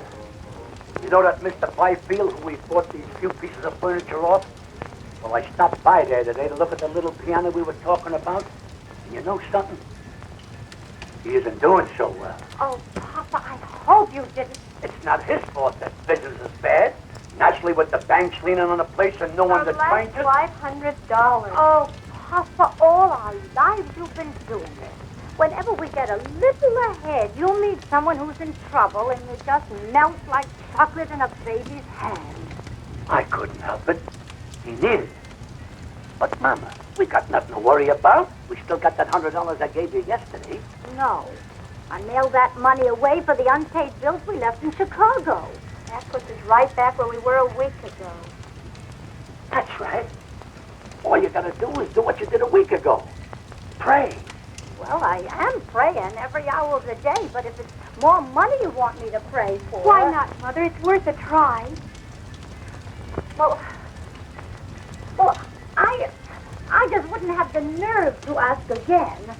Besides, it's selfish.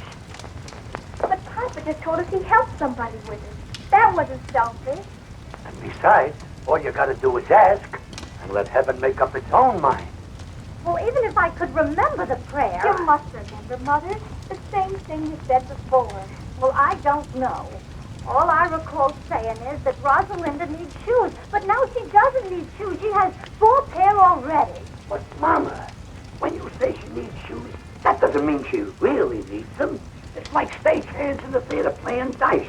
A guy says, baby needs a new pair of shoes. That doesn't mean she needs them. It's just a disfigurement of speech. All right. Bring me the little old rocker. I'll get it. I was sitting in it when it happened.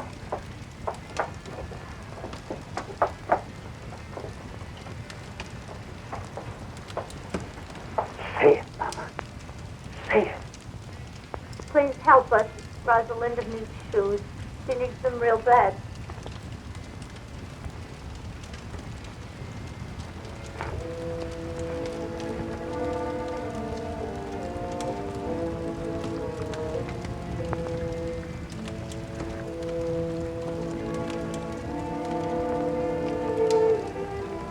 No use, Mama.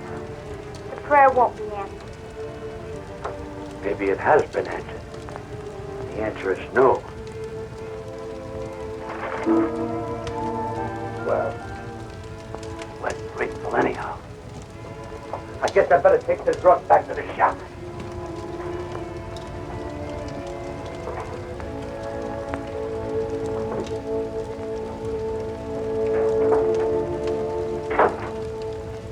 Please forgive me for coming to life. Rosalinda just being sure.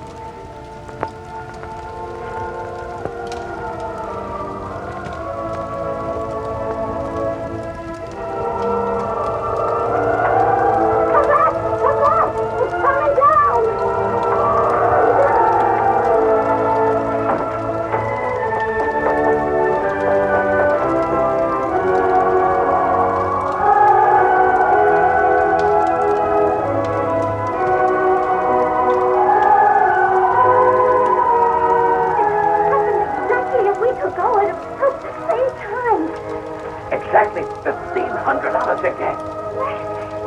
Now all you gotta do is sit in that old rocker every Thursday at 3:30 and say, Rosalinda needs shoes, and click $1,500. It's funny how simple life can be.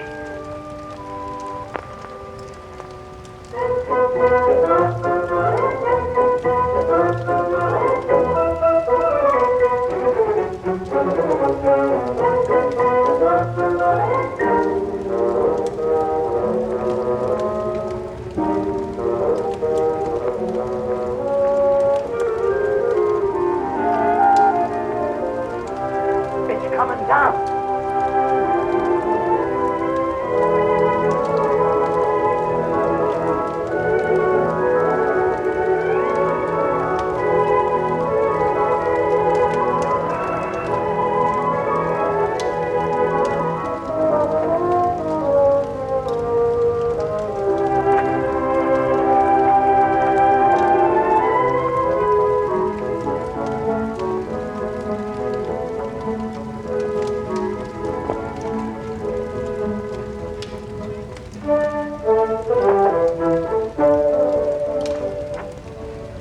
Hello, Petrushka. Here's your plate and cake, Mr. Amendola. Thanks. Oh, and here's the check. Your share of our profits for this month. Well, well. You cast your dough upon the waters, it circulates, and it comes back strawberry shortcake. Thanks, partner. Thank you, Mr. Amendola. Who was it, Papa? Petrushka, our bacon.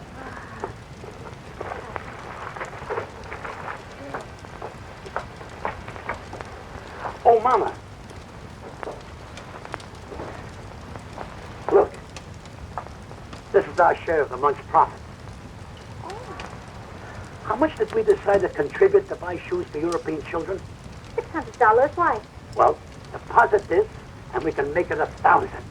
Oh, that's fine. Telling you, it's all over town. This Amendola's character gave $1,025 for kids' shoes. He lives in a stable and sleeps in a straw. The guy doesn't work. It don't add up. Where does he get the money? Gave $2,500 for European children. What line of business is he in? Nobody knows. Read all about it. Local man gives thousands to charity. Read all about it. When they moved in, they didn't have a nickel to their name. 2 months later, he buys a shipload of shoes for farm kids. Now, how do you figure that? I'd like a super-duper, triple-decker banana delight. Coming up. You know what I think? He's printing his own money right there in that shack of yours, Mr. Dingle. Well, I hate gossip. But I just heard from a friend of mine whose wife told him, and she swears it's true, that Amendola is a big gangster in hiding. And if I was you, Mr. Dingle, I'd notify the police right away. Notify the FBI. I saw it in the movie. Someone should write them an anonymous letter.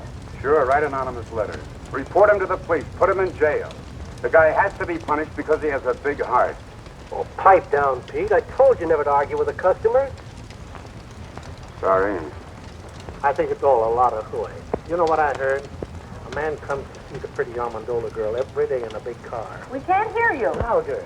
A man comes to see their daughter every day in a big car. That's true. He's a Broadway agent. What about him? Like a little, strawberry? Sure, sure. He's the individual that floods Amendola with money on account of that girl. Some whipped cream. Love it. That's what I say about acting. People like the Amendolas can contaminate a whole community, just like one rotten apple in a barrel.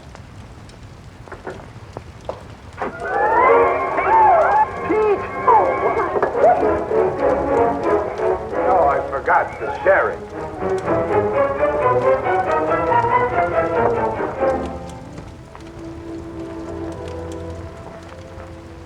What it be?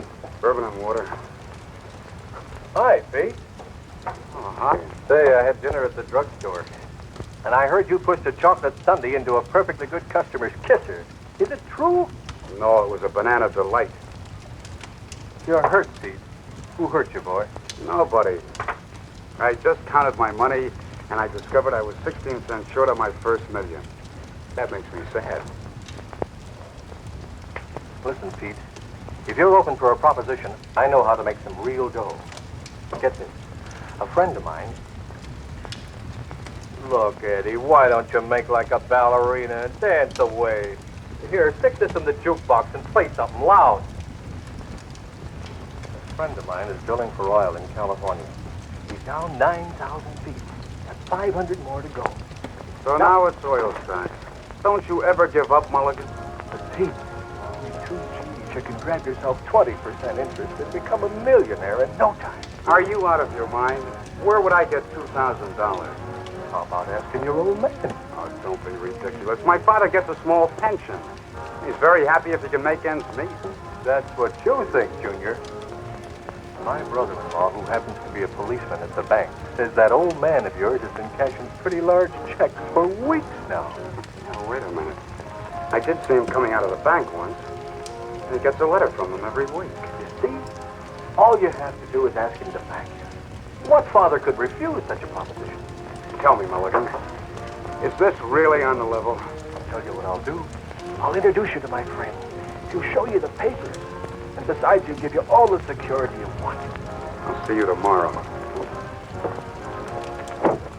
There must be a screw loose in your head. Who's got 2,000? What 2,000? Pa, I know you have it. You've been seen in the bank cashing large checks lately. That's a lie. Now get out. I don't want to hear any more about it. But I'll pay you back. I'll repay you 10 times over. But I haven't got it, I tell you. I haven't got it. Pa, you must give it to me. You simply must. Get out, you crazy fool. Get out before I break that blasted tube over your head. Get out.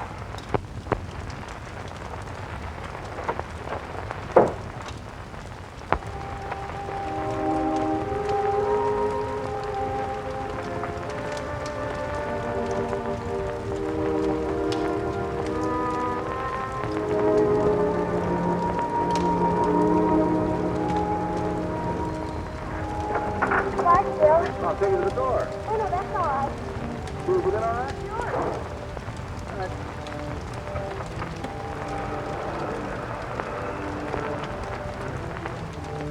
Oh, Pete. Flora, isn't it? It's beautiful night, isn't it? Yeah. Mind if I join you? No. No, not at all. I want to talk to you. What is it, Pete? Well, that is, I have no right to say this, but Oh, say it anyhow, Pete. It might be something I'd like to hear. well, it's the money your father's spending. They think it's coming from David. No. These days are over. Well, you don't believe that, do you? I can see how anyone might get a wrong impression about Bill and me, I mean. There isn't anything between. I can't explain to you about the money because there just isn't any explanation, but... Oh, there's no need for one. Not about Davis or the money or anything. Then what is it, Pete? Why are we sitting here like this when all you have to say is...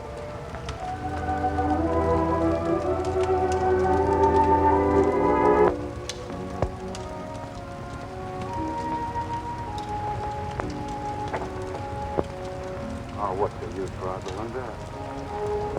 All right, suppose I am. That's not enough. $2,000 plus more luck than I dare hope for. And we might be able to do something about it. A marriage license only costs $2. Yeah, but how could we live?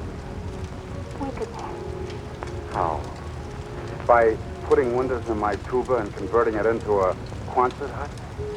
My mother and father didn't have a penny when they were married. And Papa said that was the happiest time in their whole lives. Very true. Yeah, that's great. But I can't even juggle. We'll have to take that up the first thing in the morning. Why must we have $2,000? It's an oil deal. And it might come in. Then again, it might not. But if it did, what's the use trying to dream my way out of it? Maybe Papa could lend you the money. Maybe. But $2,000? You can ask him. I'm sorry, Rosalinda. I'm superstitious about borrowing money that comes from heaven.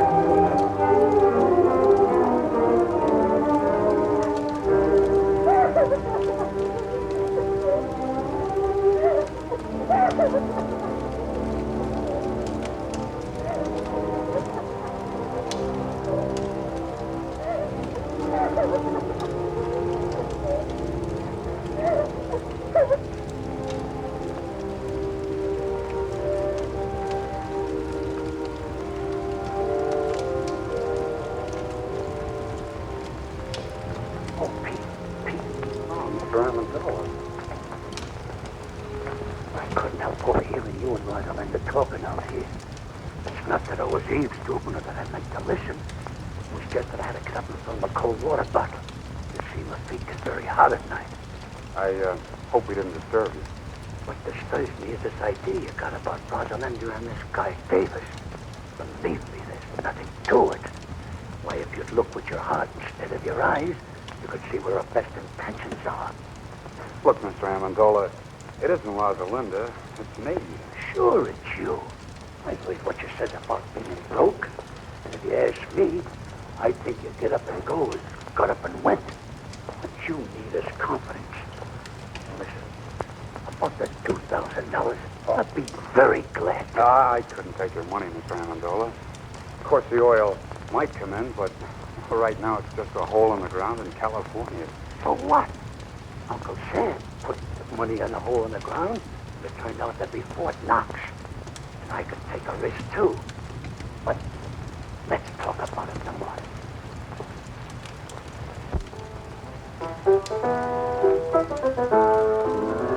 Mama, where's Rosalinda? Went for a walk with the boy next door. You know, Papa, I think that's getting serious. Serious? Oh, they might get married and have a couple of kids. That's as far as it would go.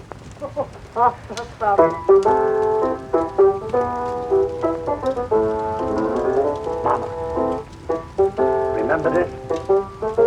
Maybe. Some boy who was courting me used to sing it to me 22 years ago. Who was that now? Was it the wealthy cattleman from Montana or that drummer from Boston? Mama, that was me. Of course it was, Papa. And I've been singing myself to sleep with it ever since. Sing it, Papa. Take an L, take an O, and take a B. Take a W, another W, another W. Take a par, a bench beneath a tree. I remember. To that LV, can add an E. Take a girl, a ring, a little I do. A house in the country for just me and you. And then soon there will be 1, 2, or 3. Little W, little W, little W.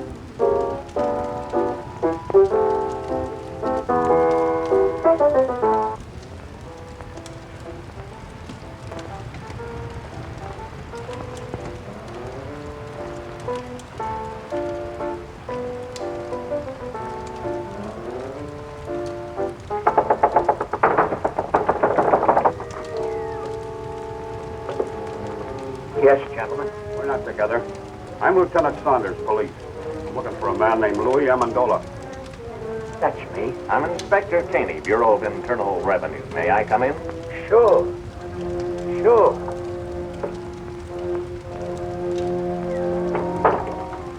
What did you do, Papa? I don't know. Unless I've been burned in the incinerator after hours. Gentlemen, this is my wife. Well, now all we need is the FBI. Oh, pardon me. Callahan, FBI. Are you Mr. Amendola? Yes, sir. Won't you come in? Thanks. Me and my big fat mouth.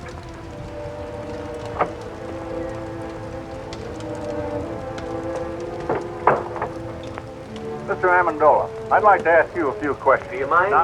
I was here first. Mr. Amendola, the Department of Internal Revenue would like some information regarding your source of income. What are you coming? We got a report. Please. May I?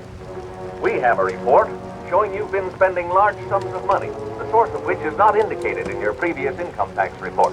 We're a little curious, Mr. Amendola, to know where the money's coming from.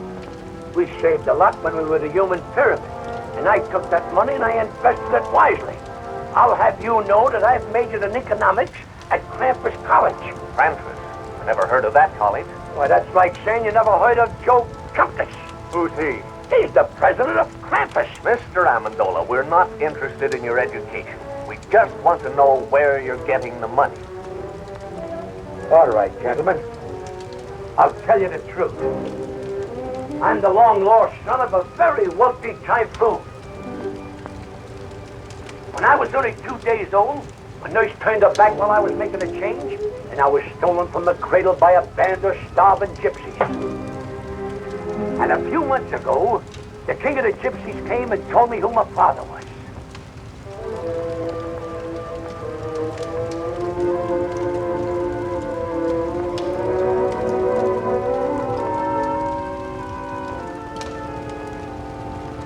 See, you don't believe me. All right, I'll tell you the truth.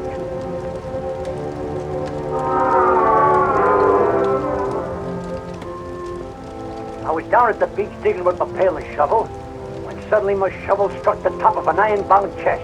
Pirate's treasure, eh? That's right. That does it. Look here, Amendola. You've been reported for everything from swiping tires off of baby carriages to operating your own mint. Now, what's your racket? Please leave him alone. Why can't we tell him the truth, darling? It's so simple. All right, lady. What is the truth? Where does the money come from? From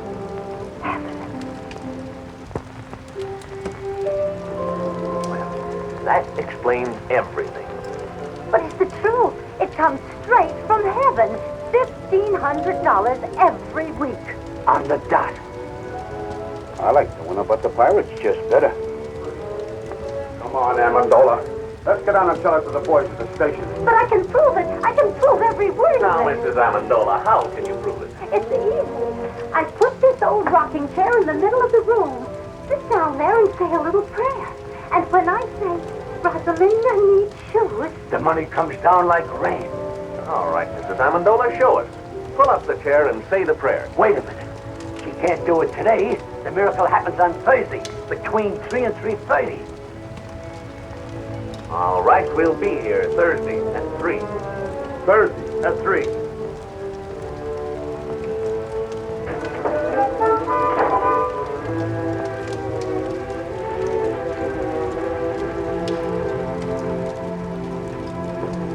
I should doubt my veracity.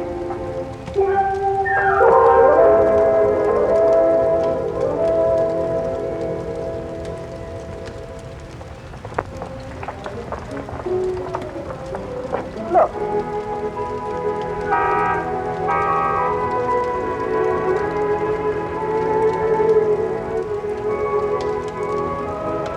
And I hear they're both doing tremendous business. They are, eh? All right, come on, let's go.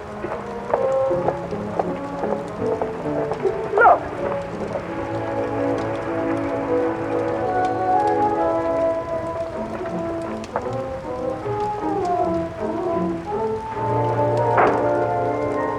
business, Mr. Molinari. Couldn't be better, Mrs. Dingle. More orders than we can take care of.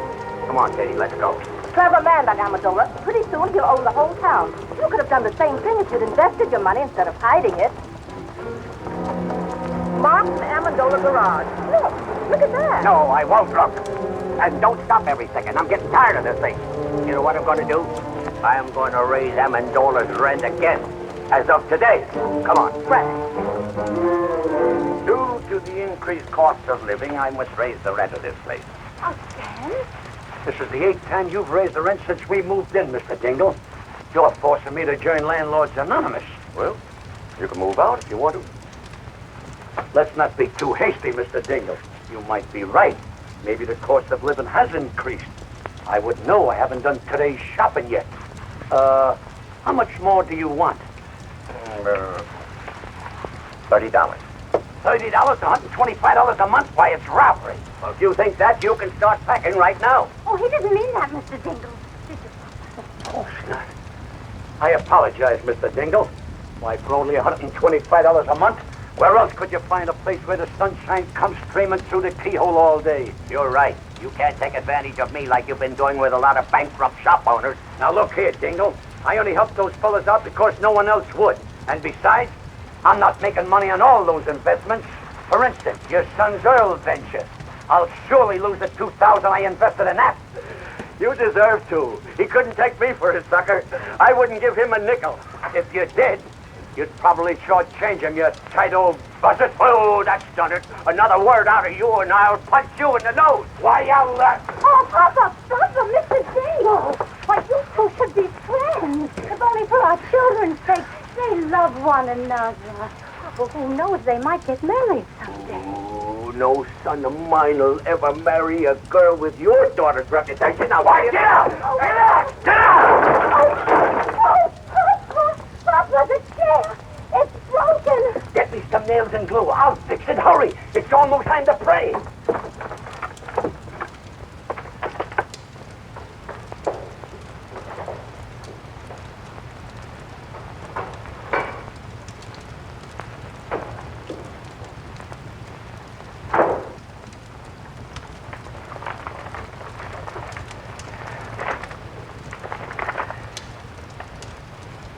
We are sorry to inform you that... Katie! Yes, Frank? Our gold mine is exhausted. There'll be no more checks in.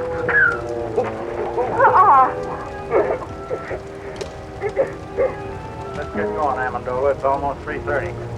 Okay. All right, Mama.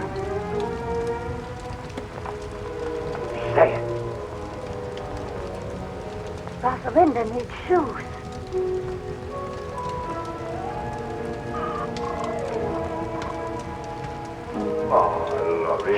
Gentlemen, a little patience.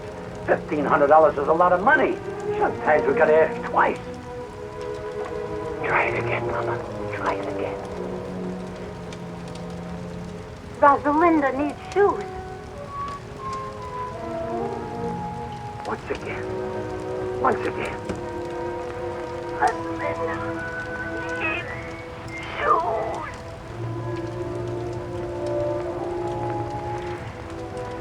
I guess you're right, Mama. It seems the miracle is over.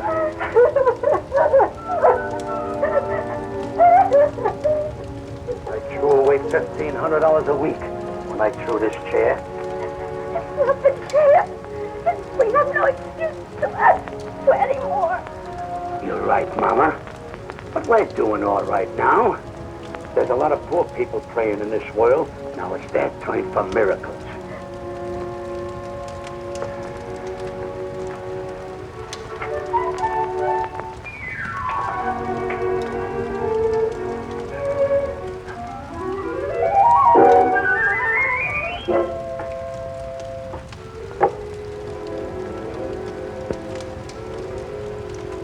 I'm moving out of this shack the first thing tomorrow morning. Now even my cigarettes don't come down. I'm afraid you're not going to have to wait till the first thing tomorrow morning. You're beginning to move now. Down to the station. Not so fast, Lieutenant. This is a tax matter. He goes with me. Wait a minute, both of us. I don't know what kind of a matter this is, but he's going with me for general questioning. You can question him at the station house. I don't want to question him at your station house. I want to question him at my field office. I don't care where either one of you question him. Right now, he's going with me. Over my broken and splintered body, he is. I have no objection to taking him over your broken and splintered body. What do you think of that? Gentlemen, let's have cooperation. Let him go with me. Papa, what's the matter? Oh, it's nothing, Rosalinda. These gentlemen don't quite understand where we're getting our money from. So I'm going downtown and explaining it. You stay here with Mother. Is there anything I can do, Mr. Amazon? Oh, yeah. Pardon us a moment, will you? Look, Pete, I don't know how long I'm going to be gone. Kind of keep an eye on things around here till I get back, will you? Oh, sure. But this trouble, is it serious? There's nothing to it. With time off for good behavior, I may only get life. All right, gentlemen, whose car do I go in? Mine. Oh, no, wait. I smell smoke. So do I. But Dad, Mr. Amagola's in serious trouble. Maybe the $2,000 would help him. You've got to give it to me. After you said, Frank, after all, if Mr. Amendola helps Pete. Help him how? To make an idiot out of himself by giving him $2,000 for that crook delegate. I won't do it, I tell you. I won't give Amendola one penny. Let him fry in his own fat. He belongs to jail anyhow. But, Dad, this is important. Frank, you're just a hard-hearted, money-hoarding. Tell it to him I'm going upstairs where I don't have to listen to either one of you.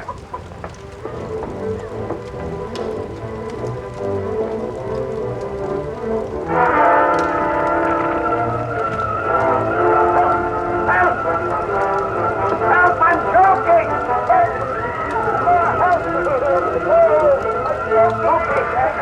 Come on, Dad. No, I gotta get the money. Forget the money is in the hole behind the fence. Oh, my God. I gotta get the money. Let me go. Get my money. I wanna get my money. I gotta get off and get my money. I want to get the money. It's burning up. The polar bear rug with the radio inside. Of Mr. Jimmy Durante show. By a link. Only next second by 2 links. If curses, there's some more links. Have me up.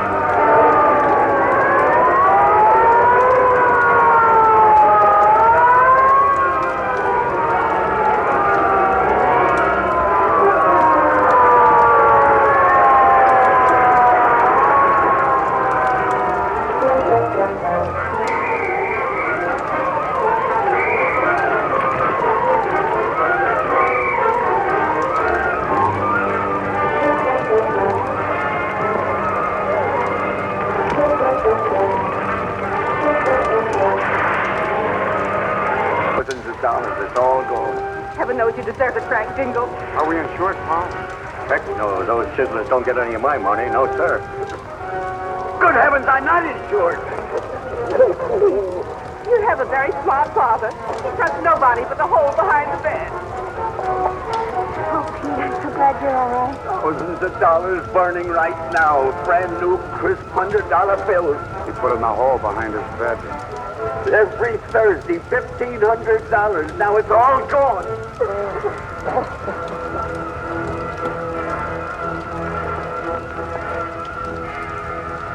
Rosalinda needs shoes, huh? Now pull yourself together, Mr. Dingle. I'll rebuild the house. It'll be better than new. You will? I don't know what to say. Oh, it's perfectly all right, Mrs. Dingle. Why, anything to help a good neighbor. The way I see it, now this is very definitely only a tax matter. This makes things much simpler. What do you mean, sir? Who owes the tax? Amendola or this other guy? Well, naturally, but... Guess Amendola. I don't know. They both had income. Maybe they both owe it. Well, how do you figure? With this other fellow's income? Sure. Amendola was only innocently using the other guy's money. It was like a gift. that case, this man not only owes income tax, but he'll have to pay us gift tax, too. As far as I'm concerned, the local law is no longer interested. Looks like it's out of my jurisdiction, too. It's too involved for me. I'm going to forget all about it till March 15th. What'd you find? Nothing but a dead squirrel. Why, he isn't dead. He's just overcome by smoke. All he needs is a little fresh air. Wonder what he was doing in the house.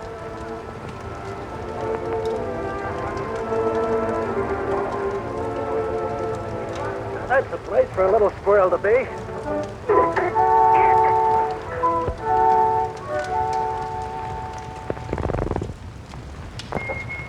Thanks for the lift, fella. Okay.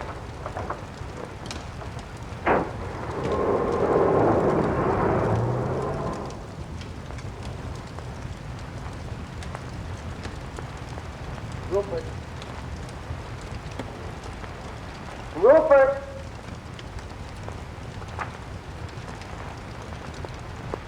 Rupert!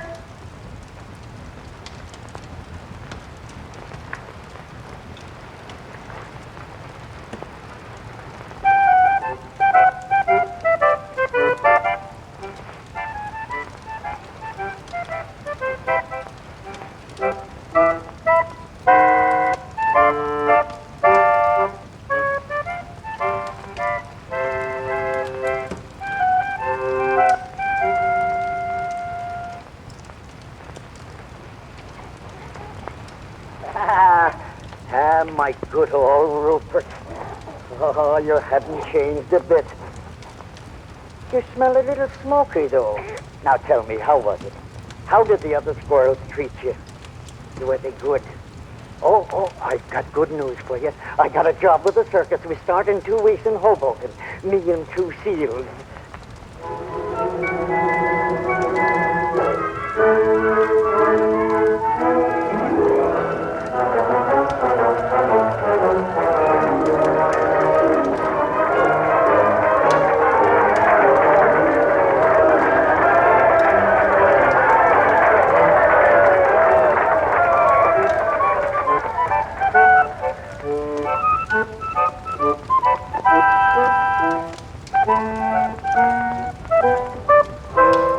Thank you.